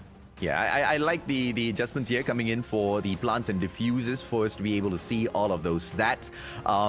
Interesting as Almighty takes the fight up against Yudu RSG. This comeback, I'm pretty sure Yudu RSG were not expecting, but it's something they will just have to deal with. Will Yudu RSG face their second defeat of the day, or will they make a comeback out of nowhere? Because we drop on into domination and they have picked to play at standoff. And if anything, we know Almighty loves to rock it at standoff. Yeah, that is very true, AJ. But standoff now, I feel like it could have been, this standoff map is going to be really close, especially with the Sparrow being in play, AJ. So, like, especially when you see like 5 people hopping on a flag and someone pulls out a Sparrow, you know it's going to be a 5-man feed, AJ. You know someone's going to die there. So, you know, it's going to be a bloody war here. So I feel like this should be an Almighty map, in my opinion. But RSG, they still have the upper hand here just a little bit, because both momentums are now in the same levels. So I think it's just going to come down to the gunfights, honestly. Yeah, it's definitely going to come down to the gunfights, and if it does come down to the gunfights, you know who's going to be in trouble, Jericho. Because when we went into Hardpoint, it was the side of Almighty winning a majority of those gunfights. They were getting the kills, but the points were being picked up by the side of Yudu RSG. Maybe this might be a similar situation, but this time around we are dropping into domination, and winning gunfights means prevention of takeover from those flags, and also picking up those flags quick and easy for your side. So hopefully Yudu RSG will be able to find that momentum, because if they cannot find their aim, if they cannot find their shots and kills, they're not going to be able to take the W. Yeah, that is true, AJ. Now hopping on board with Ranger, but trying to get taken out immediately. now we do see players here coming in, back and forth, Incendio. Everything's just going well. No one's really trying to get beyond the B flag right now. Everyone's trying to get some players down, you know, trying to get that precision gameplay, getting those power positions. Here, AJ. Now let's see what's gonna happen here. But finally, RSG managed to get captured after speed, and now Almighty the pressure is now on them. 8-7. It looks like it's all fine and dandy for the side of Udu RSG. Shut Up takes Raven out of the equation, and the B flag almost getting tapped by the Singaporean side, but they will get shut down. And finally, the play comes through, but Hunter Killer Drone does not meet its mark, and Almighty very easily pick that B flag up for themselves. Yeah, that's true. I thought the Hunter Killer Drone was supposed to take out B, but look at the overextension of the play coming from RSG, AJ. We did not see this in Hackney Yard, but now we do see it in standoff. They want to go for it immediately, and just like that, Ace been captured. Fast plays coming in from RT, and that is how you overextend to flag and domination. Distraction, game playing at its finest, but now can they manage to capture B? Okay, now I love seeing exactly what Udu RSG brings through in here. I mean, such a huge difference in comparison to the matchup that they took against Rimo Sadewa. Even the way the players move seems to be so different in comparison, right? I mean, it pales in comparison, if you ask me, to the first series that Udu RSG picked up. The movement, the way they go in there for those rotations and flanks, absolutely perfect. But now, here's the thing, 34-33. Udu RSG are behind. Those tremendous plays need to be made once again if they want to be able to stand in this competition. Yeah, that is true, AJ. And now we do see RSG a little bit of a struggle here on capturing B. I think another overextension is coming to play, but Shut Up is there to take them out in Brown. Can he take another play? Yes, he can. Shut Up finally has that Sprout in play. And Incendio just holding down track this time. If you look at the positioning of Almighty, everyone is in a power position. AJ, Tractor, Brown, and back alley. But now, RSG going for that back alley push again. Can they do the same thing as they did a while ago? I think, they might be able to pull this off. The numbers look great on their side, but look at the flank coming through from the side of Almighty, right? They might be able to pull this off to perfection, ladies and gentlemen, boys and girls. The players that are dripping in one after the other. We go in here for the play. Hotel Yard seems to be ripped wide open by the players from Almighty. They take control of mid square. That B flag seems to be a stronghold. Oh, but as I say that, Eds and Ranger, they drop Irfan as well as Heaven, and they take that B flag for themselves. So, Lord, so close for Almighty to go in there and shut them down, but with a sliver of health, Eds gets it done. And now the Sparrow could have been popped, but he knew he was not in the right position to bring it out. The operator skill needs to be played. Almighty reaching that 75-point mark. Udu RSG has done well so far. But you know, funny one thing though, they invested so much, RSG invested so much, but I think they didn't see the time. They only got to use it at least for like the next 3 to 5 seconds, AJ, but I guess it's gonna be worth it because I feel like they earned a lot of score checks here. And here comes the early Sparrow action from Ranger. Will this be worth the shot? Let's see if Ranger can do anything with a Sparrow. Nothing being picked off, and unfortunately Almighty just winning those gunfights, and now it's gonna be another battle for B. Let's see what's gonna happen here. At 77-61, Almighty taking on Udu RSG in this final matchup. It's 1-all in terms of this matchup. The one who wins this game, the one who wins this domination match, will win the entire series. And Shut Up was not able to go in there and pop off 81-65. Udu RSG still struggling to pull that B flag, and if they don't get it done now, it might just be way too late. Yeah, it's gonna be way too late here, AJ. 83-68, but here comes Irfan J on the flank. No help coming in here, but there Raven takes out Irfan J with the dab, shuts down the push, and no one is on B. Huge plays coming in from RSG, and this should be a B flag, but no, another stoppage coming in from Almighty. They're just having a hard time. RSG's having a hard time putting together. Very uncoordinated at the moment, and they're just really struggling right here. Let's see if or not this struggle will get turned around. Udu RSG. Oh, that B cap. Still prevented by Almighty, and they're not even bothering to clear those markers off, man. They are just going in for the all-out annihilation, and kills after kills falling on the side of Almighty. It didn't work out at hardpoint. It sure as hell will work out at domination. As long as you can keep the pressure up, they should be taken down. Udu RSG, tremendous plays to pull that B flag right back to their side, and that A flag protected as well. But they could not hold on to mid square. Almighty always has an immediate response to every single question U2RSG is asking in this game. Yeah, that is very true, AJ. 104 to 87. RC is just not really doing well in Almighty. They're just taking over every single time. Every time RG trying to make a play, there's always going to be a counter play for Almighty. And now RG, look at them. They're just stuck. They just can't do anything because they know when they try to clap a flag, they're just getting bombarded by Almighty players. And now we do the edge on the left side, trying to make a player on his own. Bring down the short. MX9 in hand, but no help coming in there. It's going to be Almighty on your kill feed, AJ. And it's just going to be a little bit too late now in a while, AJ. This should be a GG, AJ. Yeah, I think it's going to be a GG already, right? The time is running out. It looks like U2RSG is not going to be able to make a comeback in here unless they pull a triple cap.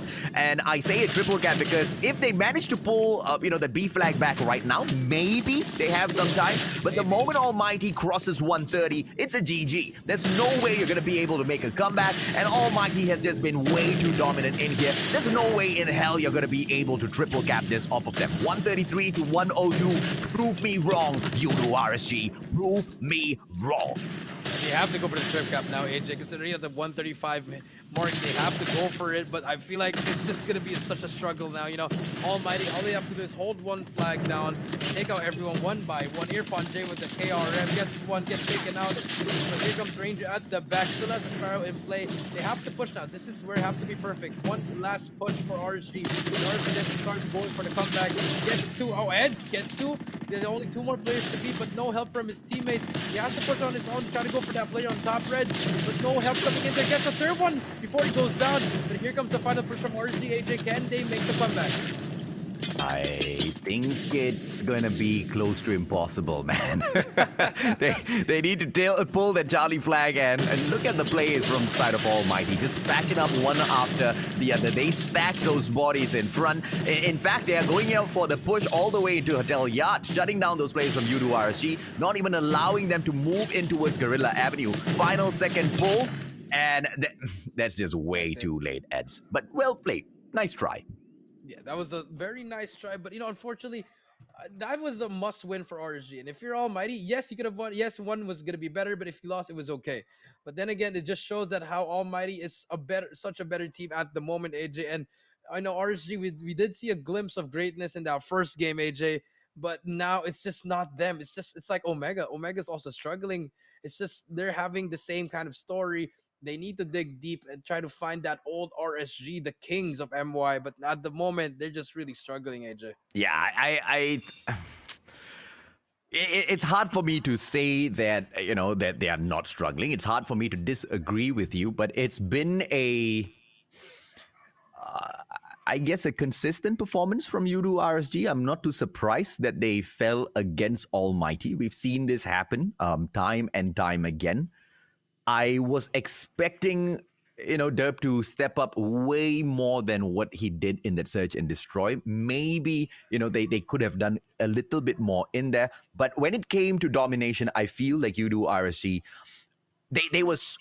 I wouldn't say they were so solid, but they were quite all right. They were quite good all the way through. Almighty just a step above. They won each and every single one of their gunfights. Look at the stats, man. 33-27. Look on the other side. 25-18. And it just gets worse from then on. Wow. Adapt was the only player that did, the worst overall. But the rest of the players from the side of Almighty, they managed to, buffer all of the kills that he could not get for the team. 136 to 150. U2RSG fall. It's a reverse sweep by the Singaporeans. Almighty still bags this series. Yeah, that is true. It just really came down in the end, AJ. That first half, a little bit close, AJ. I do agree with you there. But the second half, they just took so much time before they captured BAJ. It was mathematically impossible. So, it was all Almighty. I'm pretty sure the Sparrow, that's the one that really changed the game, in my opinion. I know it's just an operator skill, but... Oh, no. I agree with you, man. Yeah, you saw how it damaged so much things. Yeah. And I feel like if they banned it, they could have won all three, in my opinion. Yeah, potentially, right? One of the biggest problems here was also the fact that we saw a great push come through from U2RSG when they were trying to pick up the A flag just beside Granny's house. And it was such a clean push. 3 players went in together. And such put together moments were not a occurrence very frequently within that matchup itself. U2 RSG, that was one of their very few moments where they stuck together and really confidently pulled off those plays. If they were able to pull off a similar play at that B flag, I have no doubts whatsoever they would have been able to tank those shots, pull the victory, and then back away as well.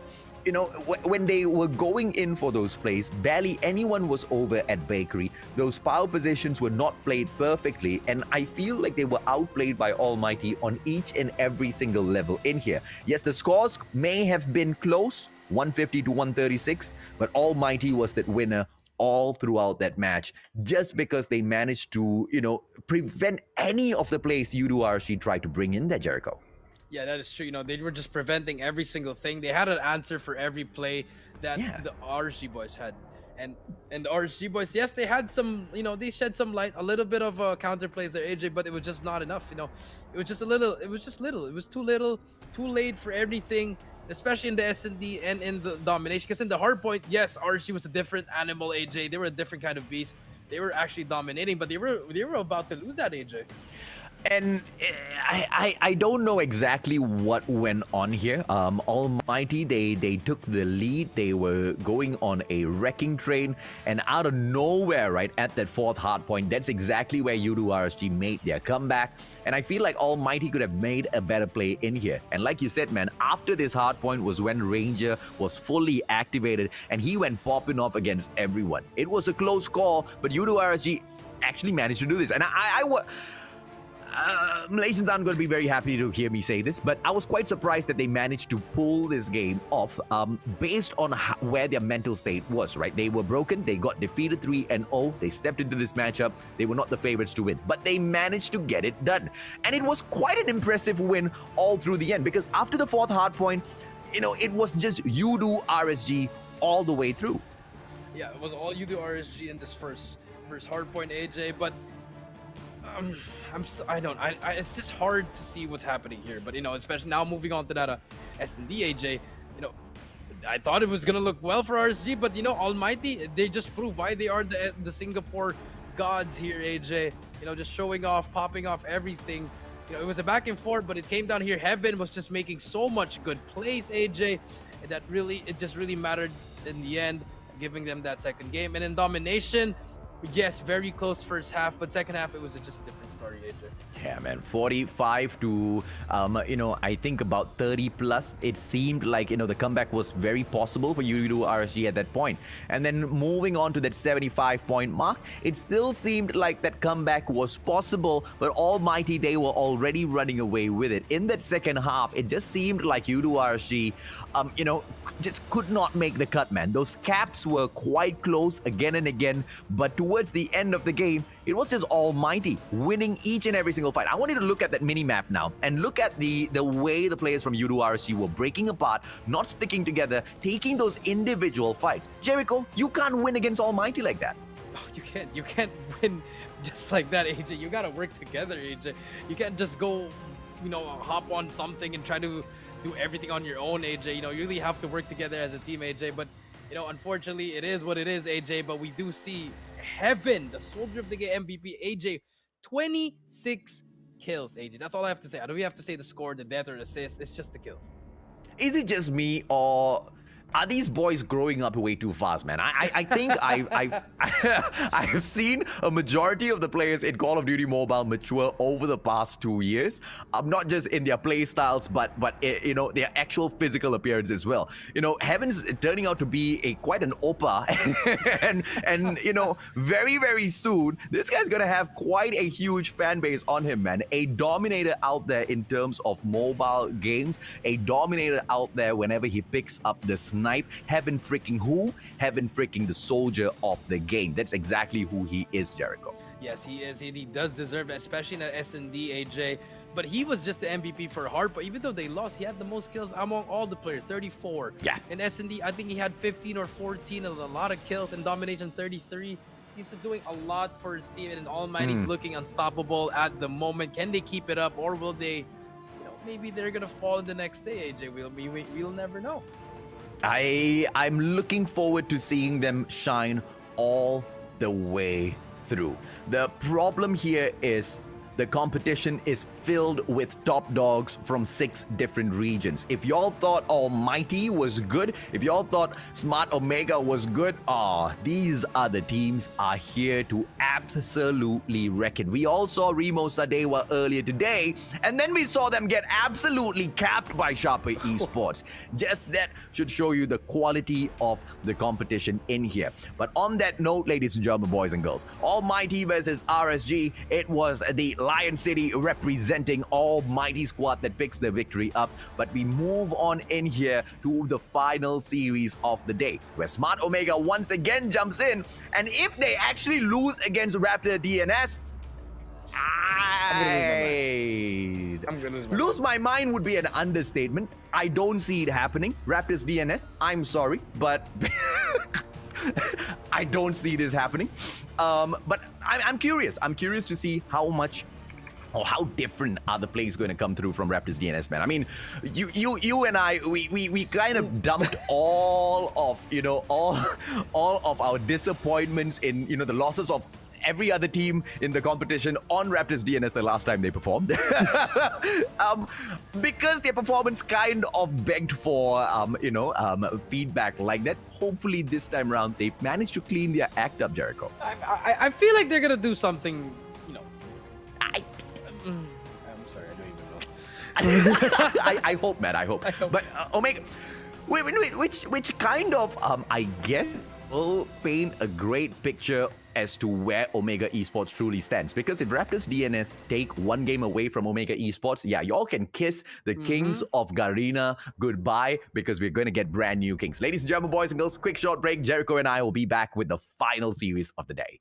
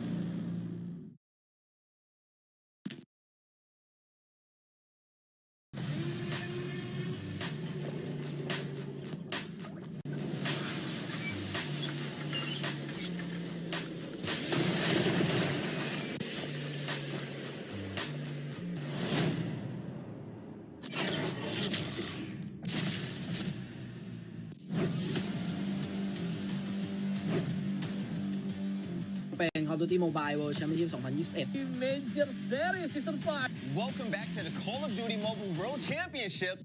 Is in the convenience store. He's not going to be able to fight him. And on the other hand, whoa! As yet, but with that takedown, this should open things up. Backstab from Zia. Pesan-pesan untuk tim saya, jangan menyerah, terus latihan dan satukan pemikiran. ช่วยตัวเองครับกูเก็บไป28คิวพี่บอลจะแตะได้30อยู่แล้วแล้วลูกตรงนี้เก็บเพิ่มไป Rimo Sadewa 的这个 Top Kill Pass 但打狙还是要小心，这个穿点直接把 Momo 给穿死。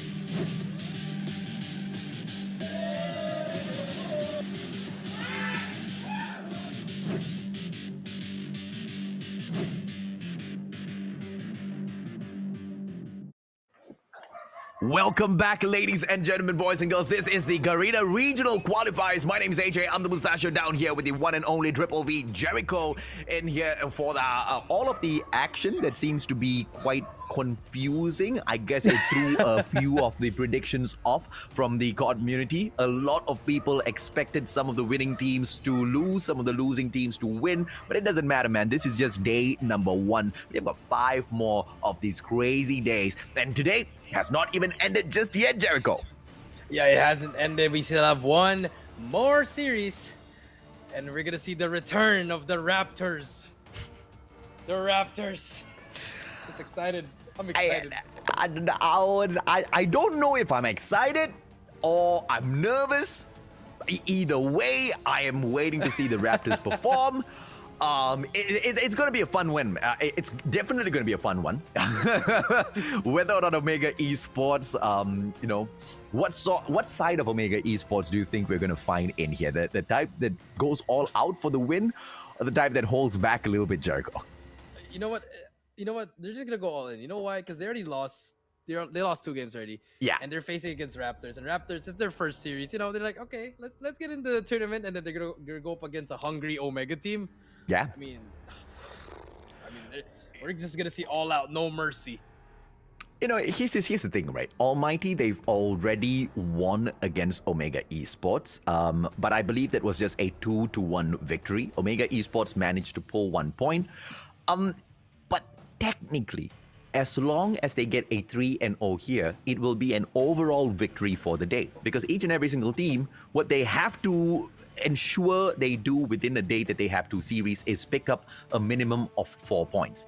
And that's exactly what I think Omega in here, which puts Raptors.DNS in a very, very sticky situation now, doesn't it? Yeah, it puts them in a very sticky situation. But you know what? You're in Group A. You're here for a reason. So might as well just wing it and just do your best if you're Raptors. Just don't choose firing range, because I remember that was your resting place. As far as I remember, Jurassic. It turned out to be a Jurassic Park, but it was the final resting place of the Raptors.DNS, man. But jokes aside, hopefully we see the revival of the dinosaurs this time around. Hopefully technology and science helps them a little bit. I mean, dude, technology can put 120 frames per second in a mobile phone. I think technology can bring some dinosaurs back from the dead.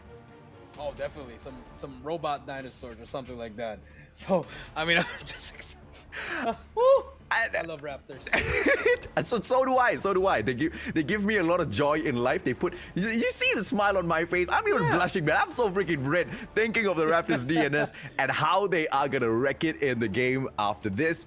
You know, I feel bad for them. I feel bad for them because they're going up against Omega Esports. I feel bad that they're going up against a team that knows how to annihilate and, you know, dismantle teams piece by piece. But this is also that Omega Esports has already faced defeat in here today. Will they perhaps continue the role of losing and Raptors.DNS make that amazing comeback that nobody ever expected? This is the time for the dinosaurs to shine.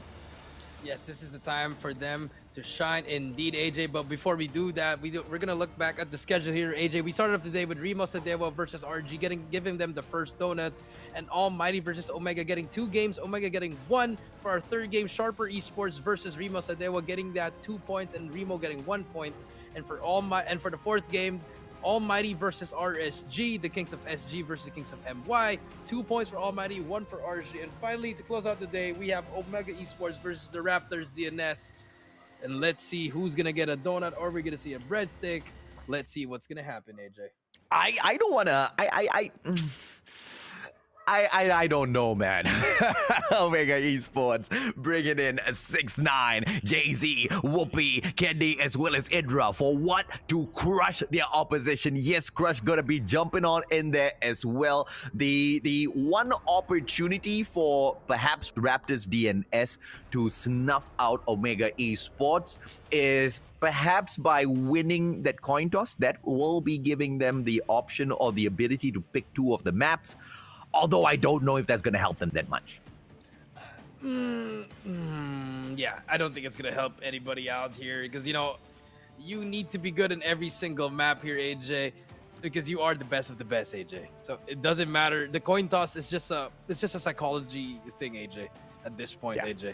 So, I mean, we do see here the boys of Omega, you know, getting ready already. You know, they did underperform in that second series, but for sure in this one, they will not underperform. I do agree with I'm pretty sure we're gonna see a different kind of Omega here. Maybe they can, you know, maybe they can find that that energy in them, AJ, to get that W here, to get those 3 points, or will they actually lose to the Raptors? Yeah, I'm looking forward to them, you know, taking a loss here against Raptors.DNS. I'm not even kidding. It's gonna be Alien, Bang, CC, Pei, iWife, as well as Zonglun jumping on into the next match.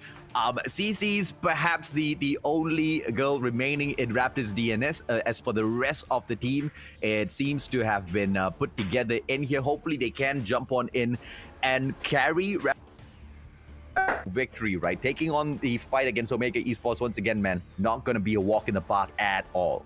Not a walk in the park at all, but I feel like with the new players, maybe they can do something here. Now we do see the players of Raptors.DNS in their home base, and they're just preparing. So I'm excited to see. I'm excited to see what's gonna happen. Maybe we might see something crazy, or we're just gonna see the Raptors resting place, maybe. But I don't know. It's so hard to call it. You know, it's really hard to call it, AJ. I hope Raptors you know, ban out firing range. At least I don't get to crack the same joke twice, right? Do me that favor, Raptors. Ban out firing range. We all get to go home a little happy. But, you know, firing range is like one of the most basic maps out there. You take that out of the equation. You know, if Smart Omega wants to drop them into takeoff, maybe even Hackney Yard, it's going to be tough. Raptors Dinosaurs actually winning the coin toss. Again, I don't know how much is going to help them, even if they pick all 3 maps. That is true. And now we're going to start off with the bans, AJ, and Hackney Yard. Oh my goodness. They did not ban firing range, AJ. And standoff is banned by Omega. And now... Oh GG. My God, please. Firing range. Firing range. I think we're gonna get firing range. It's Raptors.DNS. You know, if they went in there for the summit play. Okay, this is a whole new Raptors.DNS. I'm excited already. Just by that map pick alone, I'm loving it already. The diversity raid, okay. Raid Don't do S&D for Omega. Don't do it. Okay, and now for our final map. Don't do it. Are we gonna get... Oh. Why? What? Why? Are you kidding me? They brought takeoff in. Well, I maybe it's gonna do them a favor, because you see, Smart Omega, they did not ban takeoff.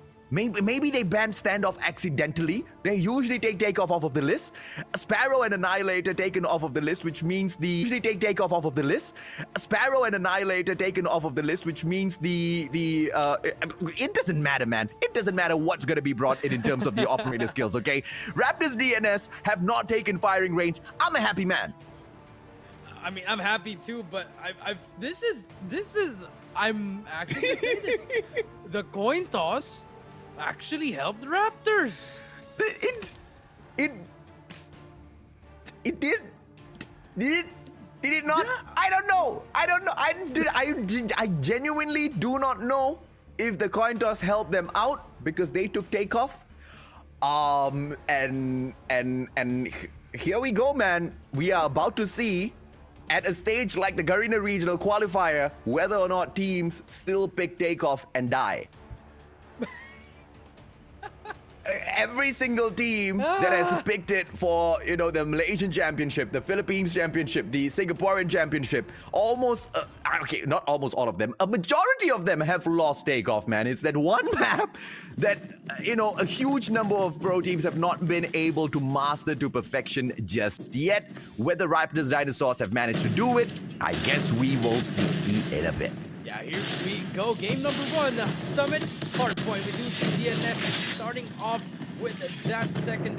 They have that second floor control, but we do see Omega already inside the hill getting control. If you look at all the dots, all the Omega players have control of that first hill, and Raptors are getting decimated at the start. But Whoopi with the 3 kill spree. Let's hop on board with him. Gets taken out finally.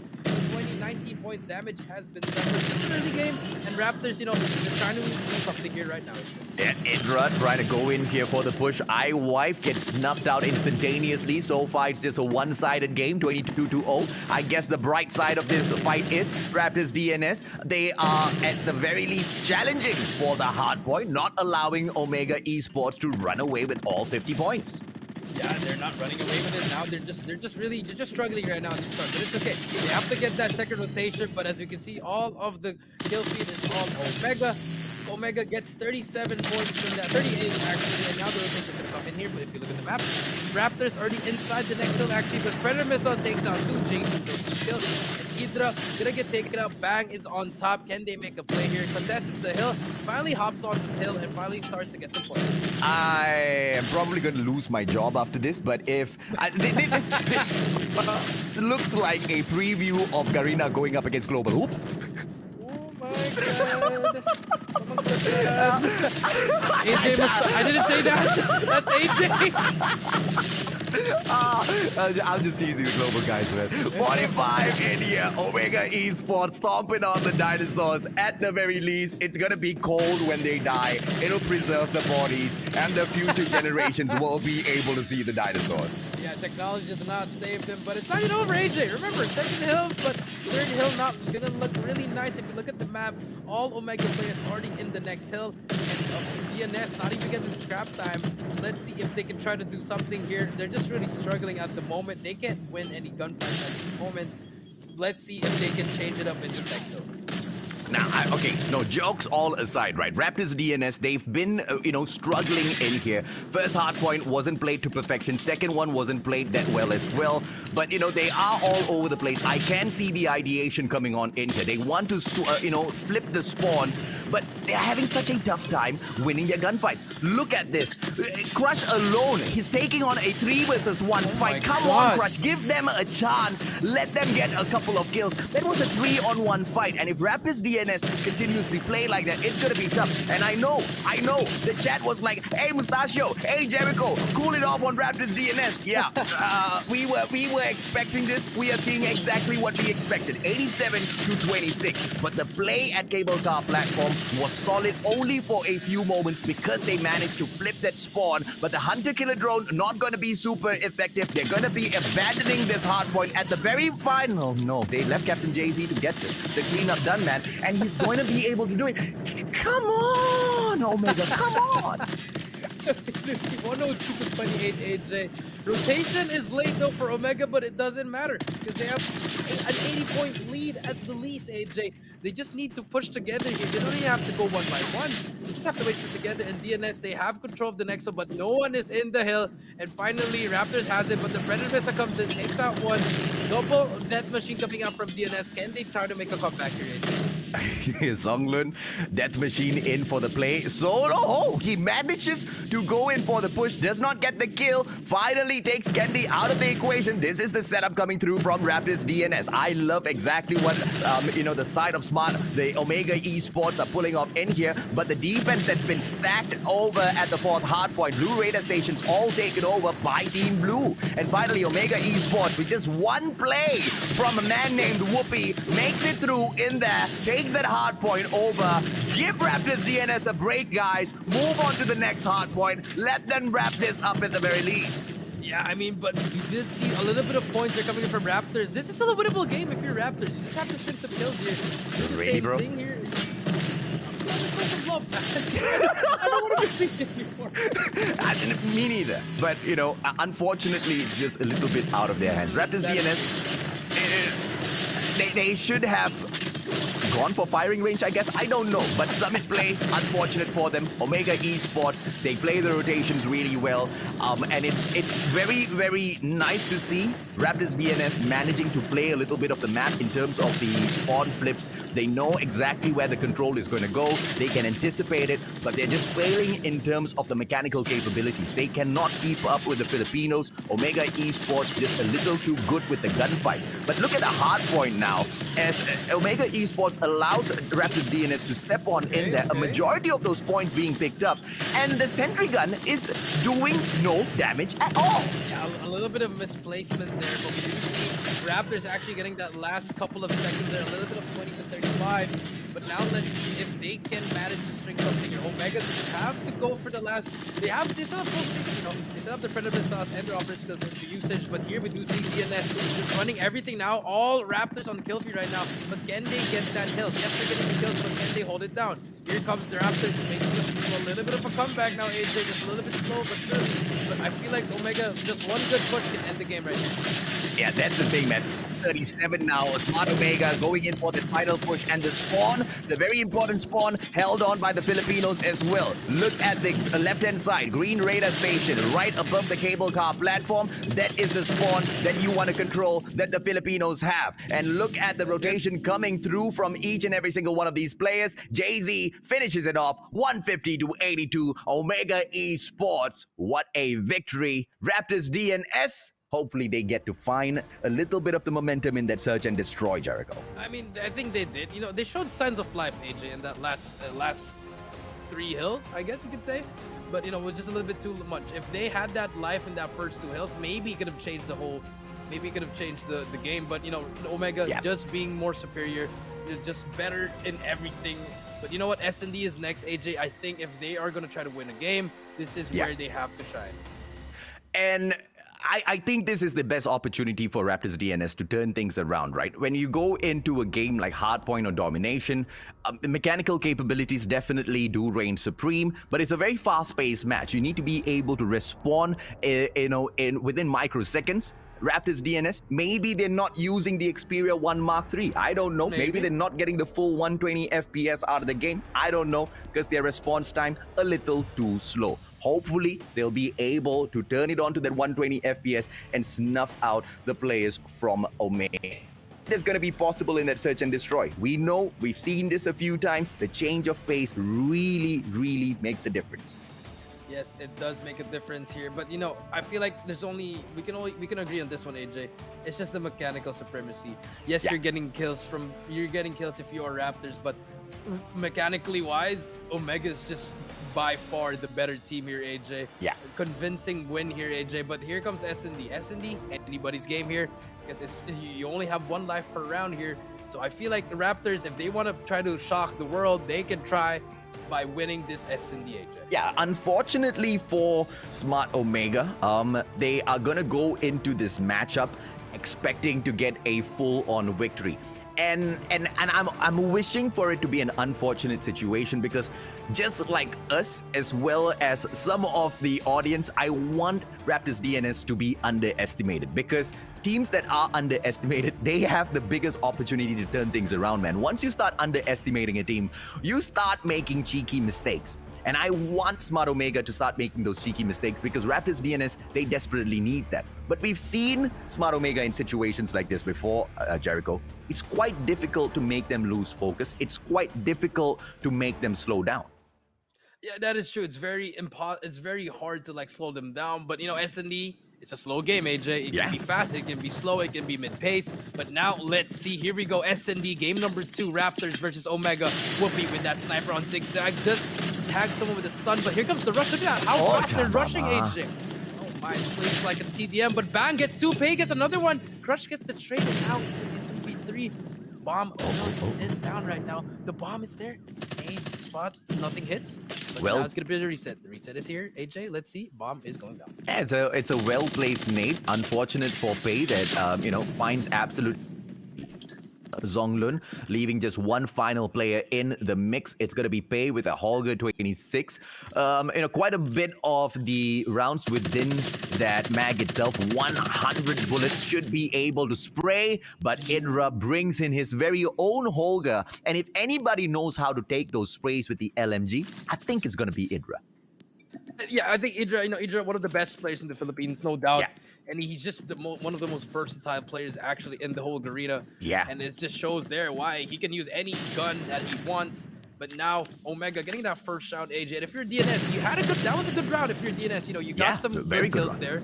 But now you have to adjust, and that's what they're trying to do here. Triple stack on the right. iWife almost gets that shot just a little bit more there, but Bang gonna be very aggressive. But Candy takes him out, and that's the opening they did. Omega pushing in.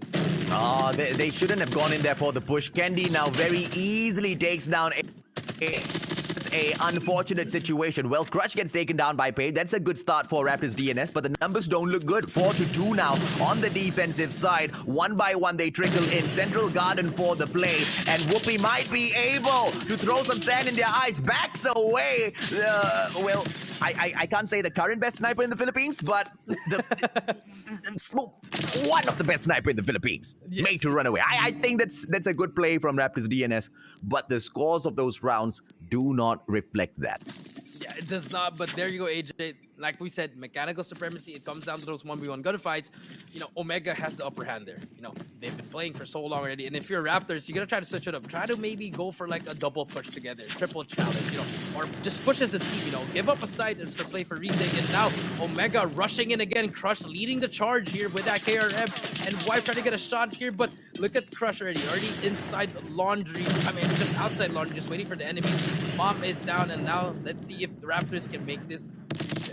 Oh, opportunity for iWife not taken. Quite honestly, there were 4, 5, 6, 7, 300 opportunities for iWife moments ago. Crush shuts down Alien as well. The numbers do not look good for Raptors.DNS. Zonglun with those shots. Hit marker on Idra. 2 players shooting him at the same time, and Idra still kills Pei. 1v4. Yep, Candy takes out the last one. Now it's going to be 3-0. I don't know.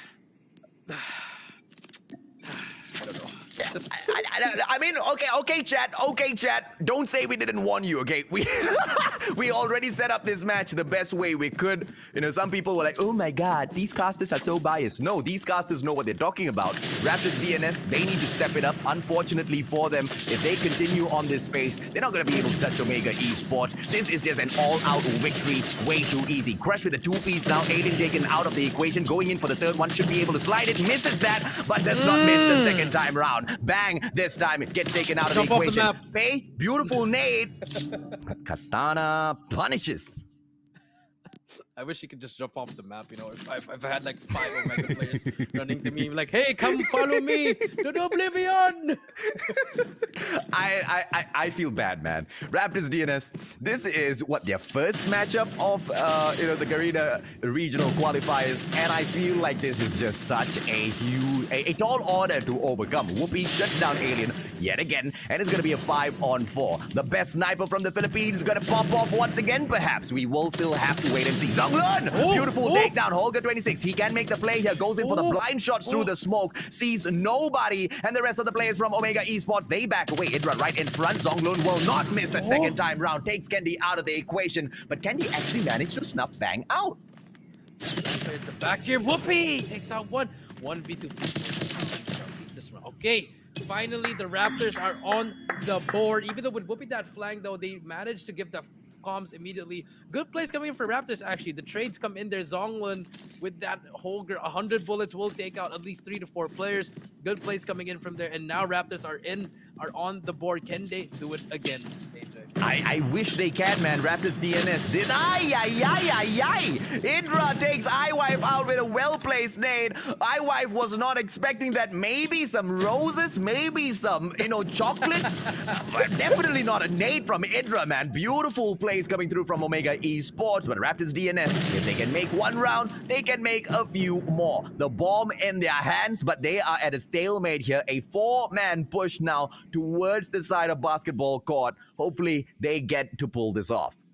Yeah, I feel like they just have to start to make a player because look at Omega. Omega's not even an A. They can just walk in there, plant the bomb, which they are not doing at the moment. But number one, if you look at the map, this spot, Idra will get tagged up, but he will stay up. Whoopi takes out Pei. Bang takes out Whoopi. Zonglun takes out Idra, and now it's gonna be a 3v3. Now we're gonna be pushing in the bomb. Here we go. Bomb should be able to go down. I think it should go down. I hope it goes down. Plant the bomb! No, I don't think he knows he has the bomb. He doesn't know he has the bomb. Alien, you have the bomb, bro. Plant the bomb. Oh my God, he's actually no! Oh no! The bomb is going for a swim. No! Save me, please. Oh my! They just. Daisy takes out Bang. Solo takes out 2. And the bomb carrier is challenging, but can he get the plates on 1v1? Can he get it, Alien? No. Please plant the bomb, please plant the bomb! Mommy, they don't want to plant the bomb, Mommy. Why? Why? Never mind. It's all right. Raptors.DNS, they can reverse sweep Omega Esports. I know they have it in them if they can plant the bomb. You know, at this point, don't even pick up the bomb. Will be on the left side of the screen. As the Suns here will get called out. Pushes back team. Gotta wait for his teammates right here. But as you can see, Raptors.DNS just trying to make a play here on the money side of the map. And now, slowly but surely, one by one, they push. But we do see Crush on that flank. Will Ken has one player near him in Zigzag. Can he make a play? 1 minute and 30 seconds. They should be able to push out. Idra takes out Allen with no push coming. Idra finally gets taken on. There we go. But the bomb is down. Can they plant the bomb? And the answer is... Yeah, they can plant the bomb, but they are not going to plant. Why will you not plant the bomb? Please. Plant the bomb, bro. Plant bomb. There, go, press. Yes. Oh, Lord. This takes so much of convincing, man. That took so much of convincing. And now 45 seconds on the clock. Raptors.DNS, they place the pressure onto Omega Esports. Whoopi going in with those hard scopes. You're not going to be able to find anyone. Beautiful smoke at the back. I love the defense coming in here from Raptors.DNS. Come on, point number 2. Bring it to Pop. Zonglun crushes. Pei takes Candy out of the equation. Whoopi goes in for the snap. But Pei strikes yet again. Raptors.DNS, second point. Let's go, boy. Reverse sweep activated. Let's go. Here we go. Raptors.DNS getting that second round. Can they string 4 more? Here we go. The return of the comeback. Ladies and gentlemen, Raptors.DNS. Let's go, man. Where's the bomb going? Okay, the bomb's still sticking with their place. I'm all right. I thought the alien. I thought the bomber was gonna go towards Bravo all on his own. Come on, man, stick with iWife. Beautiful plays. Idra drops Bang out of the equation. Whoopi with a quick flash is not gonna be able to find anyone there. It's a 5-on-4 situation. Bomber very close towards central guard. And Jay-Z drops iWife. Bomber all alone. He's gonna start crying. Yep. It's taken out. And and the bomb carrier. Yep, you can try to jump off the map if you are Allen, but 1v5, if he pulls this off, he's going to be the best player right now. But let's see what's going to happen here. No one gets naded on B. Allen wants to go with the enemies. Don't. And the comeback has been put to a halt, ladies and gentlemen. 6-2 Omega gaining it. And Raptors just, they have to work on their S&D. I feel like, it's a... S&D, it's about planting the bomb and defusing the bomb. I'm not trying to teach the Raptors how to play, but that's the description of the game. You have to search for the people to take them out, and search for the bomb site to plant it and destroy the bomb site. But if you want to play like a TDM, you can, but Omega takes it 6-2. Yeah. Okay, great. First of all, fun and games, jokes aside, Raptors.DNS. Nah, man. Yeah, they could have planted the bomb, bro. Although that being said, I don't know if or not they could have gotten the wins planting the bomb because gunfights. It all boiled down to the gunfights at the end of the day. And unfortunately, when it comes down to the gunfights, mechanically sound team, it's gonna be Omega Esports all the way through. I don't know how they're gonna be able to beat the side of Omega Esports, but Raptors.DNS, At least they won't be in a situation where they might not plant the bomb again, man. At least. And now we're going into takeoff, Jericho. Take it off. Take it off. I don't want to play. This is painful, bro. This is painful, dude. Summit, I can take. Raid, I can accept. Takeoff, I cannot brain this. I cannot accept this. Raptors.DNS, they are walking in and they're practically giving takeoff away to Smart Omega. But I tell you, bro, Jericho, if Raptors.DNS manage to somehow cap this over at Domination, bro, I am going to be a fan for life. You know, if they win takeoff against Omega, you know what? I'll just give them the spot in Garena. That's it. No, yeah. If they win takeoff against Smart Omega, you are right, man. They deserve that one spot. They definitely can represent the whole of Garena against all of the other teams out there. I don't see it happening though.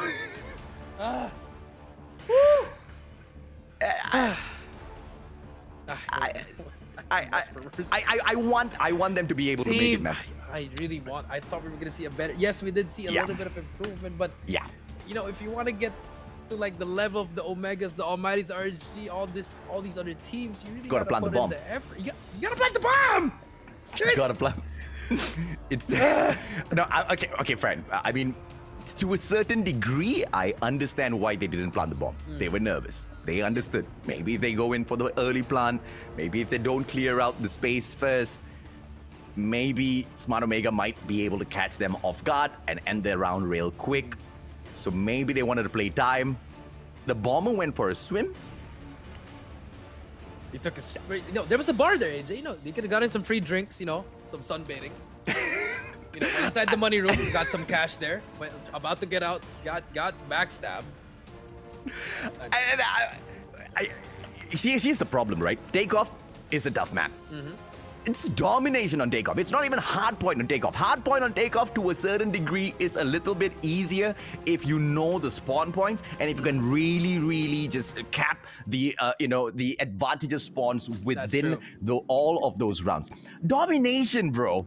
You are not going to know exactly which power position your opponents are holding on to. You're not going to know exactly which path to take those rotations from. So I wish Raptors.DNS all the best luck in the world as they take this match up. I truly hope and pray they get a victory. Yeah, but we do see here, A actually gets a double kill, and Omega did actually not get B. They actually stopped it, and iWife trying to get one, does get one, but the trade comes in there, AJ. But remember, the Aurora rounds, the second floor Aurora rounds, it's going to be a power boost that's going to be very, very useful. You can place the sentry gun there, AJ, and you can just leave a whole group right there. So let's see what's going to happen here. If Omega can try to do something, or Brill Raptors, try to play distraction here, AJ, or they're just going to try to bash their heads in B.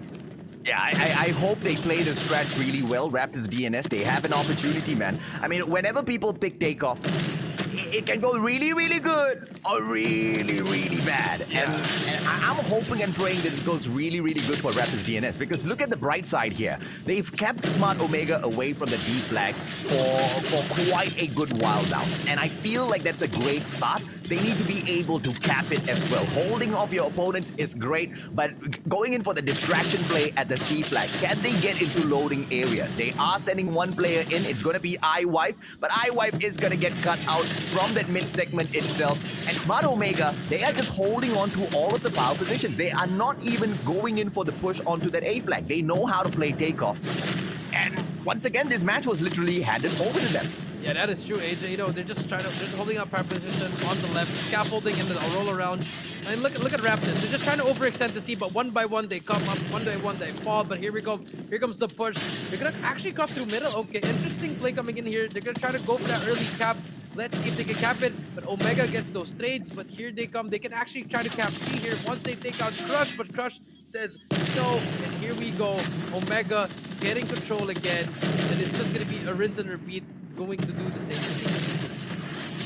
Let's see if or not, maybe Omega Esports will be able to go in there confidently, underestimate Raptors DNS somehow, but it looks impossible, right? Because Smart Omega, they are playing this really, really carefully. They are giving, Raptors DNS a benefit of a doubt. They're not going in for the overextension. They are holding back their pace. And one by one, they bring out the sentry gun onto the placement for the B flag as well. They're preventing that wraparound for the C flag. They're not allowing Raptors DNS to make any plays whatsoever. They've got 6 men on the map now because of that sentry gun. And as if 5 wasn't already good enough.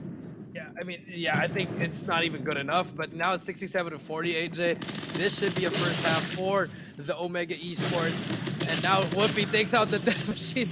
Gonna get 2 more. Can he get more players here? Yes, he can. Gets 3rd, gets the 4th. Can he get the 5th? But the round will end. And now it's gonna be switching sides. Let's see, are we gonna see one of the greatest comebacks ever, or are we gonna see Omega take this 3rd game? For the sake of Raptors DNS, I'm still hoping for a comeback in here. They need the momentum. And I think Smart Omega can tank at least 1 loss within the series itself, right? Raptors DNS, they have to wrap their heads around as to how they're going to be pulling that B flag. They send 2 players in towards scaffolding, 1 going in for the play immediately. I don't think it's going to be a great idea. Hiding behind the fountain. And Zonglun actually shuts down Whoopi immediately. Jay-Z steps out. Zonglun still available, alive, but Predator missile snaps Zonglun out of it. And Smart Omega will be able to cap that B flag out of nowhere. Zonglun actually steps right back in for the save. Yep, for the save. Good save coming in there, but B hasn't been captured. Allen here at the back, and as we can see, now just as you say that, Idra takes them out with the net machine. No one is on B yet. They're just taking their sweet time here, and Omega pops smoke.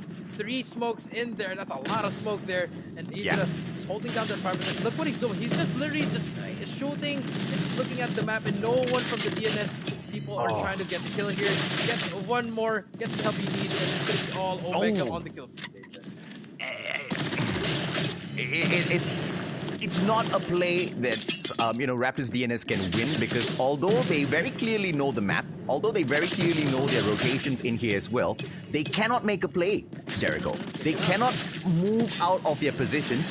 Smart Omega continuously going in for the aggressive push and actually attempting a triple cap here. And I think Crush might be able to pull this off. He goes in for the sneaky play. He needs a little bit of backup as well. Crush finally taken down. That's a good start. Here comes Raptors DNS. They've been underestimated. They should be able to cap that B flag now, but it's a little bit too slow in terms of capitalizing on Crush's cheeky play. Yeah, that is true, AJ, but now we do see the power position being up play there. We do see Jay-Z up there. He's going to be waiting for Zonglun there. It's just a back and forth. They're just getting spawn trapped over and over again if you are Raptors DNS. Yes, you're getting the kills, but no one is hopping on the flag. Every time you try to hop on the flag, you get taken out really fast, so no help. And, the problem from Raptors, they just let 1 person hop on it. Most of the players, they just try to be the slayer, which is good. It's good, AJ, but it's domination. It's not hardpoint where you do need a lot of kills. It's domination. You just need to make some kills in order for you to capture the flag. So, now this should be a GG already, AJ. Valiant effort for the Raptors, but we just need to improve on a lot more. Yeah, best case scenario or the best opportunity was that search and destroy, which unfortunately just got dropped. 137 to 79 now. Even if Raptors DNS do take that B flag, it's going to do them absolutely nothing. They need to take a triple cap. It's a joke if anybody thinks they are going to be able to pull that off against Smart Omega. Not after their performance in here today. Jay-Z just annihilating with the death machine, just jumping on from corner to corner, pumping out all of those shots. That C flag is going to come through in terms of a prevention from Raptors DNS, but once again, Jericho, a little bit too late. Yeah, just a little bit too late. Yes, you managed to get me, but it's not enough, AJ. Not enough at all, unless you pull off the greatest comeback. You capture A and you hold Omega. But you know what? If you are Raptors, you need to work on a lot of stuff. Yeah, you just have to work on a lot of stuff. I can see the effort, but I need more from it. And if you're Omega, now you can work on the other teams now, because you've already beaten Raptors. Now you just have to find more, dig deeper on the next couple of teams, because you need to work on that. Because if you can't beat Almighty, what more about the other teams, about Rimo and the WDC boys and all the other teams? It's going to be really hard for them.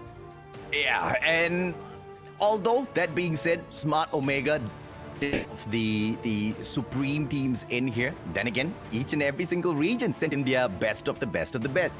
Raptors.DNS exclusively because we have had the opportunity to watch a lot of their performance in here so far. It was quite easy to call out exactly how this series was going to end. I thought with the change in the lineup, it would perhaps bring a little bit more pressure for the game against Smart Omega. That did not happen. Not in the first match. Definitely did not happen in that Search and Destroy. Domination takeoff, though. I am actually quite surprised that it is a 150 to 103. If Raptors.DNS had made a slightly more aggressive push for that B flag a little bit earlier in a few of those opportunities where they managed to catch players like Crush overextending, capping their C flag, they might have been able to... I don't know if they could have won it, but they definitely would have this point where Smart Omega would have started shaking that.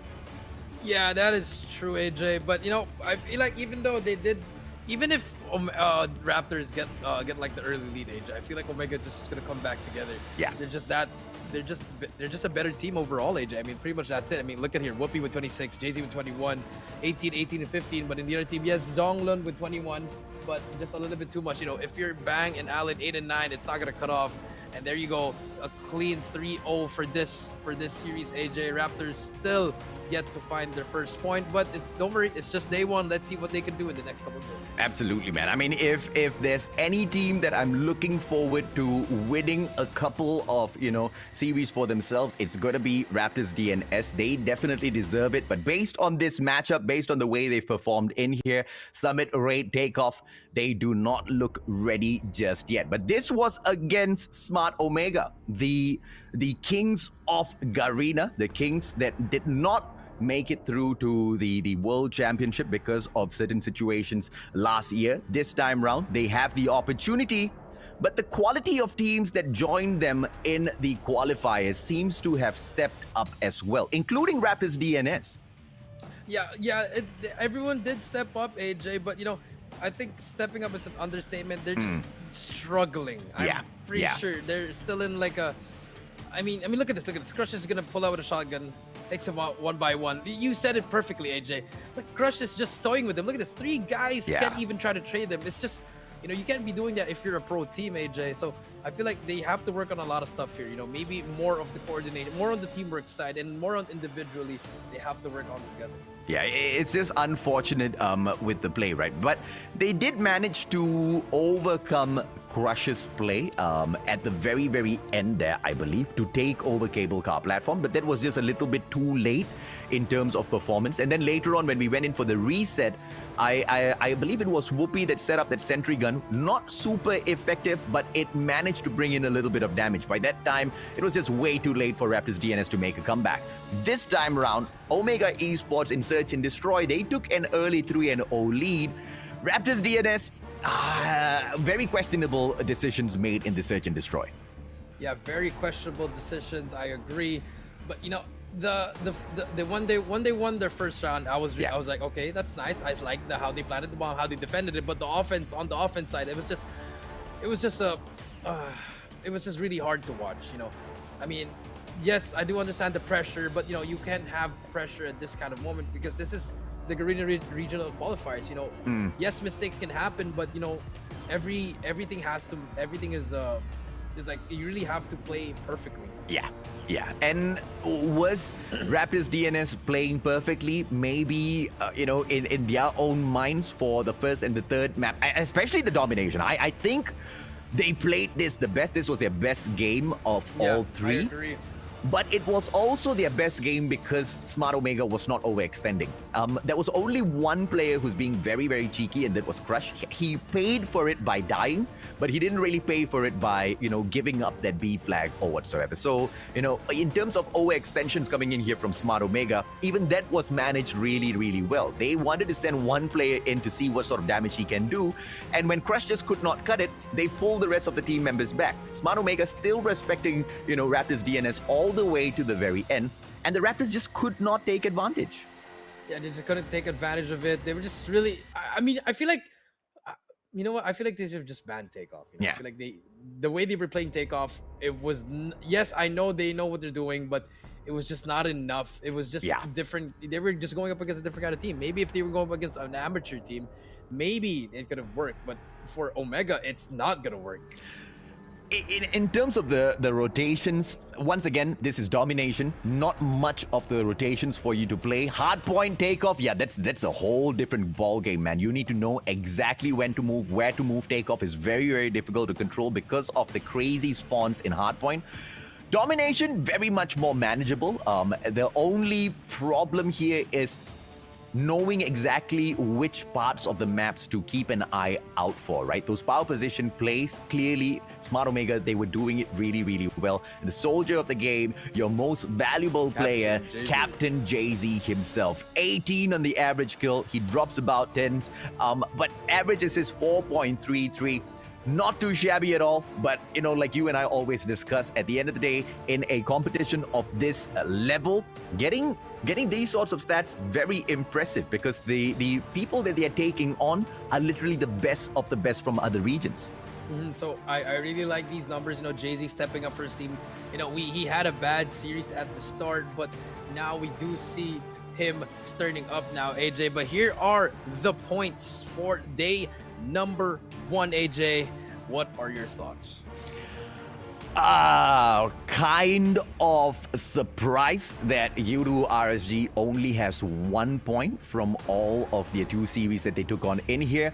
But overall, it seems to the chips have fallen pretty much the way we thought it would fall, right? With U2 RSG being the only one down there. Raptors.DNS, we expected them to tank that loss. It is not going to be easy opening up against Omega Esports. And the fact of the matter is we've seen ALMGHTY, we've seen Rimo Sadewa, we've seen Sharper Esports, as well as U2 RSG.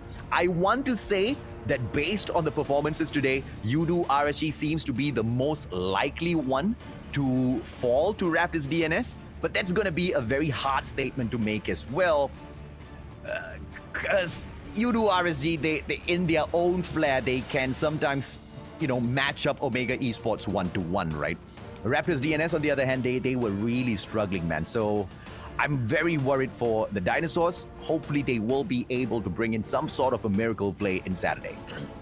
Maybe they can, you know, they still have another day on Saturday. Yes, I do agree with you, AJ. But, you know, if you're RSG 5th place, not really looking good, I feel like you can't lose anymore, in my opinion. You just have to start winning now if you are RSG. And if you're the top 3 teams, you know, ALMGHTY, RSG, and I think it was Sharper. Sharper. Yeah. You know, you just keep going because, you know, remember, top 4 goes through, right, AJ? So, you know, they're kind of safe at the moment, but 5 and 6, not really looking well. Well, this is the schedule for tomorrow, ladies and gentlemen, boys and girls. AFN Gaming opens up against Dunia Games Esports. I'm looking forward to that one. And then Blacklist International Ultimate will be taking on WDC Free Slot. I'm looking forward to that one too. AFN Gaming takes on 7-9. Oh my lord, I'm looking forward to that one too. WDC Free Slot takes on Dunia Games. This is the one I'm looking for. Group B is so awesome. I am excited just looking at the names. M42 Esports. This is the one team that I'm most curious about. And, you know, seeing them take on 7-9 tomorrow will give us a very, very clear picture as to where they stand. 7-9, they've replaced U2 RSG as the new kings of Malaysia. Whether or not that was by fluke, whether or not that was planned by U2 RSG, whether they definitely have improved tremendously to deserve the title of Kings of Malaysia, it will all be proven in the Garena Regional Qualifier.